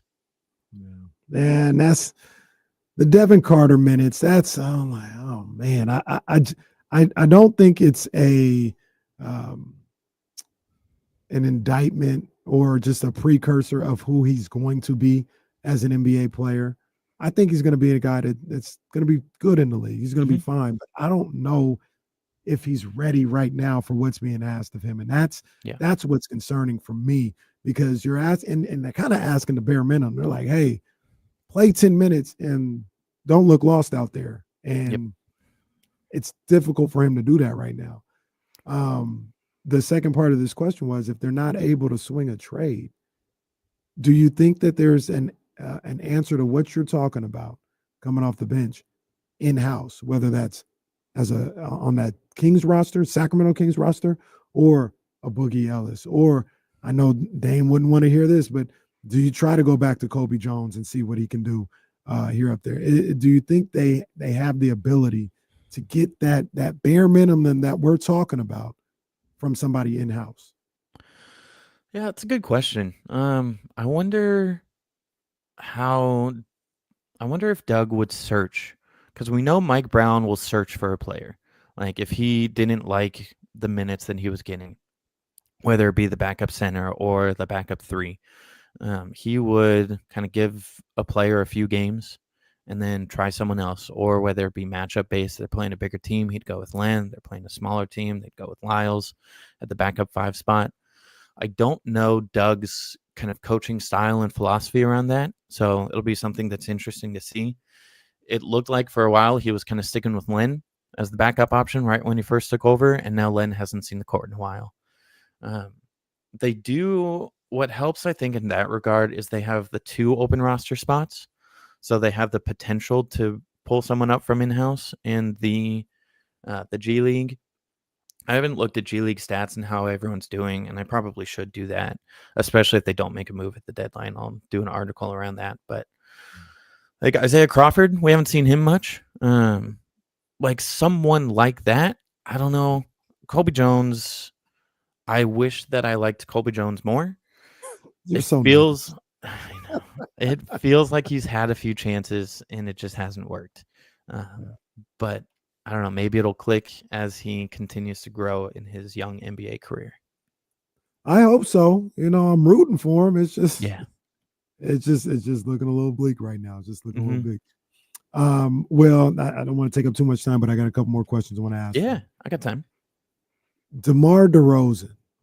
I planted my flag in the sand. I'm telling people right now, right here, right now, I don't want to hear any more about trading DeMar DeRozan.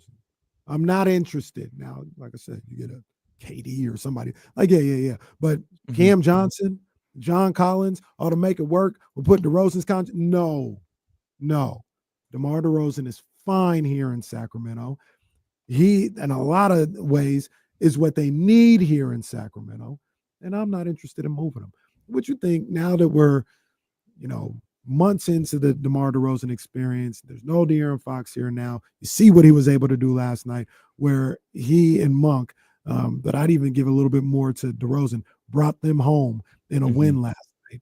What you think about DeMar DeRozan and the prospects of people saying like, oh, maybe we need to move him? Yeah, I was pretty okay with the idea of it before last night's game, where it had to be a nearly perfect deal. And that's really just because of contracts more than the player that DeRozan is. But like you, last night, I was really impressed with how they all played as a group. And again, before last night, I would have been more excited about the LaVine trade if we hadn't already seen LaVine and DeRozan together in Chicago. But after hearing DeRozan's remarks after the game, like he's so excited to play with LaVine again. And definitely understand the sentiment of LaVine not being healthy last year and trying to take that out of my mind and looking back at their whole time in Chicago. Like they worked well together. They maybe didn't have the highest ceiling, but again, the roster around them is different. Where DeRozan, I don't think you can bring in a player around his money value that's going to give you more. So for me, I'm all in on DeRozan and revisit it at the offseason maybe. But for the rest of this year and leading up to the deadline, I don't think you're going to get anyone better for trading him. And, I understand, like we had Marshall Harris on yesterday. I understand what people saying. It looks a little old school. It looks a little different from what we see in today's NBA with, the mid-range game, and he slows it down a little bit. But you know what? The crazy thing about it, here's the interesting thing about that is I know you have to get there, right? You have to get there, okay? but that's playoff basketball. You need somebody when it slows down that you can get into that half court, can knock down a shot, can orchestrate the offense, can get to the free throw line. You got to get there first. I'm not saying like just he'll be great for the playoffs. It don't matter if you don't make the playoffs, but that's what you need. People talking about the slow down game. That's what you need when things slow down and people have scouted you for the course of 3 or 4 straight games and are trying to take things away. You need guys. You need shot makers like DeRozan and now like Zach LaVine. Yeah, and with DeRozan too, like the mid-range shots without Fox on the court are easier to deal with, I think, in terms of just the simple math of 3 is more than 2. Like you're going to offset his mid-range looks with more of LaVine's 3-point looks, where Fox was taking more 2-point looks, and you had to be almost perfect in every other facet of the game just because they were doing so much inside the arc. I think that'll generally balance itself out. A crazy stat on DeRozan that I really love is he, to no surprise, is leading the league in mid-range field goals with 8.6 per game. That's more than 15 other teams in the NBA. So, like, Wow. Yeah. That's I think he had crazy. 12 So last night. 15 other teams in the league are making below 8 mid-range shots a night. Taking. But he's at, what's the made? 3.9 is what he's making per game. That's even There's worse. only 3, 4, 5, 6, 7, 8, 9. That would tie him for 9th most made mid-range field goals per game with That's teams. Crazy. Yeah. So like I would have that's a crazy stat. 15 teams in the league are shooting less mid-range shots than DeMar DeRozan per game. That's crazy. We need to learn how to play basketball a little bit more. There's no scenario where teams should be taking less than 10 mid-range shots a night. That's crazy. Yeah. And I see some comments about Fox taking a lot of threes.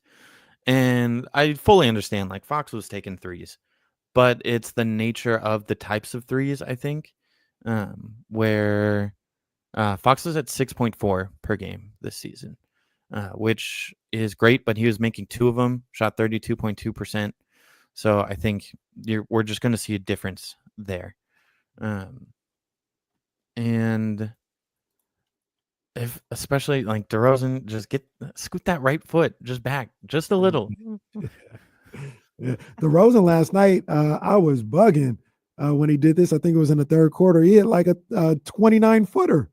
I said, what? What are you doing? He was cooking last night. He was cooking. Yeah. And I like that I know there was one play where it was DeRozan on the block. It was pretty early in the game. DeRozan on the block, and Gobert was kind of in that help position, and the Kings ran a double screen for Monk, I think. And DeRozan just hit him with the pass at the top of the key, kind of corner, top of the key, wide open 3 for Monk. And that's what I want to see them do a little bit more, is run the ball through DeRozan where there's off-ball action running when he has the ball on the post. Because I think every team expects him to take that shot, and he was just standing there, like starting to back down, maybe dribbling a little, and just a simple little pass. And having shooters run that action compared to Fox run that action. Like Fox could get the ball, get downhill, but having that little play set as an option to run, I think, is something that I'll be looking at to see if they do more. Yeah, it changes the way you approach defending this team a little bit. And once again, this is no knock on De'Aaron Fox, but if you're out there on the court and you've got a De'Aaron Fox, you're like, I'm gonna give him space to shoot instead of playing up on him where he can blow by me. I can't keep up with the foot speed. That kind of sinks everything in. Now you're one step closer to help. If De'Aaron passes the ball, you're one step closer to DeMar DeRozan and helping off on him. You're one step closer to helping on Sabonis or playing passing lanes. Now, if you got a guy like Zach LaVine and you can't help down, you're one step further away from all those things I talked about. You're one step closer to a situation where he could blow by you because you have to respect the shot. So it just kind of changes the mentality and the way you approach the game and approach defending a guy out there and essentially approach defending the entire team. So Yeah. one thing that I wanted to point out, once again, not trying to bash, just talking about the differences. We talk about Zach LaVine shooting 44% from three and how that may be an outlier. If I look here correctly, there's 2 years, the injury year, 3 years. The injury year last year, there's a random year, his first year in Chicago, where he might have been coming off an ACL, and his rookie year, where Zach LaVine has shot worse than De'Aaron Fox's best three-point shooter. So everyone I say that Zach LaVine for the majority of his career has shot considerably better than De'Aaron Fox's best three-point shooting percentage.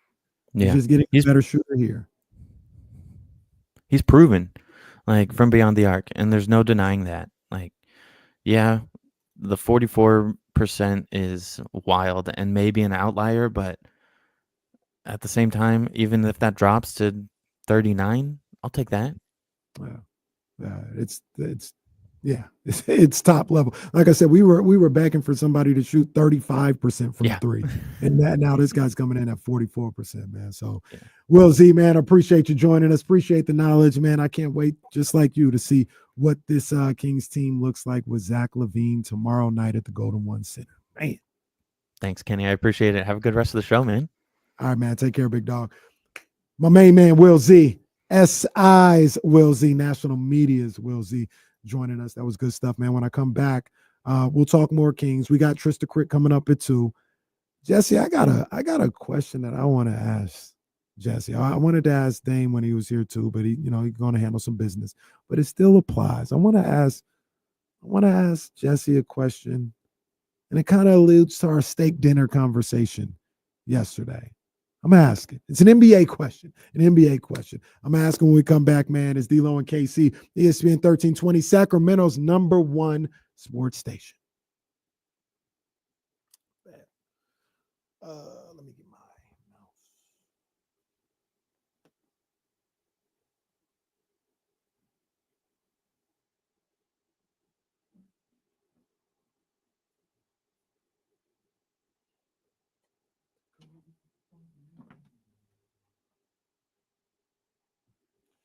So from time to time, the new hotness switches up in my house with the 2-year-old. It was Trolls at one point. It was Moana at another point. It still likes all these things, but the hotness is the hotness. Right now, the new hotness for Ryan is Frozen. She loves Frozen. She loves Let It Go. That is the new hotness right now. And it's a great movie. We had Soul on yesterday. That one holds up. Oh, yeah. Soul might be classic. Might be classic status. So I haven't seen it since when it first came out. I might be doing too much, but it's really good. No, you're not. You don't think so? No. That's a great movie. That's a great movie. I haven't seen it since it first came out, but I remember when I first watched it, I was like, this is phenomenal. It's great. Classic is yeah, I'm with that.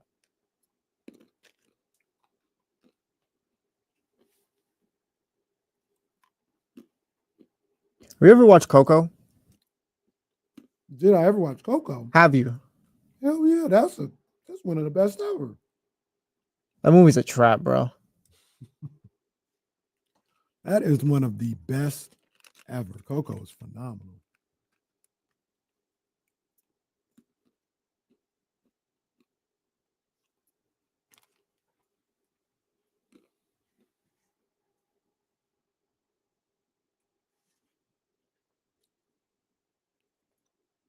There's a Pixar hotel? Wow. Now, Pixar is Disney, correct? I think Disney owns them or they collab some. I don't know. They all work together. It's on Disney Plus, so yeah. That's a good point.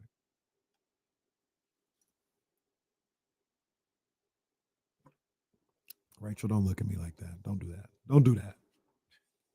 Facts, David Ford. I was watching it with my fiance. I was like, what the hell you got me watching right now? What is this?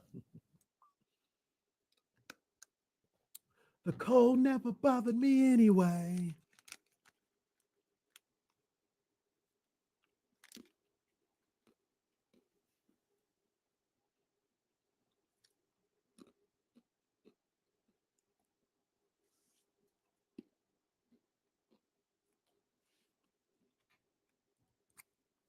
Well, see, I'm right. Damn right. I mean, Dave Garcia, it is a kid's movie, so it's like potholes in a kid's movie. Like, we can get past that. CP, appreciate you, brother. I saw somebody in here. Let me see if I can find the person.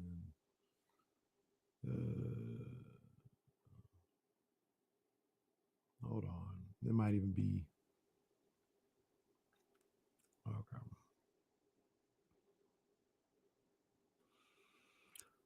D-Lo and KC, ESPN 1320, this rainy Tuesday afternoon. Everybody be safe out there on the roads. So I'm in the chat. I'm in the chat right now, and I wanted to find my man DJ4Q. He's in the chat saying, love from East Oakland. Been tapping in for 2 years now. No more Bonte at 95.7. So y'all got me now. Well, don't leave 95.7, but we appreciate you, DJ4Q. Big ups to him. And I only pointed that out because we just taking Warrior people left and right. We just taking them left and right, Jesse. That first round series really did a lot for us, I'll say. I did. We did keep a few of those Bay Area listeners. Shout out to you guys. We did, man. That was a classic. That was a classic. That was a crazy 3 weeks. That was looking, but that was dumb. I don't know why I got that serious. That was like before the series even started, before game was like, we're gonna have to do this for another 2 weeks. We're all tired. We all talk on the radio, by the way. So it's like this is all like it's all fine, but we're all just exhausted. We had people apologizing. Like that was a wild. We did too much. That 3 weeks, we could do a 30 for 30 on that. Aldrin J, it was toxic. The whole few weeks was toxic. Like it's like there was points like, okay, are you guys being serious? Are we being serious? Are we joking? What's going on here? People was sending shots on their radio shows back and forth. Like Bryce, that series got me blocked by JD. Like there's still lifelong beefs. Oh man, what a series, man. And then like the fact that it happened, it just was happening, like Kings Warriors. But the way it played out was crazy at the stop. Oh, E40 got kicked out of the game. Devek and E40 had to take a picture before like game 4. Holding their flags up. Man, you had the Domas Draymond incident. You had Steve Kerr, the ball is a weapon. JJ Redick nearly crying, coming to tears on first take. Drew down. You're wrong. It wasn't fantastic, but the game was epic. The game 4 that Sunday afternoon at the Sky River Casino was an all-timer. And then we had game 6. You know, I know game 5 is what it was, but then you had game 6 where, we thought it was dead. And then, we're at Public House and they win and we have a march down to the Bean, man. That was crazy. That was a Friday night. So downtown was crazy. Like, man, what an epic series. Epic series, man. Trysta Krick, she's going to pull up on us in just a little bit. Real quick, got to let everybody know. Had my Beam money lineup ready to go last night, and I lost. Lost bad. Domas didn't give me the points I was looking for. I didn't expect to see that. Who else didn't give me the points I was looking for? Oh, Anthony Edwards. Thought he was going to cook. I had him at more than 30.5 points. He only got 21. And then DeMar DeRozan, thought he was going to go to the line. He probably should have went to the line a lot more than he did. I had him at 5 free throws made. He only had 3. So I did take a bit of an L, but I'll be back. That's nothing. Absolutely nothing. I'll be back with Beam Money tomorrow. I'm going to tell you right now, Zach LaVine going to be involved. I don't know what it is yet, but Zach LaVine is going to be involved. I'm going to have Beam Money ready tomorrow, but I'm also going to have something ready on Sunday because Prize Picks, my people over at Prize Picks, they've got that free Patrick Mahomes play. The free play. All you need is for him to throw a half a yard. Boom, you won. You win another pick, and you won. You're good. So definitely need to play that. And if you do, make sure you put that promo code KIFM in when you set up your lineup. You get a free $50 when you put in the promo code KIFM with your first $5 lineup. Once again, promo code KIFM when you're making that first $5 lineup. Get your free $50. Whether you win or lose, it don't matter. You just got to put that promo code in and you'll be good to go. Must be present in certain states. Prize Picks, run your game. Also, go to prizepicks.com for more details. I teased before we went to commercial that I had a question. Yesterday, we were talking about Luka, and I think there's still more to talk about with Luka. We got, like I said, we got Trysta pulling up. We got Jason Jones. We know they'll talk about Luka, but there's still a lot to unpack here. Yeah, Nico Harrison might be out of his mind. Well, he might be. He might be. But I want to talk about that too. We'll talk about that. But yesterday, Jesse said, "You just don't trade him. Like I'm riding with him. He's gonna probably get you a championship." And we put a steak dinner, myself and Jesse, on in 5 years will Luka have a championship. And I agree with Jesse in that you just don't trade him. You just don't. You take the chance with his weight, with his conditioning, with his work ethic, all that. You just take the chance and hope that maybe one day he gets it. But winning a championship, I know he's with the Lakers. Who do you think the best teams in the league will be if in 5 years? In 5 years. I've got a list. We'll see how you feel about it. But in 5 years, the top 5 teams in the league. I'm going to tell you what mine is. The Thunder, the Celtics, the Rockets, the Knicks, and the Spurs. I don't have the Lakers in there. I'm with you with the Rocks, OKC, and the Celtics. The Spurs. I'm not going to give you the Spurs one. Ooh, the no. Knicks, no. And then the Knicks, that'll be over with after next season. Now, that's just how it goes with them. I'll throw the Lakers in there. I got no Lakers in there. I got no Cavs in there. We know how you feel about Cleveland. I don't have issues with the basketball team. It's just, I don't even have issues with the city. It's just Did you see? Call it what it is. I should call him Jesse. Oh my goodness, how am I forgetting my man's name? Miles Garrett. You talking about him? Well, no. Oh my goodness, this is. Somebody was talking about Cleveland the other day. Yes, last night. What is the rest? Kofi. Oh, Kofi Kingston. Yeah, Jesse Kingston. Yeah, I'm with the New Day now. Kofi Kingston said, "I don't even want to be here in Cleveland." Like Miles Garrett. That was some good stuff. But I got no Cavs in there. I got no Magic. I got no Memphis. I'll go Rockets, Lakers, Celtics, OKC, and I guess I'm missing a 5th team here. Maybe the Spurs, I guess. Because no one out east is kind of young enough. It's like, all right, they'll be on the come up like by then or whatever. Like the Magic maybe, but I feel like we've been kind of waiting on them a bit. So you think the Lakers are going to be good? The Lakers they're going to be good. They're going to be great. They'll add the talent they need around Luka. It's the Lakers. Like it happens.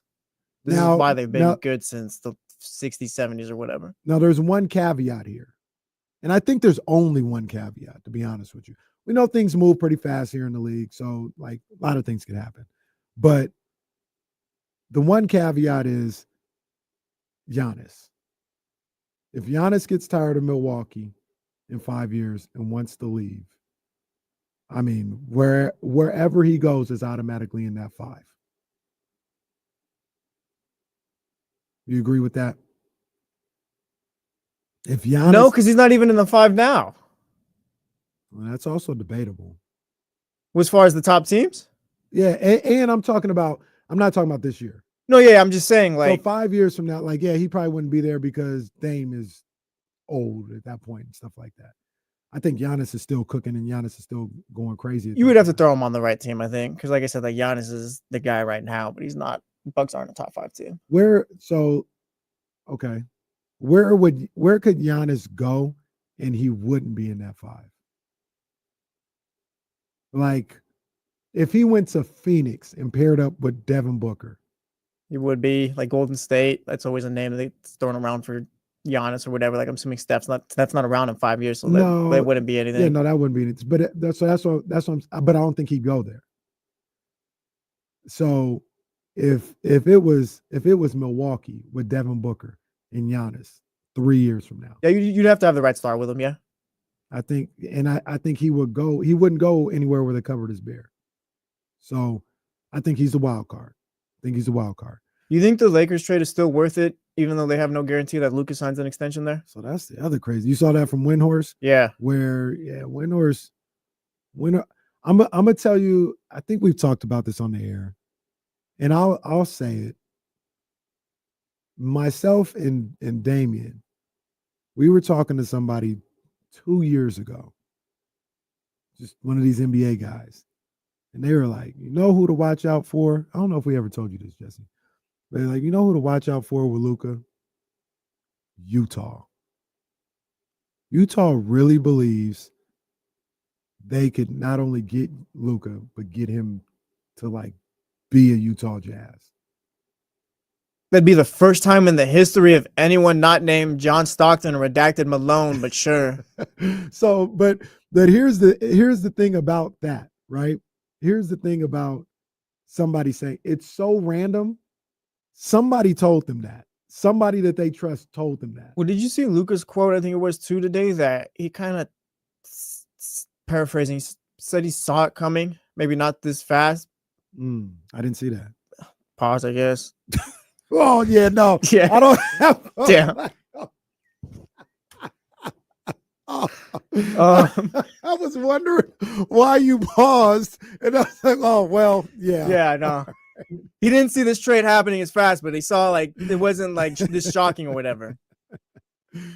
Yeah, I mean, I didn't hear that quote, but Windhorst this morning on one of the shows was like, "It's not a foregone conclusion that he signs an extension with LA." I think he does. Like I understand. Maybe you're hearing stuff, and just like I heard Utah and all that. All right, that's cool.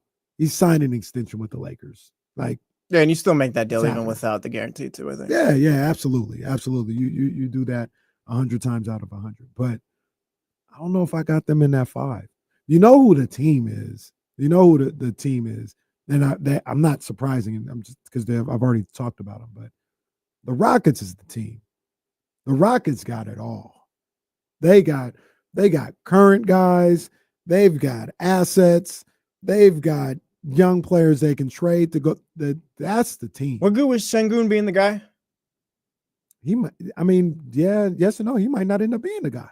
Who is the guy on their team right now? Today, it's Şengün. Okay, yeah, I'm with you on that. Jalen is there as well, and Amin just every night. I mean, it seems like every night. He might be the one actually 5 years from now. Oh my goodness, let's bring in Trysta because Trysta will love this conversation. Trysta, what's going on with you, girl? What up? So, not much. Are you in an airport? Are you in another lounge? No, God, by the way, that one got shut down. That Centurion Lounge got shut down. Wait, what? The Atlanta Centurion Amex Lounge got shut down. Is my Wi-Fi, is my internet really bad? Because you're cutting out. No, you're good now. It's working its way in. You're good. No, I hear you. You sound great. How did the lounge get shut down? They found food. They found bugs in the food. That'll shut you down. That'll do it. That'll do it. You better fix that before you ever see me stepping foot in there. And they like make you pay for guests and everything. Like, I don't know what they're on. It's not like a free thing. It's not like, oh, you just be happy you have a place. It's like, no, the fee on the card is why I have this, you know? Yeah, let me in. What are you talking about? There was like a waiting of like bugs in the food. That's crazy. Yeah, I'm glad you got out of there when you did. That was like Me what, a too. week ago, 2 weeks ago? 2 weeks ago. Yeah, we're in New Orleans right now. That's right. You did say you're in New Orleans. Are you in Cafe Du Monde right now? No, I'm in the Up Down Cafe in the Garden District. I was on the streetcar. My phone needed some juice, so I Okay. hopped in here to plug it in, get a little water, and relax my gators. I hear you. I hear you. There was something else I was gonna ask you. Oh, so I know the first day you got there, you did a food critique. Is that something that we've got to look forward to the entire time? You're gonna try a different food place Yep. every day? I might have Yes. missed those 2 days. I don't know. Yeah, food every day. Went to Melba's yesterday. Had some chicken wings, mac and cheese, fries, crinkle cut. Pretty good for like a staple, like a Mm. run through it, go to the window, grab some food.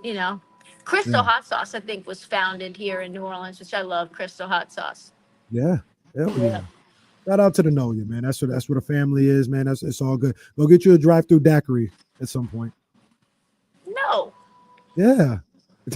definitely not. No. I don't think you can get those in the French Quarters. Well, you can get daiquiri in the French Quarter, but you go into the city, yeah, they got the drive-through daiquiris like they got Burger Kings. That's crazy. It's crazy. They said That drink and is drive. really Yeah. that's what I'm saying. Like, it's crazy they got that. Yeah, yeah. They said, "Oh no, the only way you can do this is to drink and drive. That's the only way this works." Yeah, it's been 4 or 5 years since I've been there. That was last time when I saw the drive-through daiquiri. So I'm not sure they're still up, but I'm assuming they are. They've been there forever. Yeah, I saw them. I mean, I walked past them. They definitely still exist. I'm just not going. I'm just not interested in going in. I went to this place called Le Petit Grocery today. For those who are subscribing, full review is on the Instagram. Ooh. But it Ooh, was, the I will OFs. just say this, it was incredible. It was one of the better meals I've had in a long, long time. I ain't gonna lie to you. I gotta subscribe. I'm slipping. That's my bad. I gotta subscribe. If my own mama can subscribe on a fixed income, you can subscribe. I'm subscribing. I just hadn't even thought about it, but yeah, I gotta subscribe to my girl TK. All right, Trysta. We got to do it. This is crazy. All right, so we're the home. Well, we're not. I shouldn't say that. We're Sacramento. You know what I mean? We are King centric here. So let's start there. A lot of people thought me and James Ham were fighting yesterday. We weren't. But James Ham is anti-Zach LaVine. As you guys saw by my unethical basketball team that Trysta put together, although Zach wasn't on there, and I let her know about that, I am pro Zach LaVine. Sounds like you might be anti-Zach LaVine. I think what my issue with Zach is like, do you really trust that what we're seeing this year is what we're going to see moving forward from him? Like, he's had an excellent year, but it's also like the last resort for Zach, right? We know that when last year came around, they shut him down early. There was all these reports about his attitude with the team. He pushed the PR girl when she tried to stop him from doing something. And so, like, Zach kind of just is he's not like a commensurate player for winning, right? He's not the guy you think of to lift you up. He's a certified bucket getter. And the type of buckets he takes are sometimes really tough ones. His efficiency, like you said, on your hits since the trade went down, his efficiency's been awesome.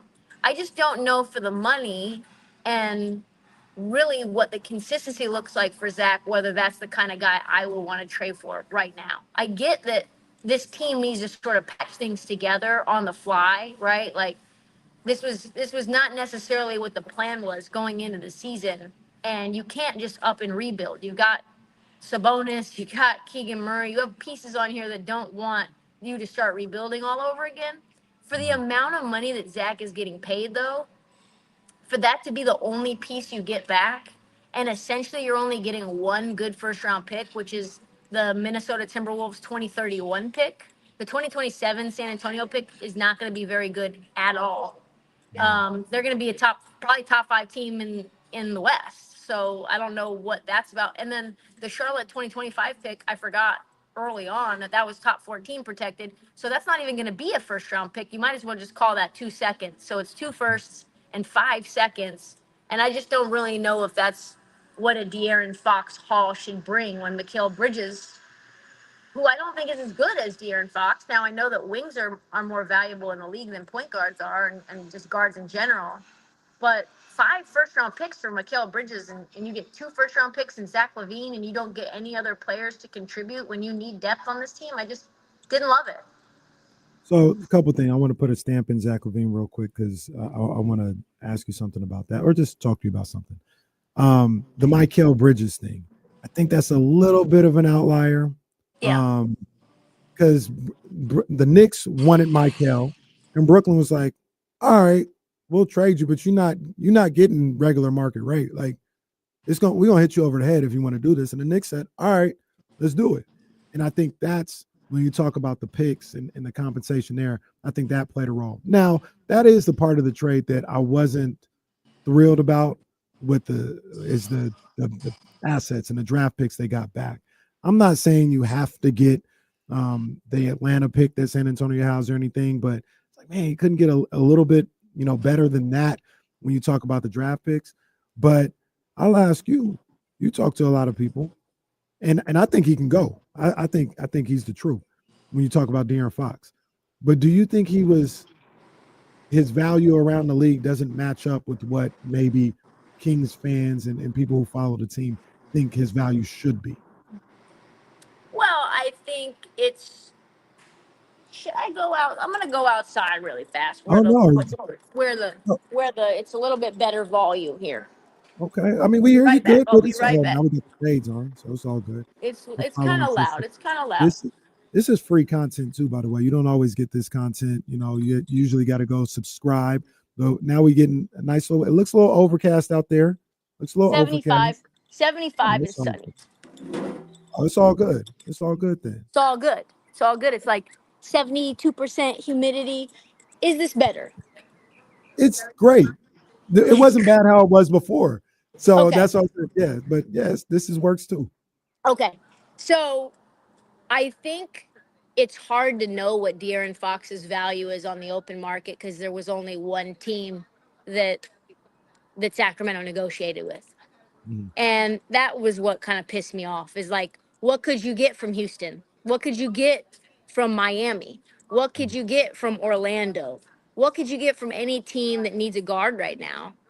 And De'Aaron Fox is, he's a top 20 player probably in the league, top 25 player in the league.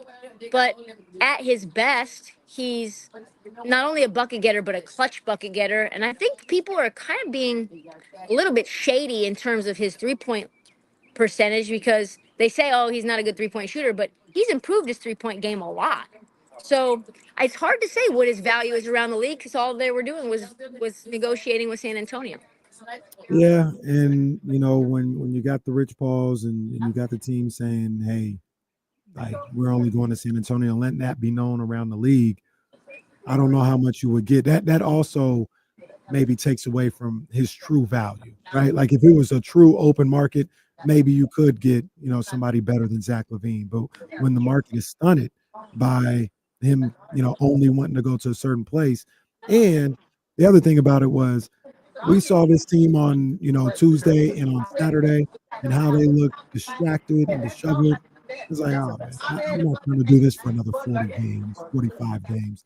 You kind of had to get them out of there. So they were kind of up against it, I believe, in trying to make a deal. And I actually think they did a good job getting a guy like Zach LaVine when you consider they were putting the crunch the way they were.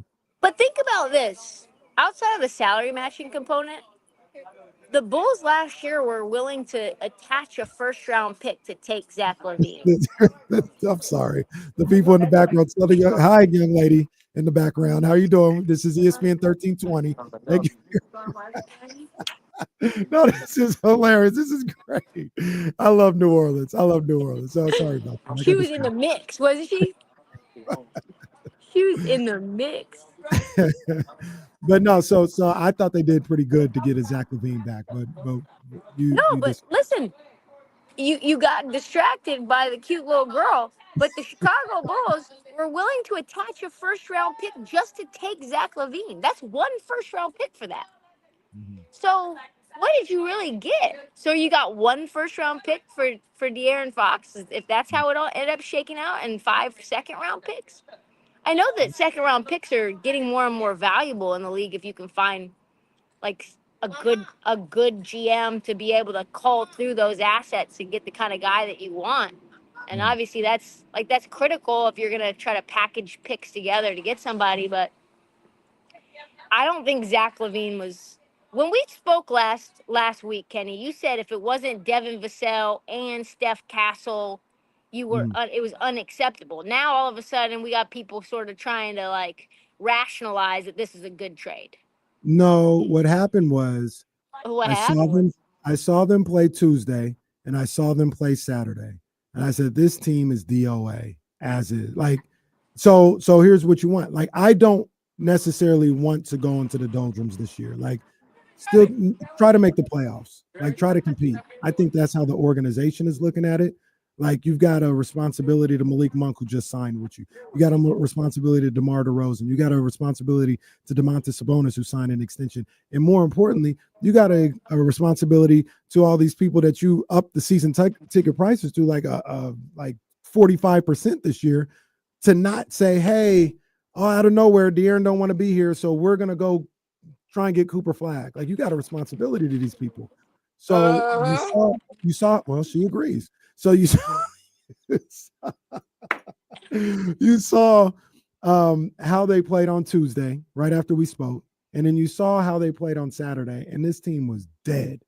And at that point, it was like, all right, you got to kind of adjust a little bit. Now, I'm not going to take anything. If we can't get Stephon Castle or Devin Vassell, go talk to Chicago, because get me a Zach LaVine, or go talk to a Zach LaVine type. It didn't have to necessarily be him, but I had to get somebody back to replace a lot of what De'Aaron was giving you, at the very least on the offensive end, moving forward.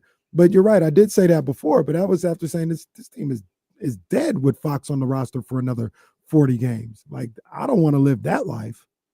So he switched up. Yeah, he switched up fast. And I think a lot of people are Did switching you up see them fast. play on Saturday night? I switched up after the first quarter. I was like, nah, this is done. Can't do this. Yeah, and that's the thing that I posted this last night. I think it was last night, yesterday. I just find it to be very disrespectful how he's going out. You know? De'Aaron? Yeah. And the farewell letter of, oh, I always wanted to end my career here. I never thought it would end this way. You know, fans, I just want to let you know I'm so grateful for you. First of all, compare that to Kayvon's letter. Like, Kayvon's was like, oh yeah, okay. It's like the difference between a guy who breaks up with his girlfriend and tries to convince the girlfriend she broke up with him, and a guy who gets broken up with and tries to convince her like that he broke up with her and he's sorry. You know what I mean? Yeah. A lot of people got picked up on the wording, there. It was like, well, if you wanted to spend your whole career there, why are you selling? Why are you out there on the basketball court not giving your all? Why did you hire Clutch Sports to begin with, which is notable for squeezing franchises? Why did you make this contentious?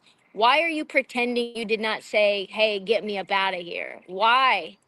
It didn't have to be this way. It didn't have to be so toxic so fast. And I think when you look at how he was to this franchise and what we all thought 12 months ago it would be and could be, well, maybe a little more than 12 months ago, the start of last season and what he did against the Warriors with a broken finger, it just went left so fast. And he and Clutch are responsible for it going left. Like, very in terms of how he handled it. Now, I don't think that the Kings have surrounded him with maybe as much as he would want. And Kenny, you've been very clear that, like, how much more do you want? But if they're telling him that they're going to do X, Y, or Z and they don't, there's a reason to be frustrated there if they can't get deals done and he feels like they can't get them done and he's getting the Dame treatment where Neil O'Shea was like, oh, we're going to get CJ McCollum and not like a high value marquee player to be alongside him as a co-star. But they went and got DeMar DeRozan, and that wasn't exactly the most clean fit. That was somebody that was on the market that they could go out and persuade to come there. But he has a responsibility to live honorably and to come and show up honorably. Just as we hate Nico Harrison for what he did to Luka, like I think that the onus and the responsibility should go on De'Aaron in terms of how he acted on the way out too. I agree, and this happened when I'm with Damian. I'm not gonna involve anybody. I'm not gonna speak about nobody or nothing like that. But there were I know there were other factors involved. Yeah, but what I'm gonna say is there were tweets that were put out there that were, trying to kind of say, like, oh no, I don't know what you're talking about. Nothing that ever happened. We didn't ask for it. He didn't ask for anything, yada yada yada. You combine that with the goodbye letter and the wording in there. And my thought was like, man, hey, stop playing with us, man. Like, stop playing with us like we don't know what we were seeing, what we were hearing, what people were telling you guys were telling people. Like, stop playing. Like, if you wanted to go, I'm not gonna look at you crazy because, like you said, he has reasons because of being, lied to or not being able to get it. Like, fine, that's the reason, but don't lie to us and don't play with us right now and say, oh, we wish we would have been here forever. Nobody was telling you to leave. What are you talking about? Yeah, you had the opportunity to sign for the same amount as you're going to sign anywhere else. You didn't make all NBA, and so that caused you to think about your life and your future. And maybe you're going to Texas because there's no state tax. Maybe you're going there for family reasons, to be closer to where you grew up, closer to where your family is on both sides of the aisle there. And that's fine. Like, you have that choice. That's up to you, but don't lie about it. Don't sell on the court and play poorly or not give your full effort and tell us that you're not trying to leave and that we're getting it all wrong. That to me puts a sour taste in the fans' mouth, and you've been there too long to do that to the fans. That's all. That's all we're saying. One last thing that I want to say about Zach LaVine, which maybe I'm just a sucker for a good story or something like that. But he had his issues, previously in his career, whether it's injury, attitude, all this other stuff. I posted the other day on Twitter, and I remember when this happened. I remember when I saw this on Media Day. His Media Day talk, like nobody asked him a question, and he had this long talk about, I did some soul searching. What you say? What's good? What's good? Do you hear that bumping? Is that Tweaker? If you had to guess what car that was coming out of, what would you guess? I would say like an old school. That's what I would say as well. That is not the case. It's a bug. What is it? A bug? A beetle? What is it? It's a beetle that was coming. They sound like they were playing Tweaker. They were playing a little Jello coming out of there. That's crazy. That is insane. And Buddy came out the car not looking like he drives a Beetle. Coming out like he listens to Tweaker. Go on, man. Never judge a book by its cover. You can't do it. No, you never know. In these streets, back to Media Day and the good story. Go ahead. Yeah, no. So Zach talked about, look, man, I had to do some soul searching, and I had to look in the mirror, and I want the past to be the past. I'm moving forward in a positive direction, and I only bring that up because he's done that. Like, he has done that since then, and he's played that way. He's handled himself as a professional, like he said he would. And do you think it's possible that maybe he has turned over a new leaf in his career, and this is the way he is going to be moving forward? Yeah, I think that's definitely possible. What I'll say about Zach is, you're right. He He came in from the off season and realized I could languish here in Chicago. I could just spend the rest of this contract becoming a joke, sitting on the bench because Chicago wants to have a development situation with all their young guys. If they can't trade me and they don't feel like they can boost my stock, then what am I even really doing there? And then you get into a situation if your contract is over and you've been playing that way or not playing much at all or in a diminished role. Oh no. Oh, there we go. And now your contract moving forward. And now your contract. What is he saying? Hold on, what is he talking about? Well, don't say that, because then he gonna know that I you're don't know. listening. I don't know. It's not my business. You He said, never "What you know. want over here, huh? Hey, look, you want some of that crab over there, Daddy? Hey, look at that girl in the white shirt Hey, there. Woody. Ma." Hey, Woody. So I think he had a wake up call, but I think the good thing is that he knows that the Sacramento Kings as a whole, when he was his hottest, when he was in the crossroads of his career for a contract, that Sacramento wanted him. It's not like we just need the salary match, you know? We need to get rid of De'Aaron Fox. It's a fire sale and we want to figure it out. It's no, we wanted you to begin with. So I think there's like a benefit to that situation for him as well. Yeah, I think he's gonna do good out here, man. I don't know what that results in. I don't know if it He means like. can't play a lick of defense, Kenny. Cannot I play think a that's lick of cap. defense. I think that's cap, TK. I think that's cap. I think that's overblown. I don't What think is he's. tell me what his defensive rating is right now. James went over it yesterday. I think it's like 126. no, I think it's like 116 or something like that. It's higher or worse than Fox's, right? But Yeah. somebody, I think it was our guy Bobby Gerald, or maybe it was Will Z. They put out that for their career, I think it's better than De'Aaron Fox's. Like, and it's like they're the same. It's like 114.5 to 114.3 or something like that. I think that I'm not saying he's Amin Thompson, but I think he's not Luka. He's not Luka. He's Luka. He's not Luka. That's cap. He's Luka. He is. He's not Luka. He's not Luka. But Luka can sometimes put his body into people. That's a big body. It's a Big body. It's a big body. Let's go there, man, because this is crazy. This is still crazy. 3-4 days later, this is still crazy.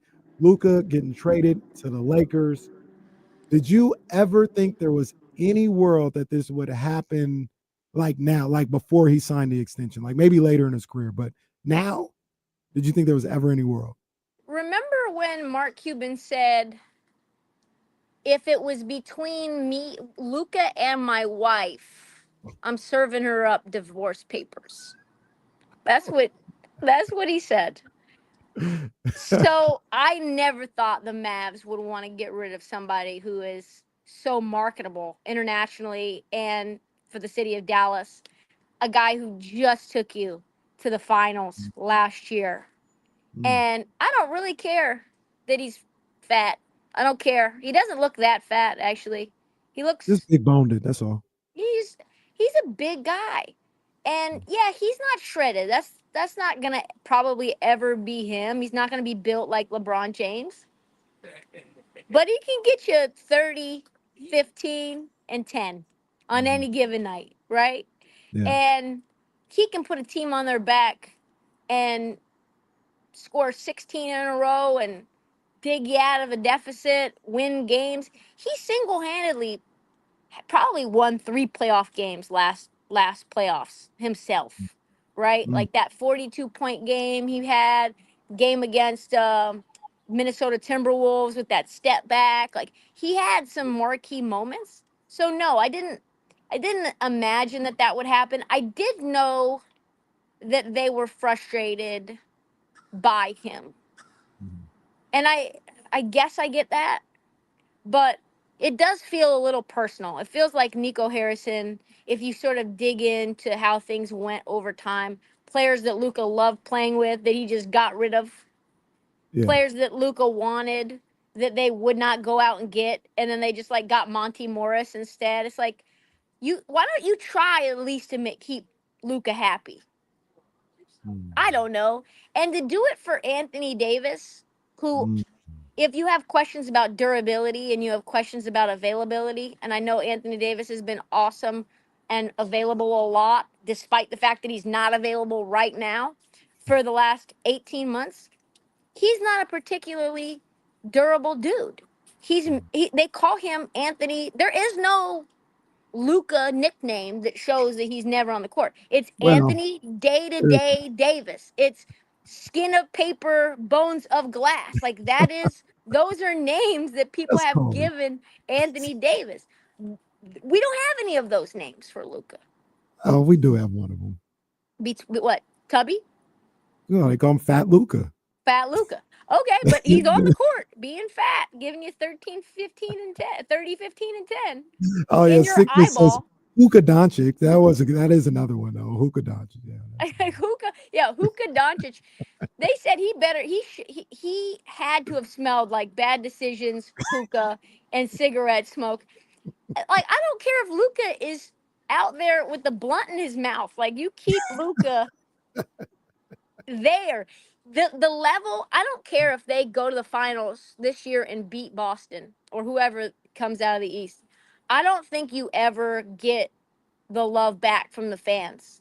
I just don't think they're gonna forgive you. The excitement that Luka provides on a night-to-night basis for the next 10 to 15 years, that being ripped away before his Supermax extension and costing him $116 million when he had no intention to leave and wanted to spend his entire career there.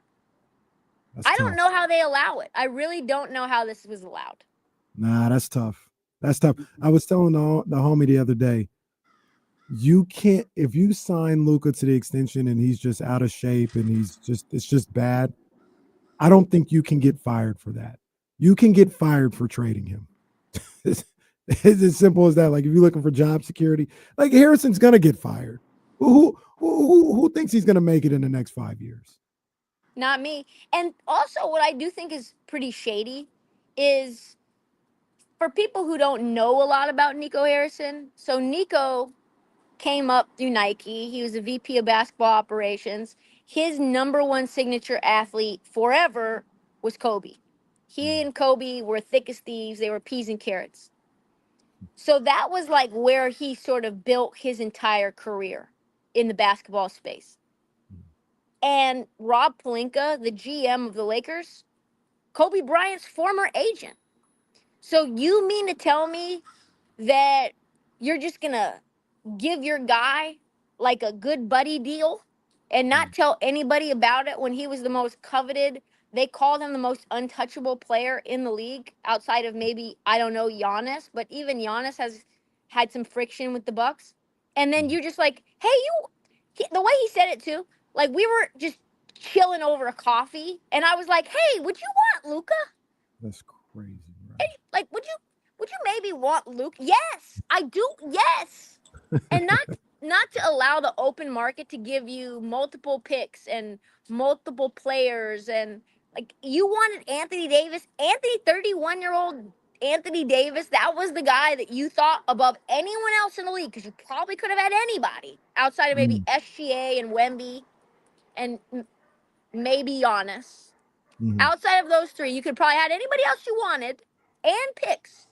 And you were like, no, it's Anthony Davis or nothing for me. Fireable offense. I ain't gonna lie to you, man. TK, go back, enjoy some beignets, enjoy there's no green in New Orleans. It's all brown fried fruit. No, I had a bunch of green. I had a nice green salad today.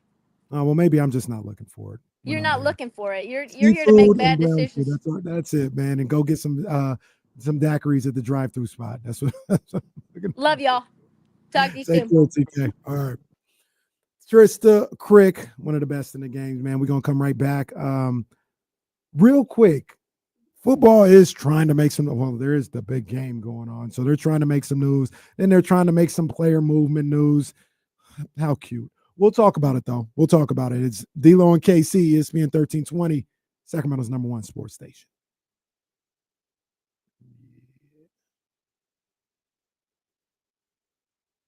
Yep. Sounds good.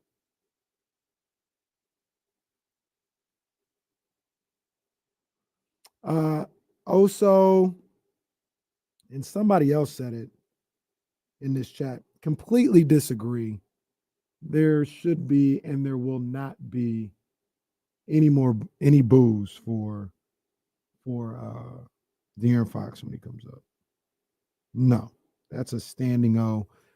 He's never getting booed here unless he says something. Why would you boo? I don't know. Because he won it out, but so what? He did 8 years. He's fine. Damn, talking about Fox like he got out of jail. He did 8 years, huh? Like he's Jacob Fatu. I think them people hearing stuff too. If you look up in your studio, just random.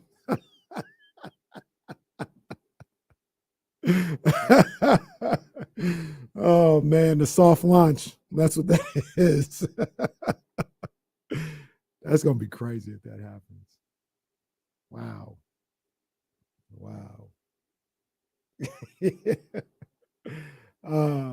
Damn, I can't mute and I'll just text you.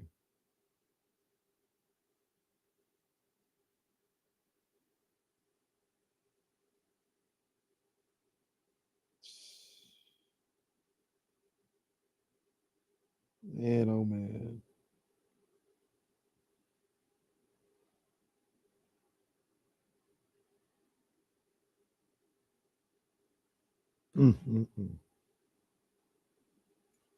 Save us all.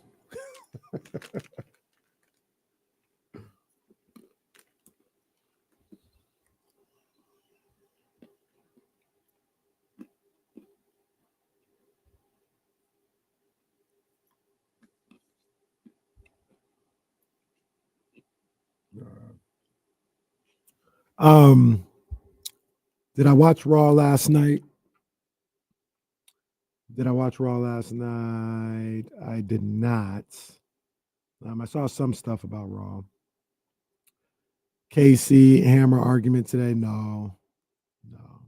That's my boy too, by the way.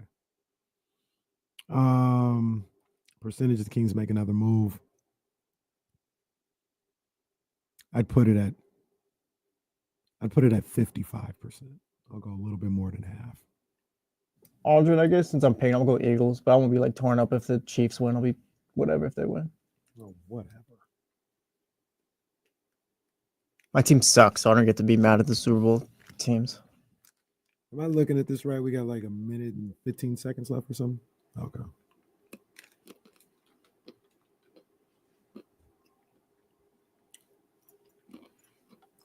Steve, he probably does. It's kind of what we do here, but so yeah, he probably does. Not a very long one, but pause. But yeah.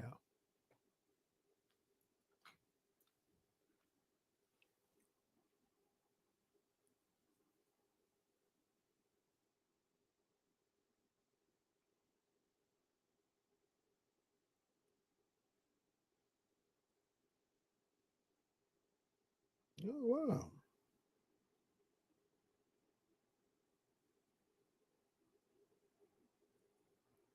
Yeah. Like, yeah, if he's down, then yeah. Come on.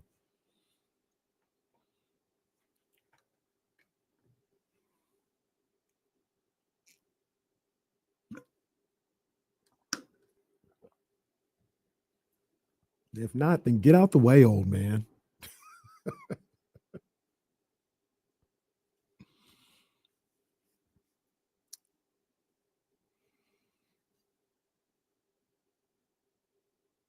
D-Lo and KC, ESPN 1320 on this Tuesday afternoon, Sacramento, California. A lot of people asking, are we getting a Zach LaVine press conference, introductory press conference?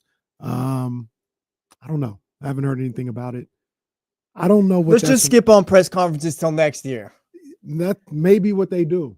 I mean, maybe, yeah, we just take the L right here. We'll just resume next year with whoever it may be, or Minor or West. Don't they always have one after the trade deadline, regardless Figure, if they make a yeah. move or not? Yeah, so maybe they're waiting for that. I mean, you figure you have one after you fire your head coach too, but well, that's a whole nother thing. Dallas didn't, at least so far, they didn't have a press conference for AD. He was just available during a little press scrum. yeah. I don't know if that's all they're going to do or not. Nico Harrison, honestly, talking to media after trading Luke is enough for me. Dead man walking. Nico, that was crazy. That was crazy. So we're going to talk about, because there's a few more things to talk about with that. Me and Jesse will talk about it. Jason Jones, we know we're going to talk about it with him coming up. But football, I guess, they're trying to have their little week or whatever, their little Super Bowl week or whatever, I guess. I don't know, man. Whatever, man. NBA doing work right now. Shout out to the NBA. Fighting fire with fire. Putting that trade deadline the same week as the Super Bowl. I see you work it out in silver. Nah, it's not going to work. Super Bowl is going to do 140 million viewers or whatever. But a couple of newsworthy things from the NFL that, number one just flew completely under my radar. Chip Kelly, offensive coordinator of the Las Vegas Raiders? What? Chip could coach offense. Can he? Yeah, he can't lead a team, but he could coach offense, I think. He didn't do that good at Ohio State. Ended up winning a national championship. But he couldn't figure out Moore's defense. I mean, he couldn't figure out this dude Jerome Moore's defense in the biggest game of the season. So that's interesting. And I do just think his style of offense, I feel like the game has kind of passed him by. The NFL game, maybe football in general, has kind of passed him by with the way that he goes about coaching offense or putting together an offensive scheme. You put him with Pete Carroll, I think they'll be fine. I don't think like Josh McDaniels could coach offense as well. Can he lead a team? Hell no. But like that's just what those guys do, like kind of like Wade Phillips types. They specialize on one thing, but don't give them too much power. I think that's easier to do on defense than offense, though. Because offense. Well, yeah, you don't have a quarterback either. Yeah, offense. There's a lot of different variables. I think a guy who's just a really good defensive coordinator but not a good head coach, I think that is transferable, a little bit easier to transfer, into success than a guy who's not a good head coach with a good offensive coordinator. Well, yeah, because you still need the guys, and like frankly, the Raiders have one guy right now. It's a tight end. Chip, when he was head coach of the 49ers, he used to do a weekly show with the radio, the morning show guys, Murph and Mac, out there in San Francisco. And he was actually a really intriguing guy. Like, I don't know what I thought about Chip Kelly or the type of person I thought he would be or something like that. But when you hear him speak and have conversations, like, he's actually pretty engaging. Seems like a nice guy. Philadelphia Eagles seem like they hate him. The players? Yeah, the players. Once again, he may not be a leader of men. He may be a nice conversation, but not a leader of men. That could be where the. Which one was Joan from accounting? Was that Tom Sula? That was Tom Sula. Tom Sula was disheveled, and he struggled.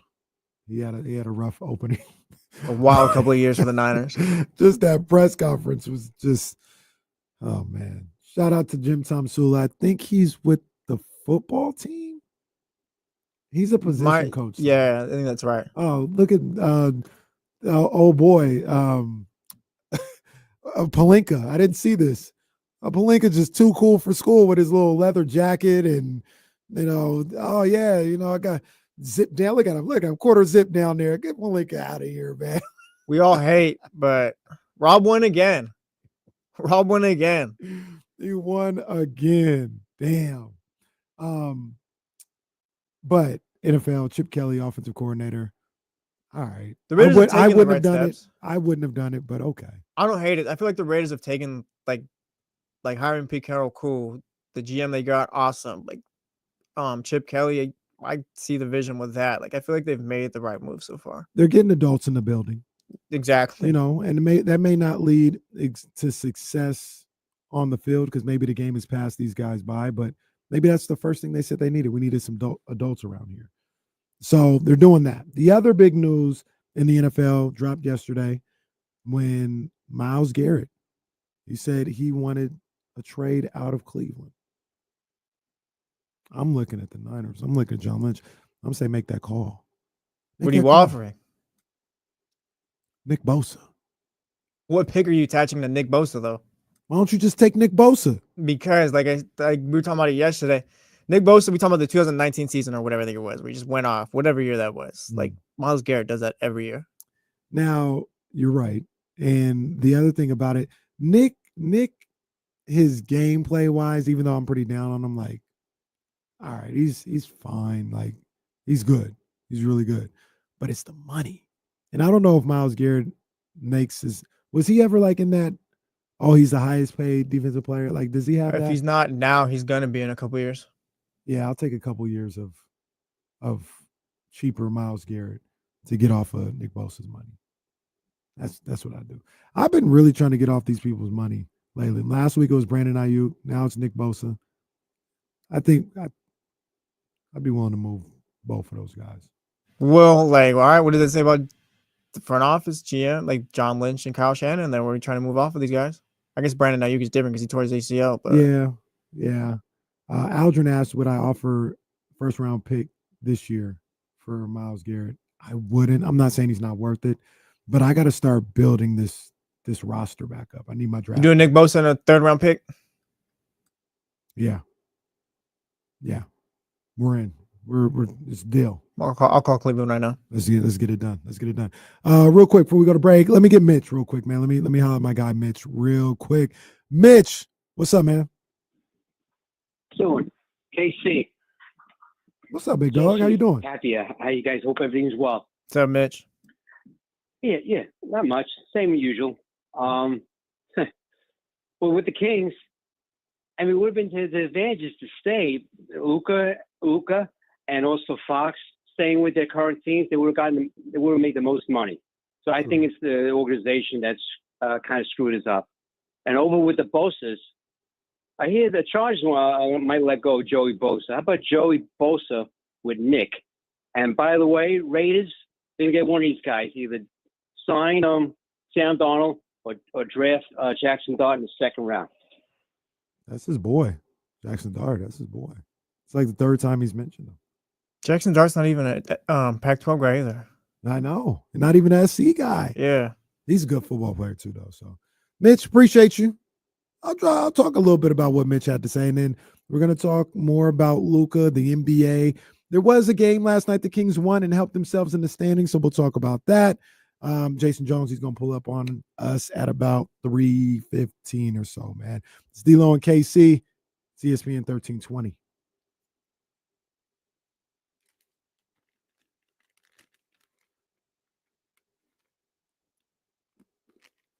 Oh, Knicks Celtics on Saturday. Mitch has been cooking lately, David J. Mitch has been on it with the calls.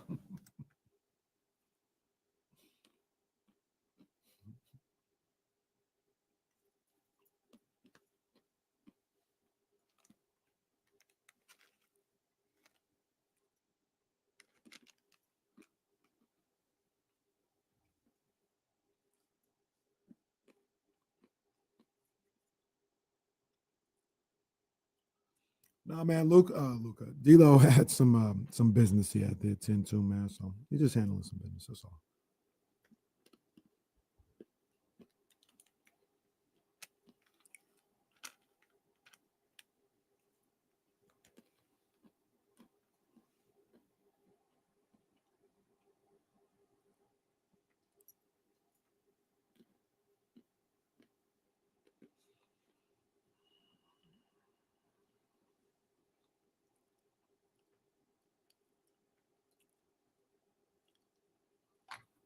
Do the Spurs make the play-in this year?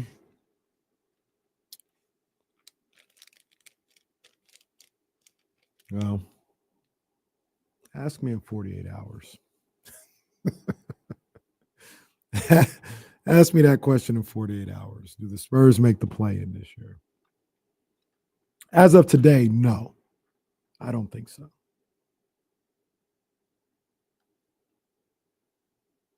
We ain't no Luka jersey. We ain't get no Luka jersey around here. Stop, don't play that. Nah, I'm not in any of the leagues right now. I might be getting one at Wackford. I might be getting one in Wackford on Wednesdays, but I was thinking about it the other day, and I'm a little old to be run up and down the court. I want to. I'm always going to want to play. Always for the rest of my life. I'm never going to get over the fact that I'm not playing competitive basketball anymore. Never will. But I'll be 42 this year, man. I'm running up and down the court. With that being said, hey, if you need one, holla at me, man. I don't know if you're on Twitter or whatever, man. DM your boy something. Hey, just like that. I'm back in. But yeah, I don't know, man. I don't know.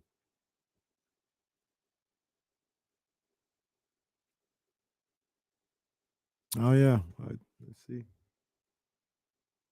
Yeah. Where's it at? Oh, here it is. Hey man, I won't mention this guy's name. I'll give him his initials. OJS. That's still hilarious, man.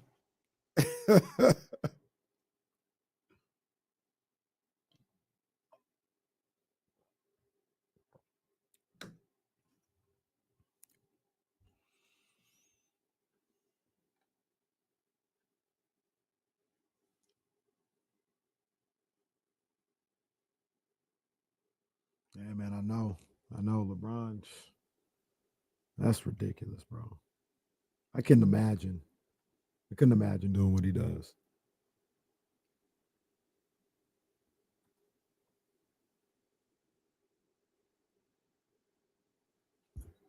I don't know, Brett.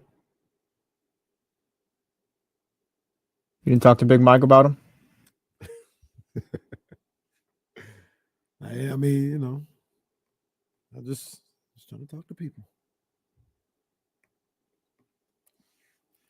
D-Lo and KC, we are, my math is correct, 48 hours, less than 48 hours away, about 46 hours away from the trade deadline.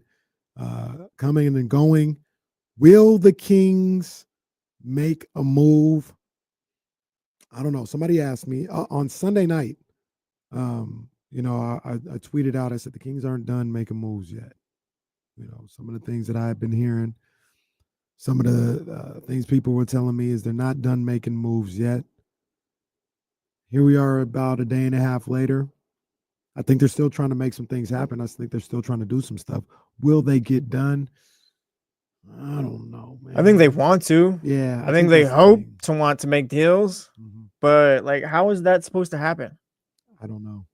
Maybe it's Valanciunas because he's a lot cheaper. I guess you'd be trading Trey Lyles on that because the salaries match. But, Cam Johnson and John Collins, I don't see how that's possible at this point. But am I tripping? I don't think I'm tripping, but am I being realistic? I don't want to give anybody up. The problem is I need more players. So Trey Lyles, I heard James breaking down the trade exception thing earlier today. And I think they got a $16 million trade exception. And you can't combine that with money. And you can't exceed a player for $16 million. I mean, in Washington, can I give you 2 second rounders by trade exception and I get Valanciunas? I don't know if that fits on the cap or anything like that. Yeah, I might do that.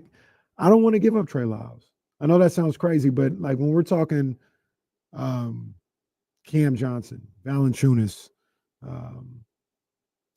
John Collins.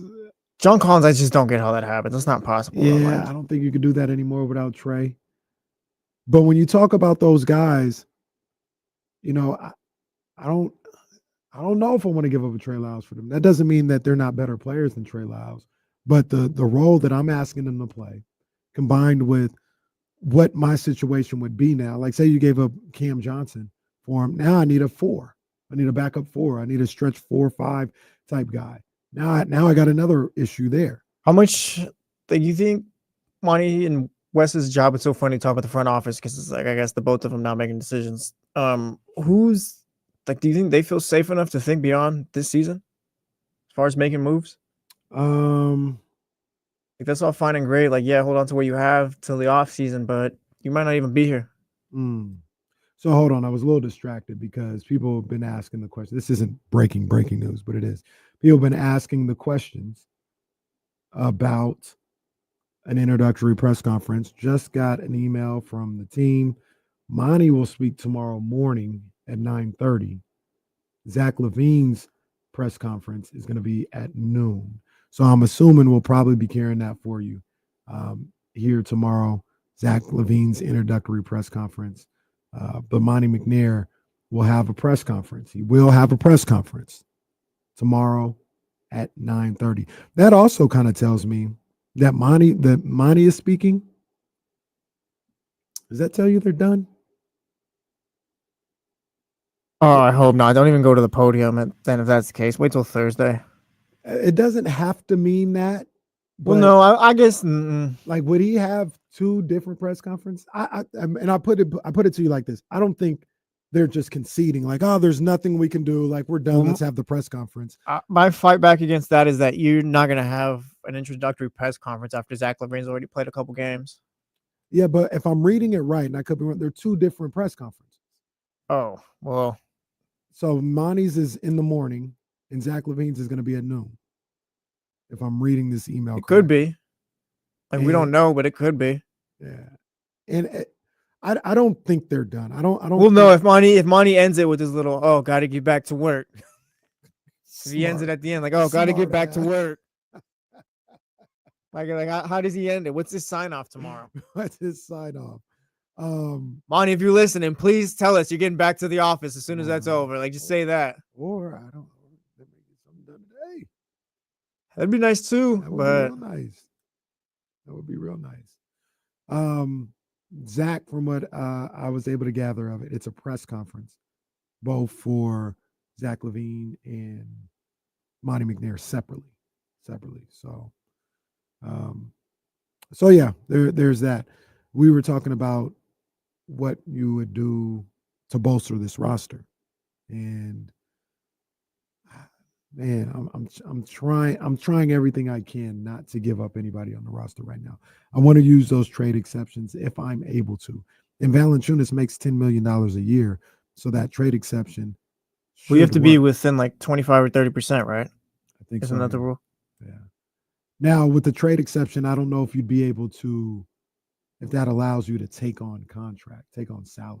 Because I know you can't you can't combine the trade player exception with salary. Mhm. Like, it's separate. I know that. It feels like, I think it's just its own separate. Yeah, it's thing. its own thing. Like, you can't combine it with like Colby Jones's 1.1 million or whatever. It doesn't work that way. That's what I'm under the belief of as well. Who we got on the line? We got Frank. Frank, let's holler at my man Frank. Frank, what's good, man? Hey, how's it going, KC? How do you feel about Robert Williams and Cam Johnson to Sacramento? I like that. I do. Is he gone? Yeah, Frank John. Okay, I was going to ask him how that happens though. I don't know. Rob Williams happens with Trey Lyles. It happens. Cam with Trey Johnson is not Lyles. possible, I don't think. Yeah. I don't see it. And once again, oh man, I know you got to give up something to get. And Trey Lyles isn't this franchise player, but I'm just thinking about it like I have is like, if the issue is bodies, okay, like you're losing a body in a position and you're just you're covering up one hole and another one's open, or damn. We'll play on. We'll play on. What are we holding on to though on the bench? Ideally, like we're holding on to Trey Lyles' 5 points per game. But Trey Lyles is position. So Yeah, say but you get just Cam- swap Trey Lyles like if who- it's about like with another big man, I guess. Like just a different kind of production at this point. Because it's like ideally, what are we holding on to? Like, is Trey Lyles lining it up? No. Like No. maybe do you try something else at this point? So here's what I'm thinking. You have Trey Lyles, he's a 4-5 type guy. If you need a 3-and-D guy, right? If you trade, and we know math-wise it's not going to work. If you trade Trey Lyles for Cam Johnson, you've got your 3-and-D.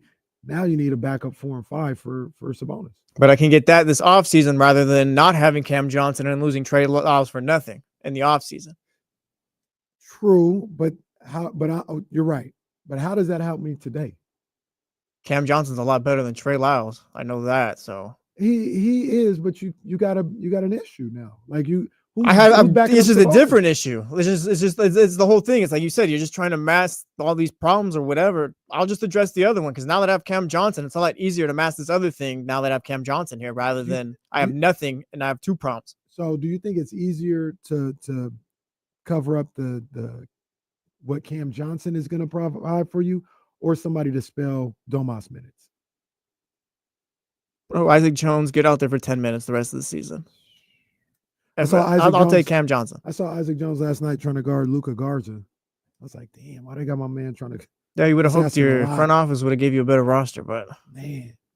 Or like I said, you trade because Cam probably. But I don't think Cam is possible, by the way. Yeah. So we'll talk about Valanciunas. If you put Trey Lyles in the Valanciunas deal, you still got the issue on the wing. Yeah, but but I can still.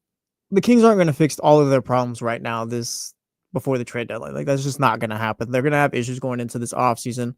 I think Valanciunas has another year where next year he'd be expiring, I believe. So I'd rather have that than Trey Lyles, who's expiring this year. It just gives you more to work with. Yeah, we're not fixing the Kings' problems. Like just for everyone out there listening, whatever the Kings' problems have, we can fix one. Maybe you can fix 2, but like not everything is getting fixed this season. Like it's gonna have to go in the offseason and figure out, all right, what do we have to do now? Yeah, I think I would like to use one of those trade exceptions, and man, I kind of feel like you're gonna. Somebody said it in the chat, man. It's gonna be buyout market type stuff. TCG in the chat says we absolutely need a viable backup for Domas. More important than wing depth right now. Come on, Jesse. I'm not arguing that. I'm just arguing like, yeah, I'm not holding on to Trey Lyles. Like if there's a deal for Valanciunas out there, like I'm letting Trey Lyles go. That's even fair. if it's 1-to-1. That's fair. That's fair. And you can. It's not about where you're adding. It's just about I'm not holding on to these bench guys if there's options out there. Now you can do. Tell me if I got this right. You could do Trey for Valanciunas, Trey and a pick or 2 picks for Valanciunas, and still use that just as a salary thing, and you still have your trade exception that you could use on some random wing. Yeah, that might be the way to go. That might be the move. Want to hear what you think? Got to say, man. The Elk Grove Kia Talk Line 916-909-1320. Who we got right here, man? All right, it's Bo. Hey, Bo. What's up, Bo? Hey, what's going on? How you doing, man? Doing good. I just I was listening to you guys right now for trades, and I think I got a trade for you that fixes both problems. Okay. With these trade exceptions, we can grab J-Val and not send anything out for 2. Who's that? I missed you. Who's that name again? Jonas Valanciunas. Okay. So we can do that for 2 second-round picks, and then we can go to the Raptors and fix that wing issue. It's an expiring deal, which is perfect, and go get Boucher. And we could probably ship off 2 more seconds for Boucher. So talk about that a bit, but I think that works short-term this year, has no impact on us next year. Boucher would fall off the books. So I'll let you guys talk about it. Nah, man, appreciate it, Bo. I like Chris Boucher. I do. That's a name that we don't hear a lot about.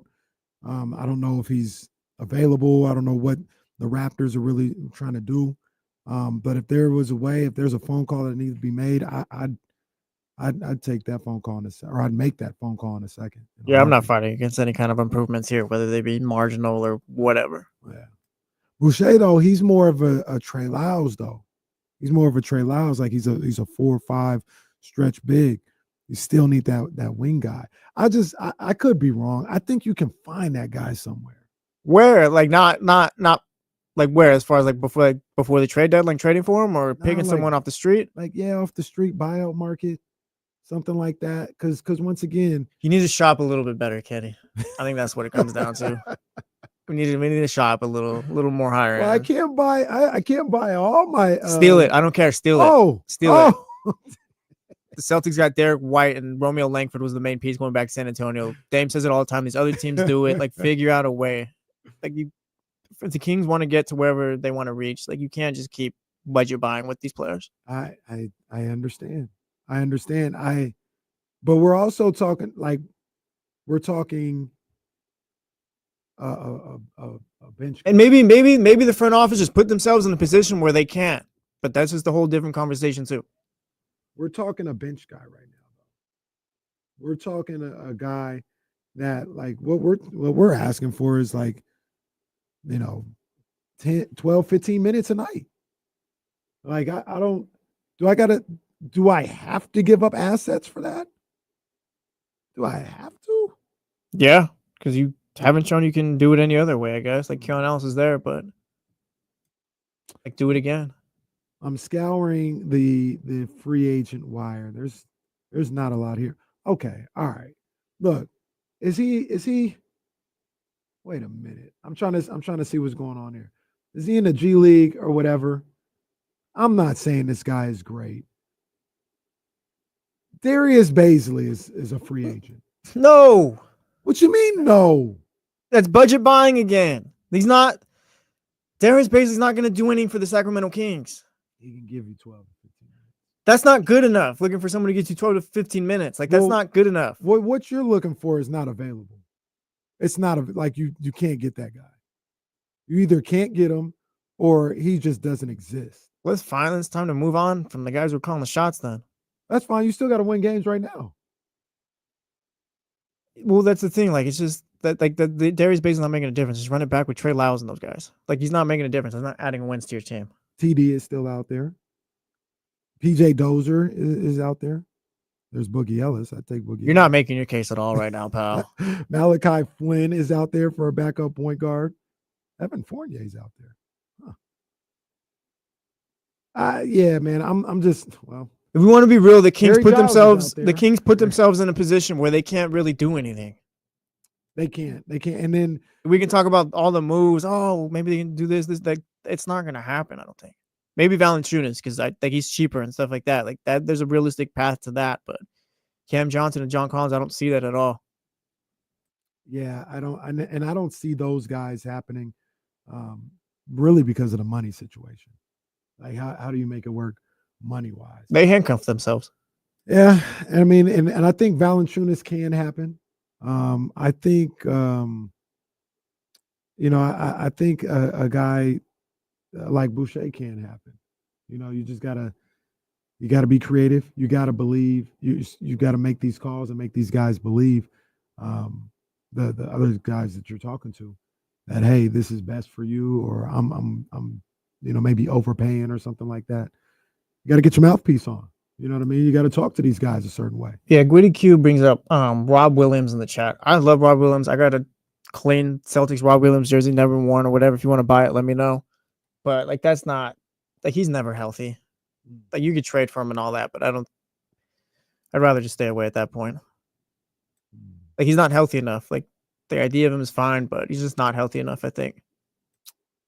So you think if they can't make a trade for Cam, or I wouldn't be against Rob Williams, but it's like, all right, hopefully he's able to stay on the court for you guys.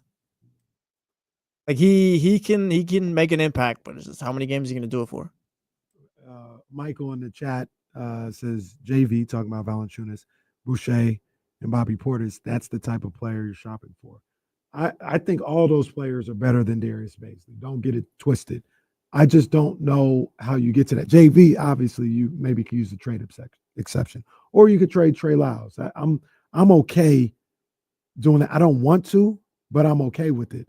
Portis and some of these other guys, I just don't know how they happen. They don't. Honestly, I think this is what the roster is with including Zach LaVine after the trade deadline. I think they're trying, but like whatever you've been trying for however long, it's just I don't see anything realistically happening. I hear you. Unless it's someone that just doesn't make that much money that we haven't really talked about or anything like that. Unless it's like one of these Boucher guys or something like that. So let me ask you this, and I see you on the phone line, so hold on, give me 1 second. With what they have, Zach LaVine coming in, can they get to the playoffs? Yeah, because the funny thing is they're only 3 games out of 6th. That's like the whole kind of, I guess, ironic thing about this trade. You traded your franchise player, but does anyone think that they're just going to fall off the face of the earth? No. James, I guess, but I guess I disagree with James. I don't like. They'll be a play-in team, I think, no doubt. Yeah. And it's not the craziest thing to assume, hey, they can make up 3 games and finish top 6. Yeah, if these guys are able to stay healthy, I think they for sure are in the play-in. I think this group as is can make the playoffs. And there's a lot of stuff going on. Like, what do the Lakers look like right now? What do the Mavericks look like right now? Minnesota, they can't put any, long, sustained run together. What does Phoenix look like in 2 days? You know what I mean? Yeah, who knows? There's a lot going on, man, and I think I want to get some pieces, but I think if you were able to stay as is, That's got to hurt a little bit too when seeing the reports. Oh yeah, the Spurs are going to try and go after Cam Johnson now. Yeah. What you couldn't get from the Spurs, they're going to try and use for Cam Johnson. I'm sure they've got more assets. There's not Yeah. even if you would have gotten some of those assets back, the Spurs still have more assets. Like that's just the nature of what they've been doing as of late. They've got more to give. It's like OKC and all this other stuff. They got more to give. That's just all it is. I'm not sure who that was on the phone. Hit us right back. I don't know what happened there, but hit us right back. Elk Grove Kia Talk line 916-909-1320. Want to hear from you guys on what the Kings can do. What should they do next? I don't feel like they're out of moves, but man, I think they are. They got all those second round picks though. They can't. You can't work out something with Washington. Do you trust that they could? They can, yeah. I'd see like maybe there's realistic options, but like ideally knowing how they have worked and moved and all that, do you trust that? Yeah, they will bring in a Valanciunas. Do I trust that they will bring in one? No, I don't trust that they will. I don't trust that they will. I trust. Say they have the second round picks. Do you trust that they will make a move? Somebody asked me during the break, what's the percentages? I'm going to stick at 55%. That's above half. It's above half.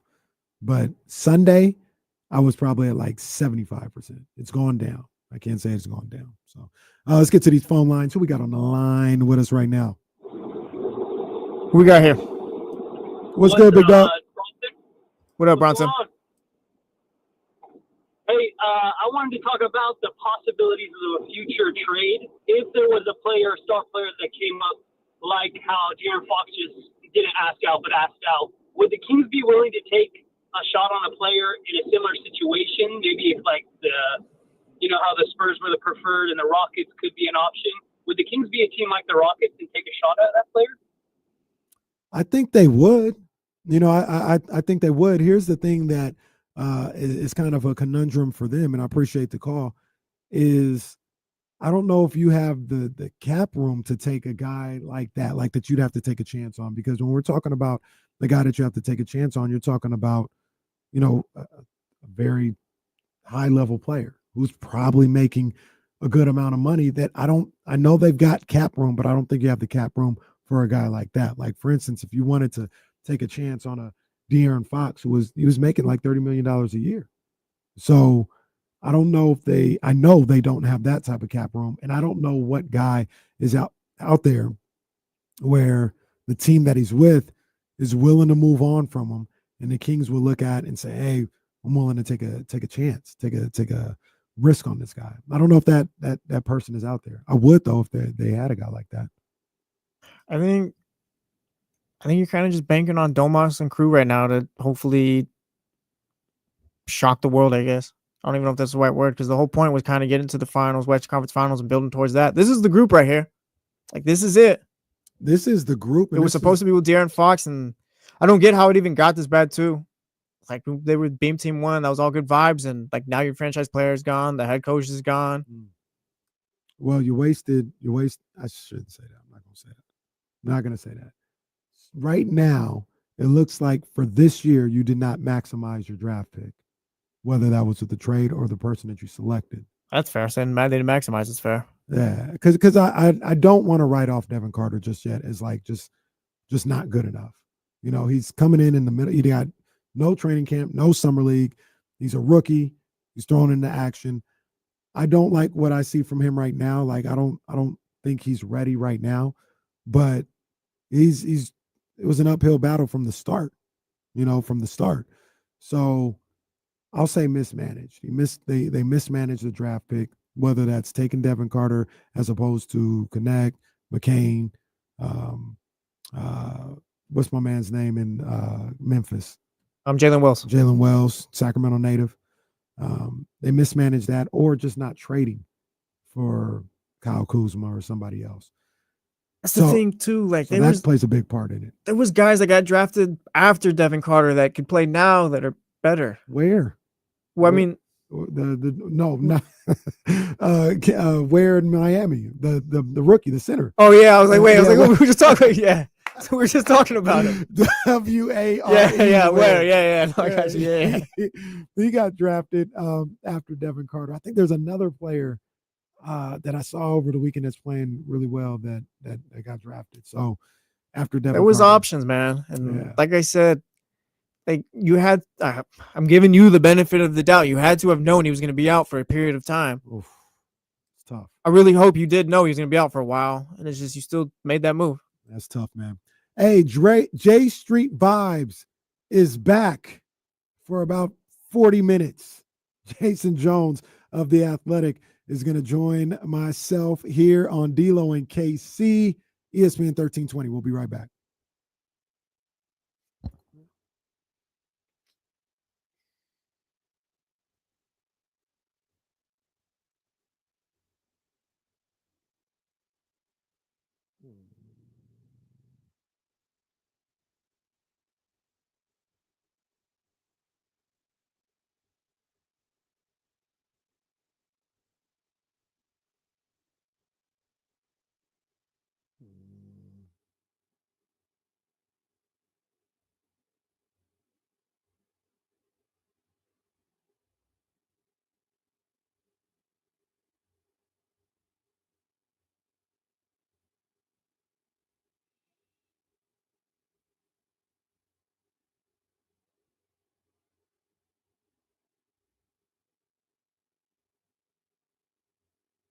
Steve, I thought it was another KC heel turn. I was like, we've been talking about these options all year. What do you mean?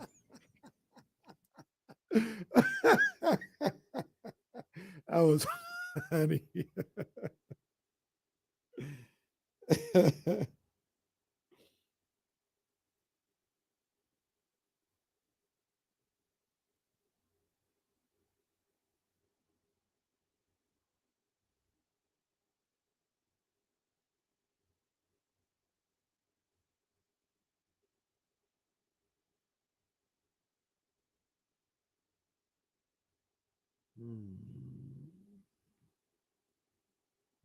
Who's on first?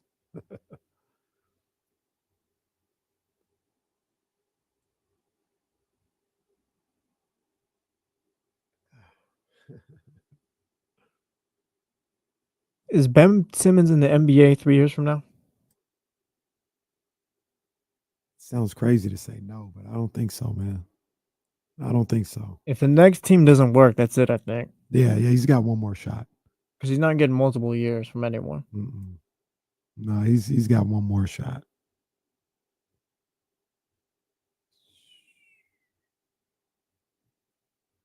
That'll probably be a 30 for 31 day. Huh? Man, he was supposed to be. He was for a second. I mean, I wasn't buying it to the degree that people were saying it, but you're right. Like there was that conversations. Year they I played think the Celtics. Yeah, it was like, yo, he's the next Magic. Like, damn, okay. There were points I think where it was like, oh yeah, do you stick with Ben or do you go with Embiid?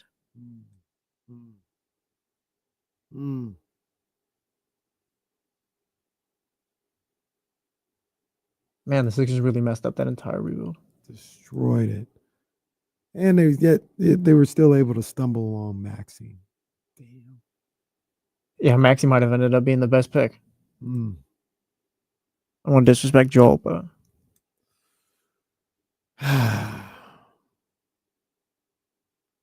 well, that's a what if.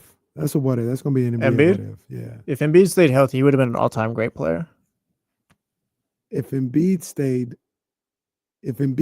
healthy, nah, he wouldn't be. I was about to ask something. I was saying, if Embiid stayed healthy, would he be what everybody thinks Wemby is, or is going to be? And Wemby, that's 7'4". Wemby has a higher ceiling, I think, just as far as what he can do and all that. But like Embiid would have been along those lines, I think. Yeah, the difference between the two would have been that 7'4" that Wemby is crazy. That's what just makes it. That's what makes it crazy. Embiid's supposed to be back tonight, I believe, too. Really?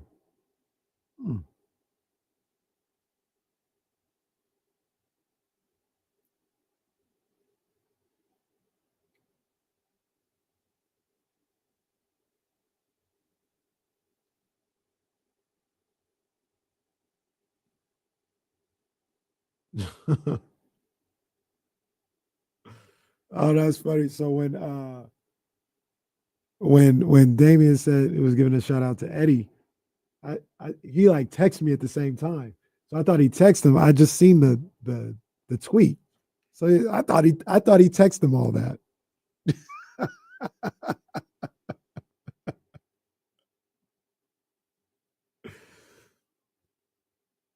D-Lo and KC here on this Tuesday afternoon as we wind some things down. We got the professor, Jason Jones from The Athletic, pulling up on us in just a couple of minutes. Do we got time to take this call real quick? My man's been waiting. A caller from earlier, I think. Oh, well. We already talked to him. Why do you call back? I don't know. Let me see what he wants. I thought so too. I was like, oh, okay. Like, by the way, for those that are new, we don't take two of the same calls on one show. Yeah, that's it. That's a radio rule. Yeah, that's a radio rule. You got one shot per day, and in some situations, not ours, but I remember like in some situations, they'd be like, "Hey, man, you called 4 days in a row, bro. Like you're gonna have to take 2 days off or something like that." We don't necessarily do that here. Shout out TC. Shout out Mitch. You guys call as much as you want to, man. It's all good. But yeah. You know, we're trying to figure some things out. I asked Jesse a question during the break because we were talking about what ifs and we were talking about Ben Simmons and all this other stuff. And I said, is Joel Embiid, will he go down as the greatest what if? No, Derrick Rose still. I don't even think he's ahead of Penny yet. We're talking what ifs as far as injury and all that. Yeah, we still saw Joel Embiid play, and like if we're gonna keep it a buck, he has been his own fault for not getting to the conference finals a few times too. Like Joel Embiid has had opportunities. We've seen enough, at least. I think I'd say. Do you think Derrick Rose, if he would have played his career, would have been a top 10 player of all time?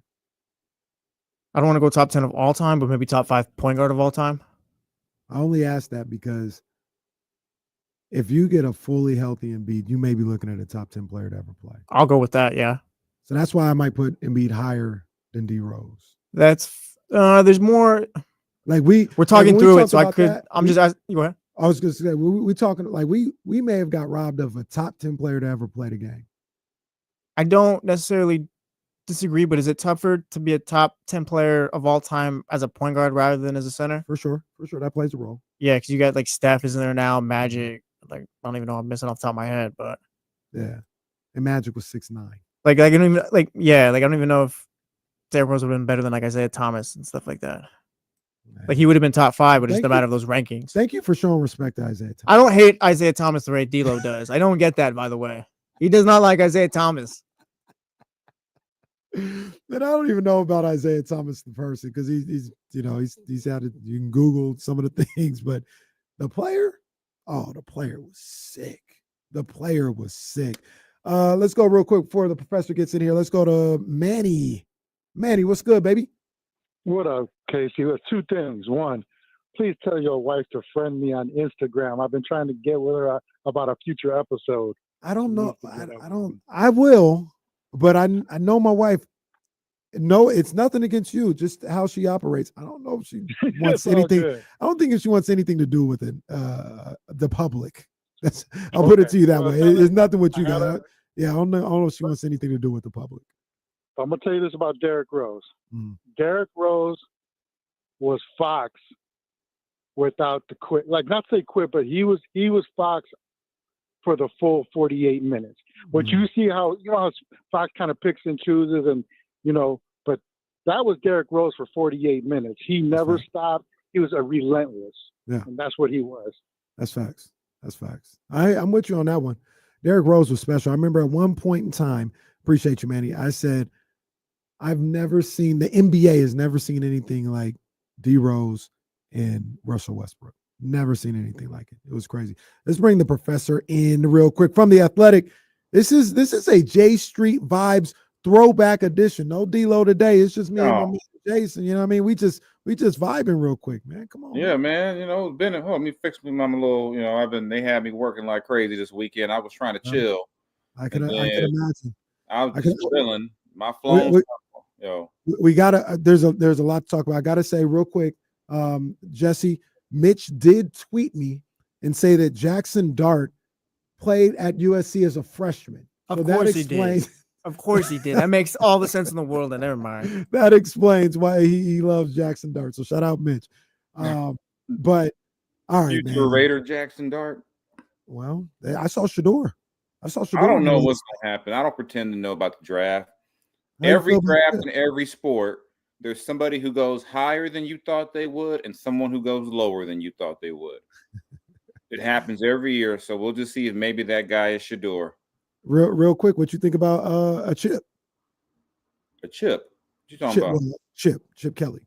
I'm fine with an offensive coordinator. I think I've never had.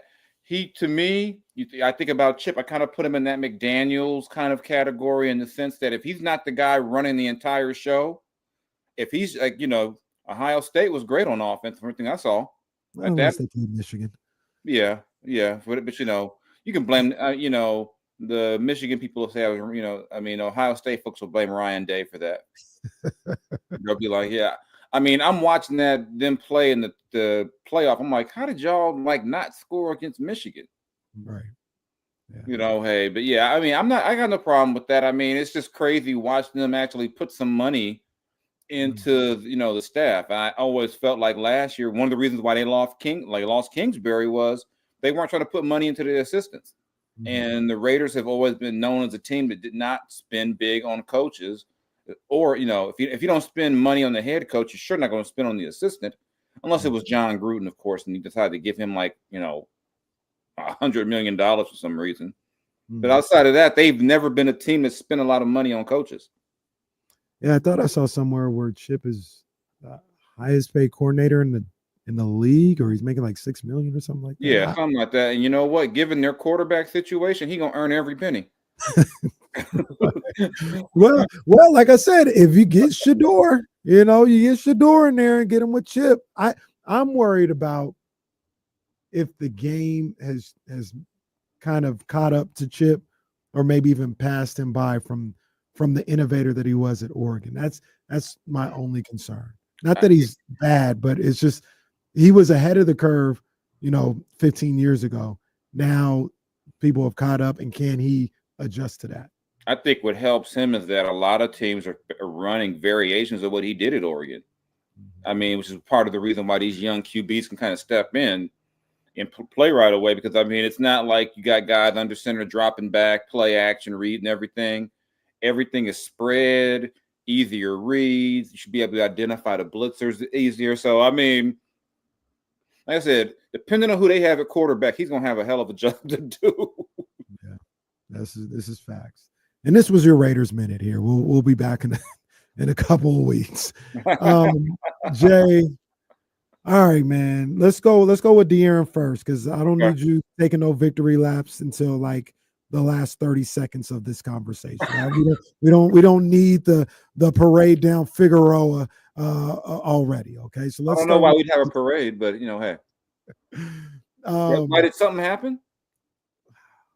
We'll get to it. De'Aaron Fox. Let me ask you the question I've asked a lot of people have been kind of frustrated about here in Sacramento. Do you think they got enough for De'Aaron Fox in a trade? Just objectively looking in, I would have liked to have gotten one of the younger guys from San Antonio. I'm like, you weren't going to get the rookie. You weren't getting him. But maybe a Keldon Johnson, get one of, I would have liked to have seen just to get one of those guys. Obviously that first round pick from Charlotte looked really great till you realize the protections and you realize there's no miracle in the world where Charlotte's going to not be in the top. Ain't no way. They're going to lose that pick. Yeah. I do, I think, you get Zach LaVine, who I think is a really good player.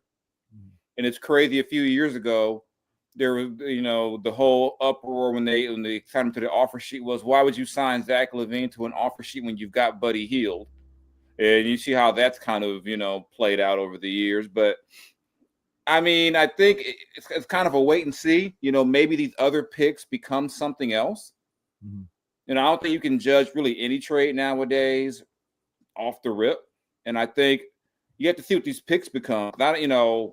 You look at it, if you got a San Antonio pick in 2 or 3 years, what are the odds it's going to, barring a catastrophe, that's not going to be like a top 10 pick.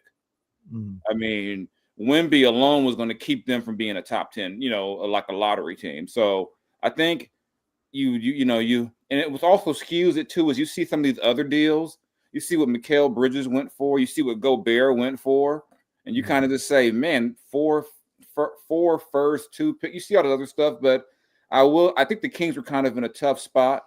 Every team in the league knew that if they traded for De'Aaron, the odds are they weren't going to be able to keep him. Everyone knew where he wanted to be, even if he never came out and said, I want to be in San Antonio. I think it was, the whole, it's a preferred, that's semantics. He wanted to be in San Antonio. Right. And I think if you're another team, you rarely get a team like a Toronto who will roll the dice and say, you know what, we'll take him anyway. But also on the same regard, trading for De'Aaron at the risk of a 1-year rental was not like getting a healthy Kawhi Leonard like that was, a few years ago. Kawhi made you a championship team, and no disrespect, I don't think adding De'Aaron alone makes anyone a championship team unless you've got a lot of other pieces. So I think those things all played a factor. And, I think San Antonio pretty much knew the Kings had to do something. And they probably they drew a line in the ground and said, you're definitely not getting Castle. You're not getting these guys. So you better get a third team to get a player in if you want a player, because we're not giving you that, one of those guys. So I think all things considered, San Antonio made out with a steal in a lot of ways to me, because they give up a pick or, whatever that, they give the Bulls back their pick. But I'd rather have a player over a pick any day.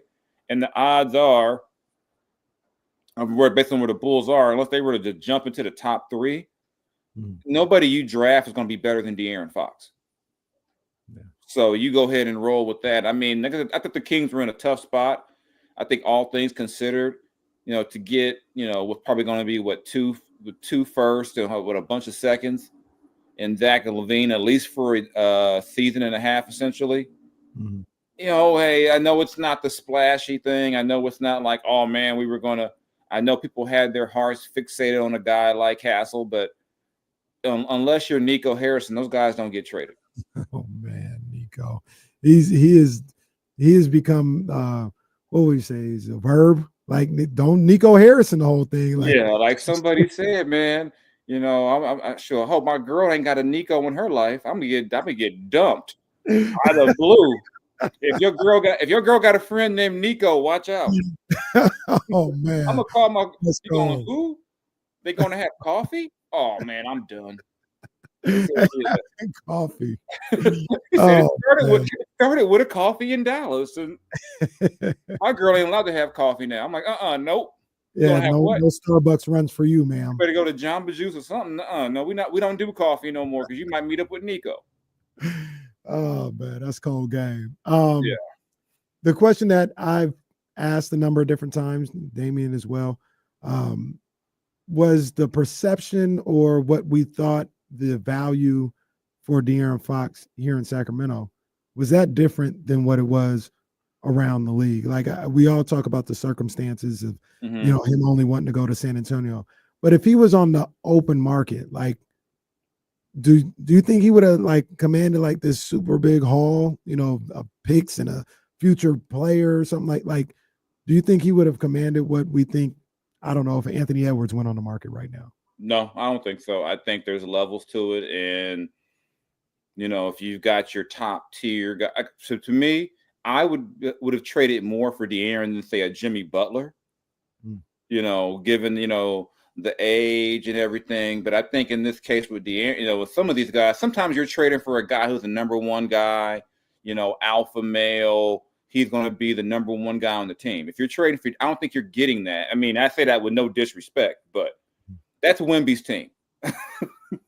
And depending on how Castle develops, De'Aaron might be the number 3 guy. So I mean, I think that is part of it. I think, I know when I was the story I did about ranking the trades and people, I mean, I know my name was, it was a collaborative thing, and someone was saying, well, where would you put De'Aaron's trade? I said, to be fair, you're talking about a one-time All-Star who's had 2 winning records, like full seasons of a winning record his whole career, versus some of these other guys. So I think you put all that together, I think maybe the value of De'Aaron, because we saw De'Aaron from the time he was a 19-year-old kid to where he is now. I think maybe the value locally was maybe more inflated compared to what everyone around the league thought about him, which kind of takes us back to 2018 when someone said in that draft, you trade him now while he's young before the league kind of knows him. The league knows what De'Aaron is now. I mean, we know he can be a great scorer. We know he can be a great defender, but we also know that the kind of that perception are the things that he turns it off and on. And it really was a matter of where you were. Think about it. When's the last time, if ever, you heard a guy say, I want to go to San Antonio? I mean, to me, that was the wildest part. Everyone's usually say, I'm going to get, and I also felt for the fans too, because you look at the last 2 or 3 guys the Kings kind of groomed and got to be an all-star level player, both got traded. And then if you want, you throw Tyrese in there as a guy they brought in. You look at DeMarcus, Tyrese. I mean, that's like 3 gut punches. You see these guys, and I think especially like a guy like you have Sabonis still, but still it's different when you see that guy come in as a rookie. You get attached to that player as a fan, and then boom, he's gone. Right. And I think, I said this has got to be a gut punches for the Kings fans, because until this season, I think everyone kind of assumed that De'Aaron, with his personality and kind of the connection he had, I wouldn't have guessed before the year that De'Aaron wouldn't finish the year with the Kings. Yeah, I mean, there are a lot of people who they love De'Aaron. They love De'Aaron here, man, and he's done a lot of really good things. A lot of great things here, like ingratiating himself to the community, to the city, and embracing it, man. And it does suck that he felt like he needed to leave or he's not here anymore. Yeah. The one thing, the business of it all, though, is he was trying to get in All NBA Supermax, and then he was also trying to get just a max contract extension.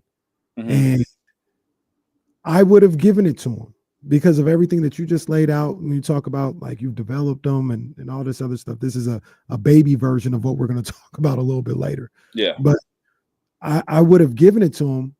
But you said earlier, you're looking at a guy where he goes to San Antonio, and if they're going to be a championship team, he might be your third best player.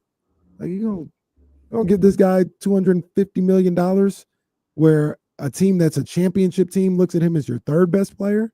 Mm-hmm. It makes you think a little bit. You know what I'm saying? And I think that's something that, that people don't put into play as well. Yeah, and I think just with him, I think if you're the Kings, once there was some hesitance, you thought, well, maybe because I think the Kings would have offered him the max. I do think once it became apparent he was not going to be an all-star, all-NBA player, that money game changes. And because you know what, maybe if I'm in Texas and there's no state income tax, you know what, even if I end up with less in the long run, I'm not going to be crying too much about my money, and it's not like De'Aaron's going to be a guy who buys 15 diamond necklaces and 20 Rolls Royces, or that's just not who he is. And then you add into the fact his wife, who clearly the community embraced, and vice versa. His wife is from there, and you put all that together. A lot of us at the age of 27 were looking for something different, whether it be career wise, all that stuff. So it made sense, if you got a chance to go play with Wemby, and you got to think about this too, the way Wemby's on that rookie deal still. De'Aaron wasn't going to be the only guy trying to get to San Antonio to play with Wemby. So he had to kind of maybe beat them to the punch. If he waits a year, especially with the way these, contracts are looking and everything, or whatever, maybe Luka's a free agent. That'd be crazy. So I think De'Aaron kind of, I don't think that'll happen with Luka per se, but I think, De'Aaron was, De'Aaron's smart. Yeah. Get to go back closer to home, and if you get a chance to play with a generational talent like Wemby, why wouldn't you do it? I just think I would love one day for kind of see whether it be Monty or De'Aaron, someone just kind of sit down and explain how we got to this point. Because I mean, shoot, it was a month ago. People were blaming De'Aaron for Mike Brown being gone. Now De'Aaron and Mike Brown are gone. So I mean, this is just like I said, there's a whole lot of explaining to do, because remember, people were like, De'Aaron got the coach fired, right? Which was crazy. There's so many levels of, if this guy was the problem, why did this happen? Well, you say, well, there were these players we wanted, but Mike Brown didn't want them. Why is Mike Brown making a decision if he's so expendable? If De'Aaron didn't want to be here, why would you fire a coach for De'Aaron? And I'm not saying they did it for De'Aaron, but I'm just saying there's a lot of questions. I guess Monty's going to have media time tomorrow, so there's probably about a list of about 50 questions everyone has for him about. And they're going to be asking left and right. Yeah, how did we get here? And I think I think it's a fair question. I think the fans want to know. I think everyone, because I think for too long it's been left for Doug to answer. And a lot of these questions are not Doug Christie questions; they're Monty McNair questions. So I'll be interested in watching and listening to see what he says to about. Because I mean, just imagine if we would have told you, we would have said, I don't know, 8 months ago that if we would have said in October, Mike Brown and De'Aaron will be gone. Before by the trade deadline, before Valentine's Day, it would have been like, what in the world went so wrong? Because even after you fire Mike Brown, the team starts playing better. Right. So, I mean, if they were like 10, 12 games below 500 still, even then it would feel like, okay, I get why they did it. But yeah, this is, talk about as the world turns. This is just some weird stuff. But hey, it's the NBA, and it all started around December, Christmas time. And we know in Sacramento, this team has a weird history with around Christmas time. We've seen some weird stuff around the holidays with this team. So I'm curious to see how this team looks. Maybe I want to see what Malik does now, knowing that the way this thing is going to be. As of now, he's going to be your primary initiator. Mm. You know, so I want to see how he does with that. I'm a big Malik Monk fan as a player. You know, so see how like I said, it feels like Zach LaVine's supposed to have been a king for the last 7 years. They've been waiting for him. They've been playing a long game. It's like we're going to get Zach LaVine in Sacramento one way or another, and if so I'm curious to see how he does. I mean, I think some people are sleeping on how good Zach is as a player. Even I don't know if you really want to rebuild the Chicago Bulls. I mean, if they didn't trade for Lonzo, did they? So hey, not yet. That's the key, and that's what we've been trying to tell people. Throughout this whole thing is they're like, oh, you Chicago Bulls West. Well, if they remember that season that they were the 1 seed like in January with DeRozan and Zach LaVine, and Lonzo was there orchestrating everything. Once Lonzo went down, that's when they started to fall apart. And I'm not saying that Malik Monk is Lonzo or anything like that, but I think Malik Monk is a pretty underrated creator for himself and others, an orchestrator. And if you just get somebody that can get these guys the ball where they need it, is willing to, you still got Sabonis as well. Like he's better than Big Vooch. Right. It may not be the worst thing in the world to have Zach LaVine and DeMar DeRozan reunited with these guys around him. I mean, I'm willing to give it a try and see how it looks. I think by getting LaVine in the deal, you're not punting on the season.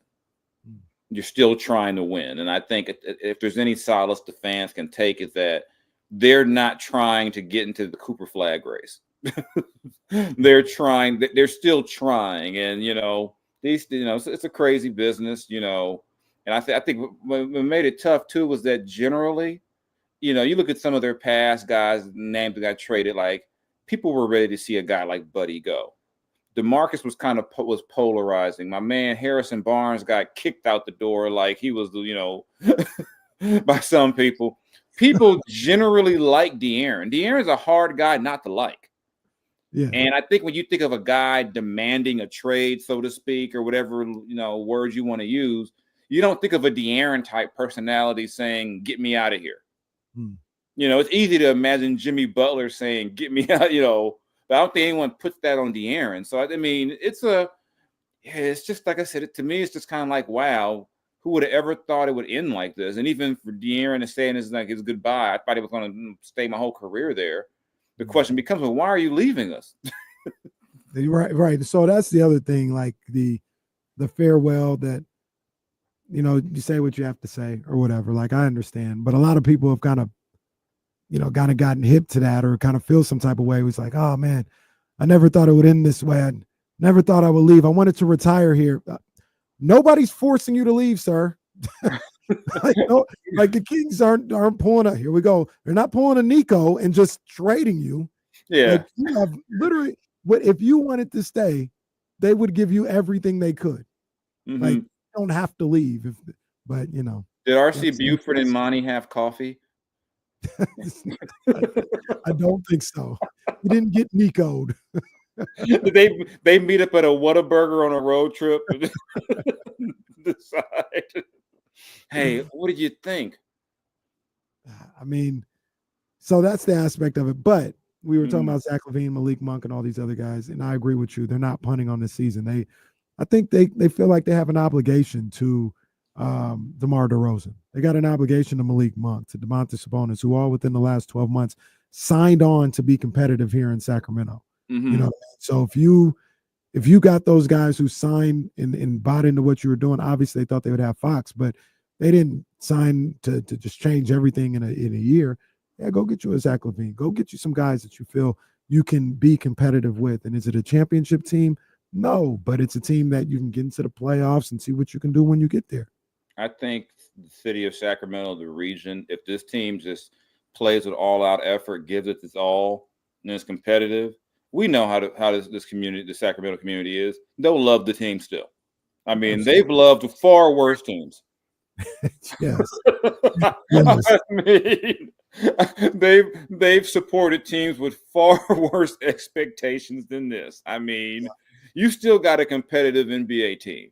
So you got it with 30, whatever, how many games you got left to, see how it plays out, and roll with it. You maybe you get into the play, and even if you don't get in or whatever, how it goes, at least you're trying. And I think there's nothing more frustrating for a fan is when you see the team isn't even trying.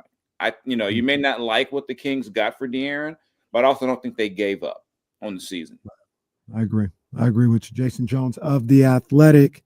So I did want to shift a little bit to the trade heard around the world. They said they were announcing the trade in the club on Saturday night. That's how crazy it was. Like, I can't believe this.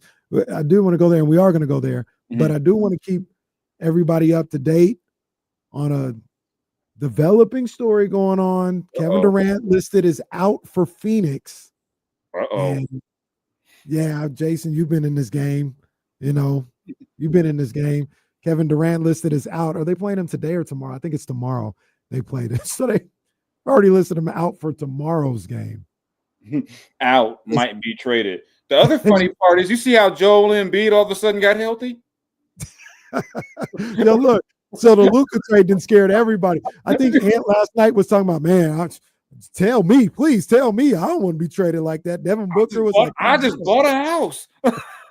It was 3 days ago, Paul George and Joel Embiid couldn't walk. All of a sudden, Joel Embiid is playing tonight. Crazy. But, I mean, the reason why, obviously, Luka going to the Lakers. All right, man. Go ahead, man. Go ahead, man. Go ahead. What's your thoughts, man? Luka's a Laker now, man. Whatever, bro. I was at a birthday party that night. Had me a little glass of vino, and I know you was talking. And I didn't believe it. Somebody ran to me. It was like, your boy Shams just tweeted. I was like, no, he didn't. I was about to hit Shams pro, like, don't play with me right now. And I said, for what? And I'm thinking they were going to say for like AD, Rui, 4 picks. I'm like, that's it? I'm like, that's it? Because I didn't think the Lakers were going to be able to make a move of any significance. And honestly, for me, the most shocking part was the idea that they traded a Rich Paul guy like that. And they pretty much, said, what, we're not going to, because people can debate, whether or not they ran it by LeBron. Do you believe that? The fact is they, and we all know the Lakers' clutch relationship has been for the past, for like a decade or so. I mean, they had KCP under contract for like 20 years, it felt like, but to make that move, and I just couldn't, I was just more stunned that, we've seen the Lakers try to move a big for a younger player before, basketball reasons, people forget in that Chris Paul deal, whatever, how many years ago it was, they were going to give up Pau Gasol and Lamar Odom to get Chris Paul. It wasn't like that wasn't the Kwame Brown, Pau. They were going to give up 2 star. Lamar had just won the 6th Man of the Year, and so you're thinking, what are they giving up? You go, Max Christie, AD for Luka for a 25-year-old, 5-time All NBA player. Who the biggest complaint is that he basically needs a better diet and he likes to drink, but he's still giving you 30 a night. I'll take my chances on the 25-year-old. Why not? I mean, I don't think that Laker team with AD was going to win a championship, and we probably won't win one this year, but you've got your franchise player ideally for the next decade plus now. And when LeBron retires, you've got a already international star who I forgot, who speaks Spanish, who lives in LA. Yeah. This man about to be, whatever he lost in that extension, he going to make up, 2-3-fold just being in LA. I mean, it still doesn't even look real. I mean, I'm watching the presser. I'm like, this is like insane. Like, you don't see guys that age with those credentials traded. Like, imagine if Kobe got traded when he was 25. It's crazy. And as crazy as it is, I mean, it's not like, they traded him for, like I said, Rui and like Vando. They gave up a hell of a player for him. I mean, I think that's the part people, I think AD is almost getting kind of dumped on. Like they gave him Jackson Hayes and Christian Wood. Damn, what did Christian Wood do anyway? Well, Christian Wood ain't did nothing all season. That's the problem. We haven't seen him in a year. He's still in the league. Yeah, so I mean, after you get over I can't believe, I mean, this really actually happened. I mean, then I remembered Mark Cuban's not in charge anymore. And I said, okay. And then I told somebody at the park, I said, the slander will come in 3, 2. Luka's 270 pounds. Luka's, I said, he's 270. Then I said, well, I don't give a damn. I'll take it. Now, I agree with you as, Rob Pelinka, like somebody off. Yeah, like you take your chances. I think the Mavericks, if I'm Nico, yeah, I'm just taking my chances with this guy. But what do you think to the notion of they got to know something else about this guy? Does anything matter? Like, because some people, I've heard people say, I don't care if he's on crack. I'm not trading him.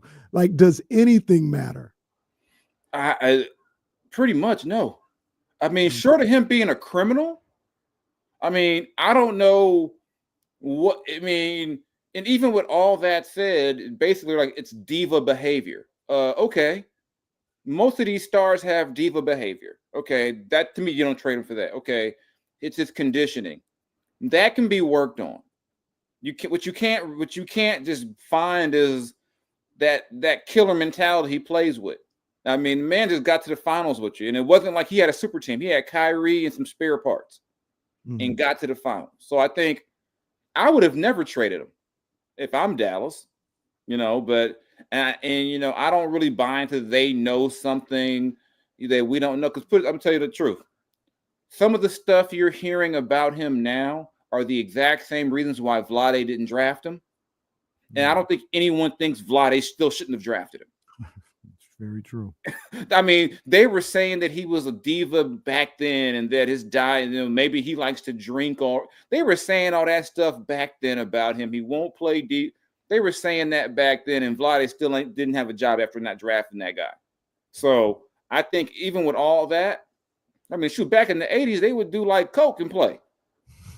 Not to say that I want Luka doing coke, but I'm just saying, if his problem is he likes to eat Whataburger too much, we can work on that. We can tell, we can don't go to In-N-Out while stay away from, the serving spoon, every other day. We can work on those things.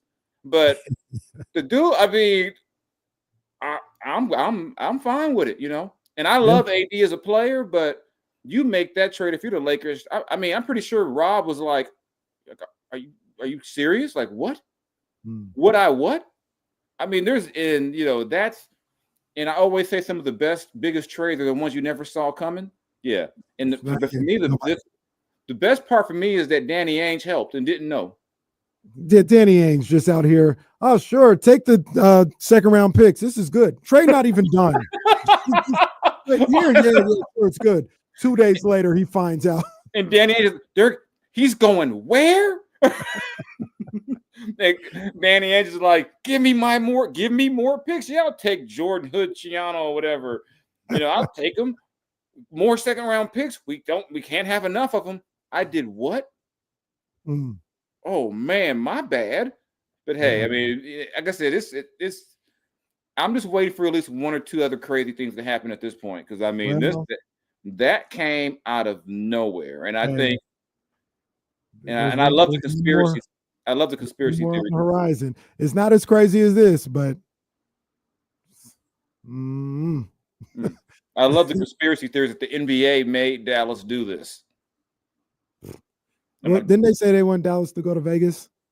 I saw that whole theory that you get rid of your most popular player, you end up, you kind of tank interest, you start, then eventually you can justify moving to Vegas. I was like, that's a hell of a way to do it. Yeah, that's tough. That's tough. I mean, them dudes threw a funeral out there. Like I was like, come on, man, the man crazy. Like that was an epic crash out. That was the biggest crash out I've seen since that rap battle. No, well, I mean, some people just they don't know how to handle it. They just be crashing out left and right, man. I don't know what that man. I said, I want to know what in your mind said, hey, let's go get a casket and go down to the arena. And they wore, the level of not one person say, hey man, maybe we should just go home. We really gonna drive down to the arena with this and have a funeral? Man. I mean, they was like, man, we better not see Neek. I'm like, man, don't hurt the man. Yes, Man, settle down. I mean, calm down. Don't hurt the man. You know, AD's a great player, but you know, when my boy Master out there, you know, my journalist friend out there, he's down bad. Every time I see him on, everything he posts is like, I can't believe he's gone. That's crazy. That is crazy. Jay, we appreciate you. Next week, more craziness to talk about. I'm gonna tell you that right now. I'm pretty sure. All right, y'all. Jason Jones of The Athletic, my man right there. D-Lo and KC closing out this Tuesday. Rumors swirling about Kevin Durant. I don't know if we're going to have a deal tomorrow for the Kings for Kevin Durant. Not him coming here, but just in general. But, yeah, it's going to be crazy. Monty's got a press conference in the morning. Zach LaVine is in Sacramento. I've seen the videos. So much going on. We got more for you starting tomorrow at 10 a.m. with the Insiders. It's D-Lo and KC. Y'all be good. We out. Ooh, didn't know if I was going to make it. All right, guys. Yeah, you know the deal. I got to switch over and get ready for KSFN. So appreciate you guys, man. Thank you for continuing to stay tapped in and rocking with your boy. Yeah, man. Y'all be good. See y'all tomorrow.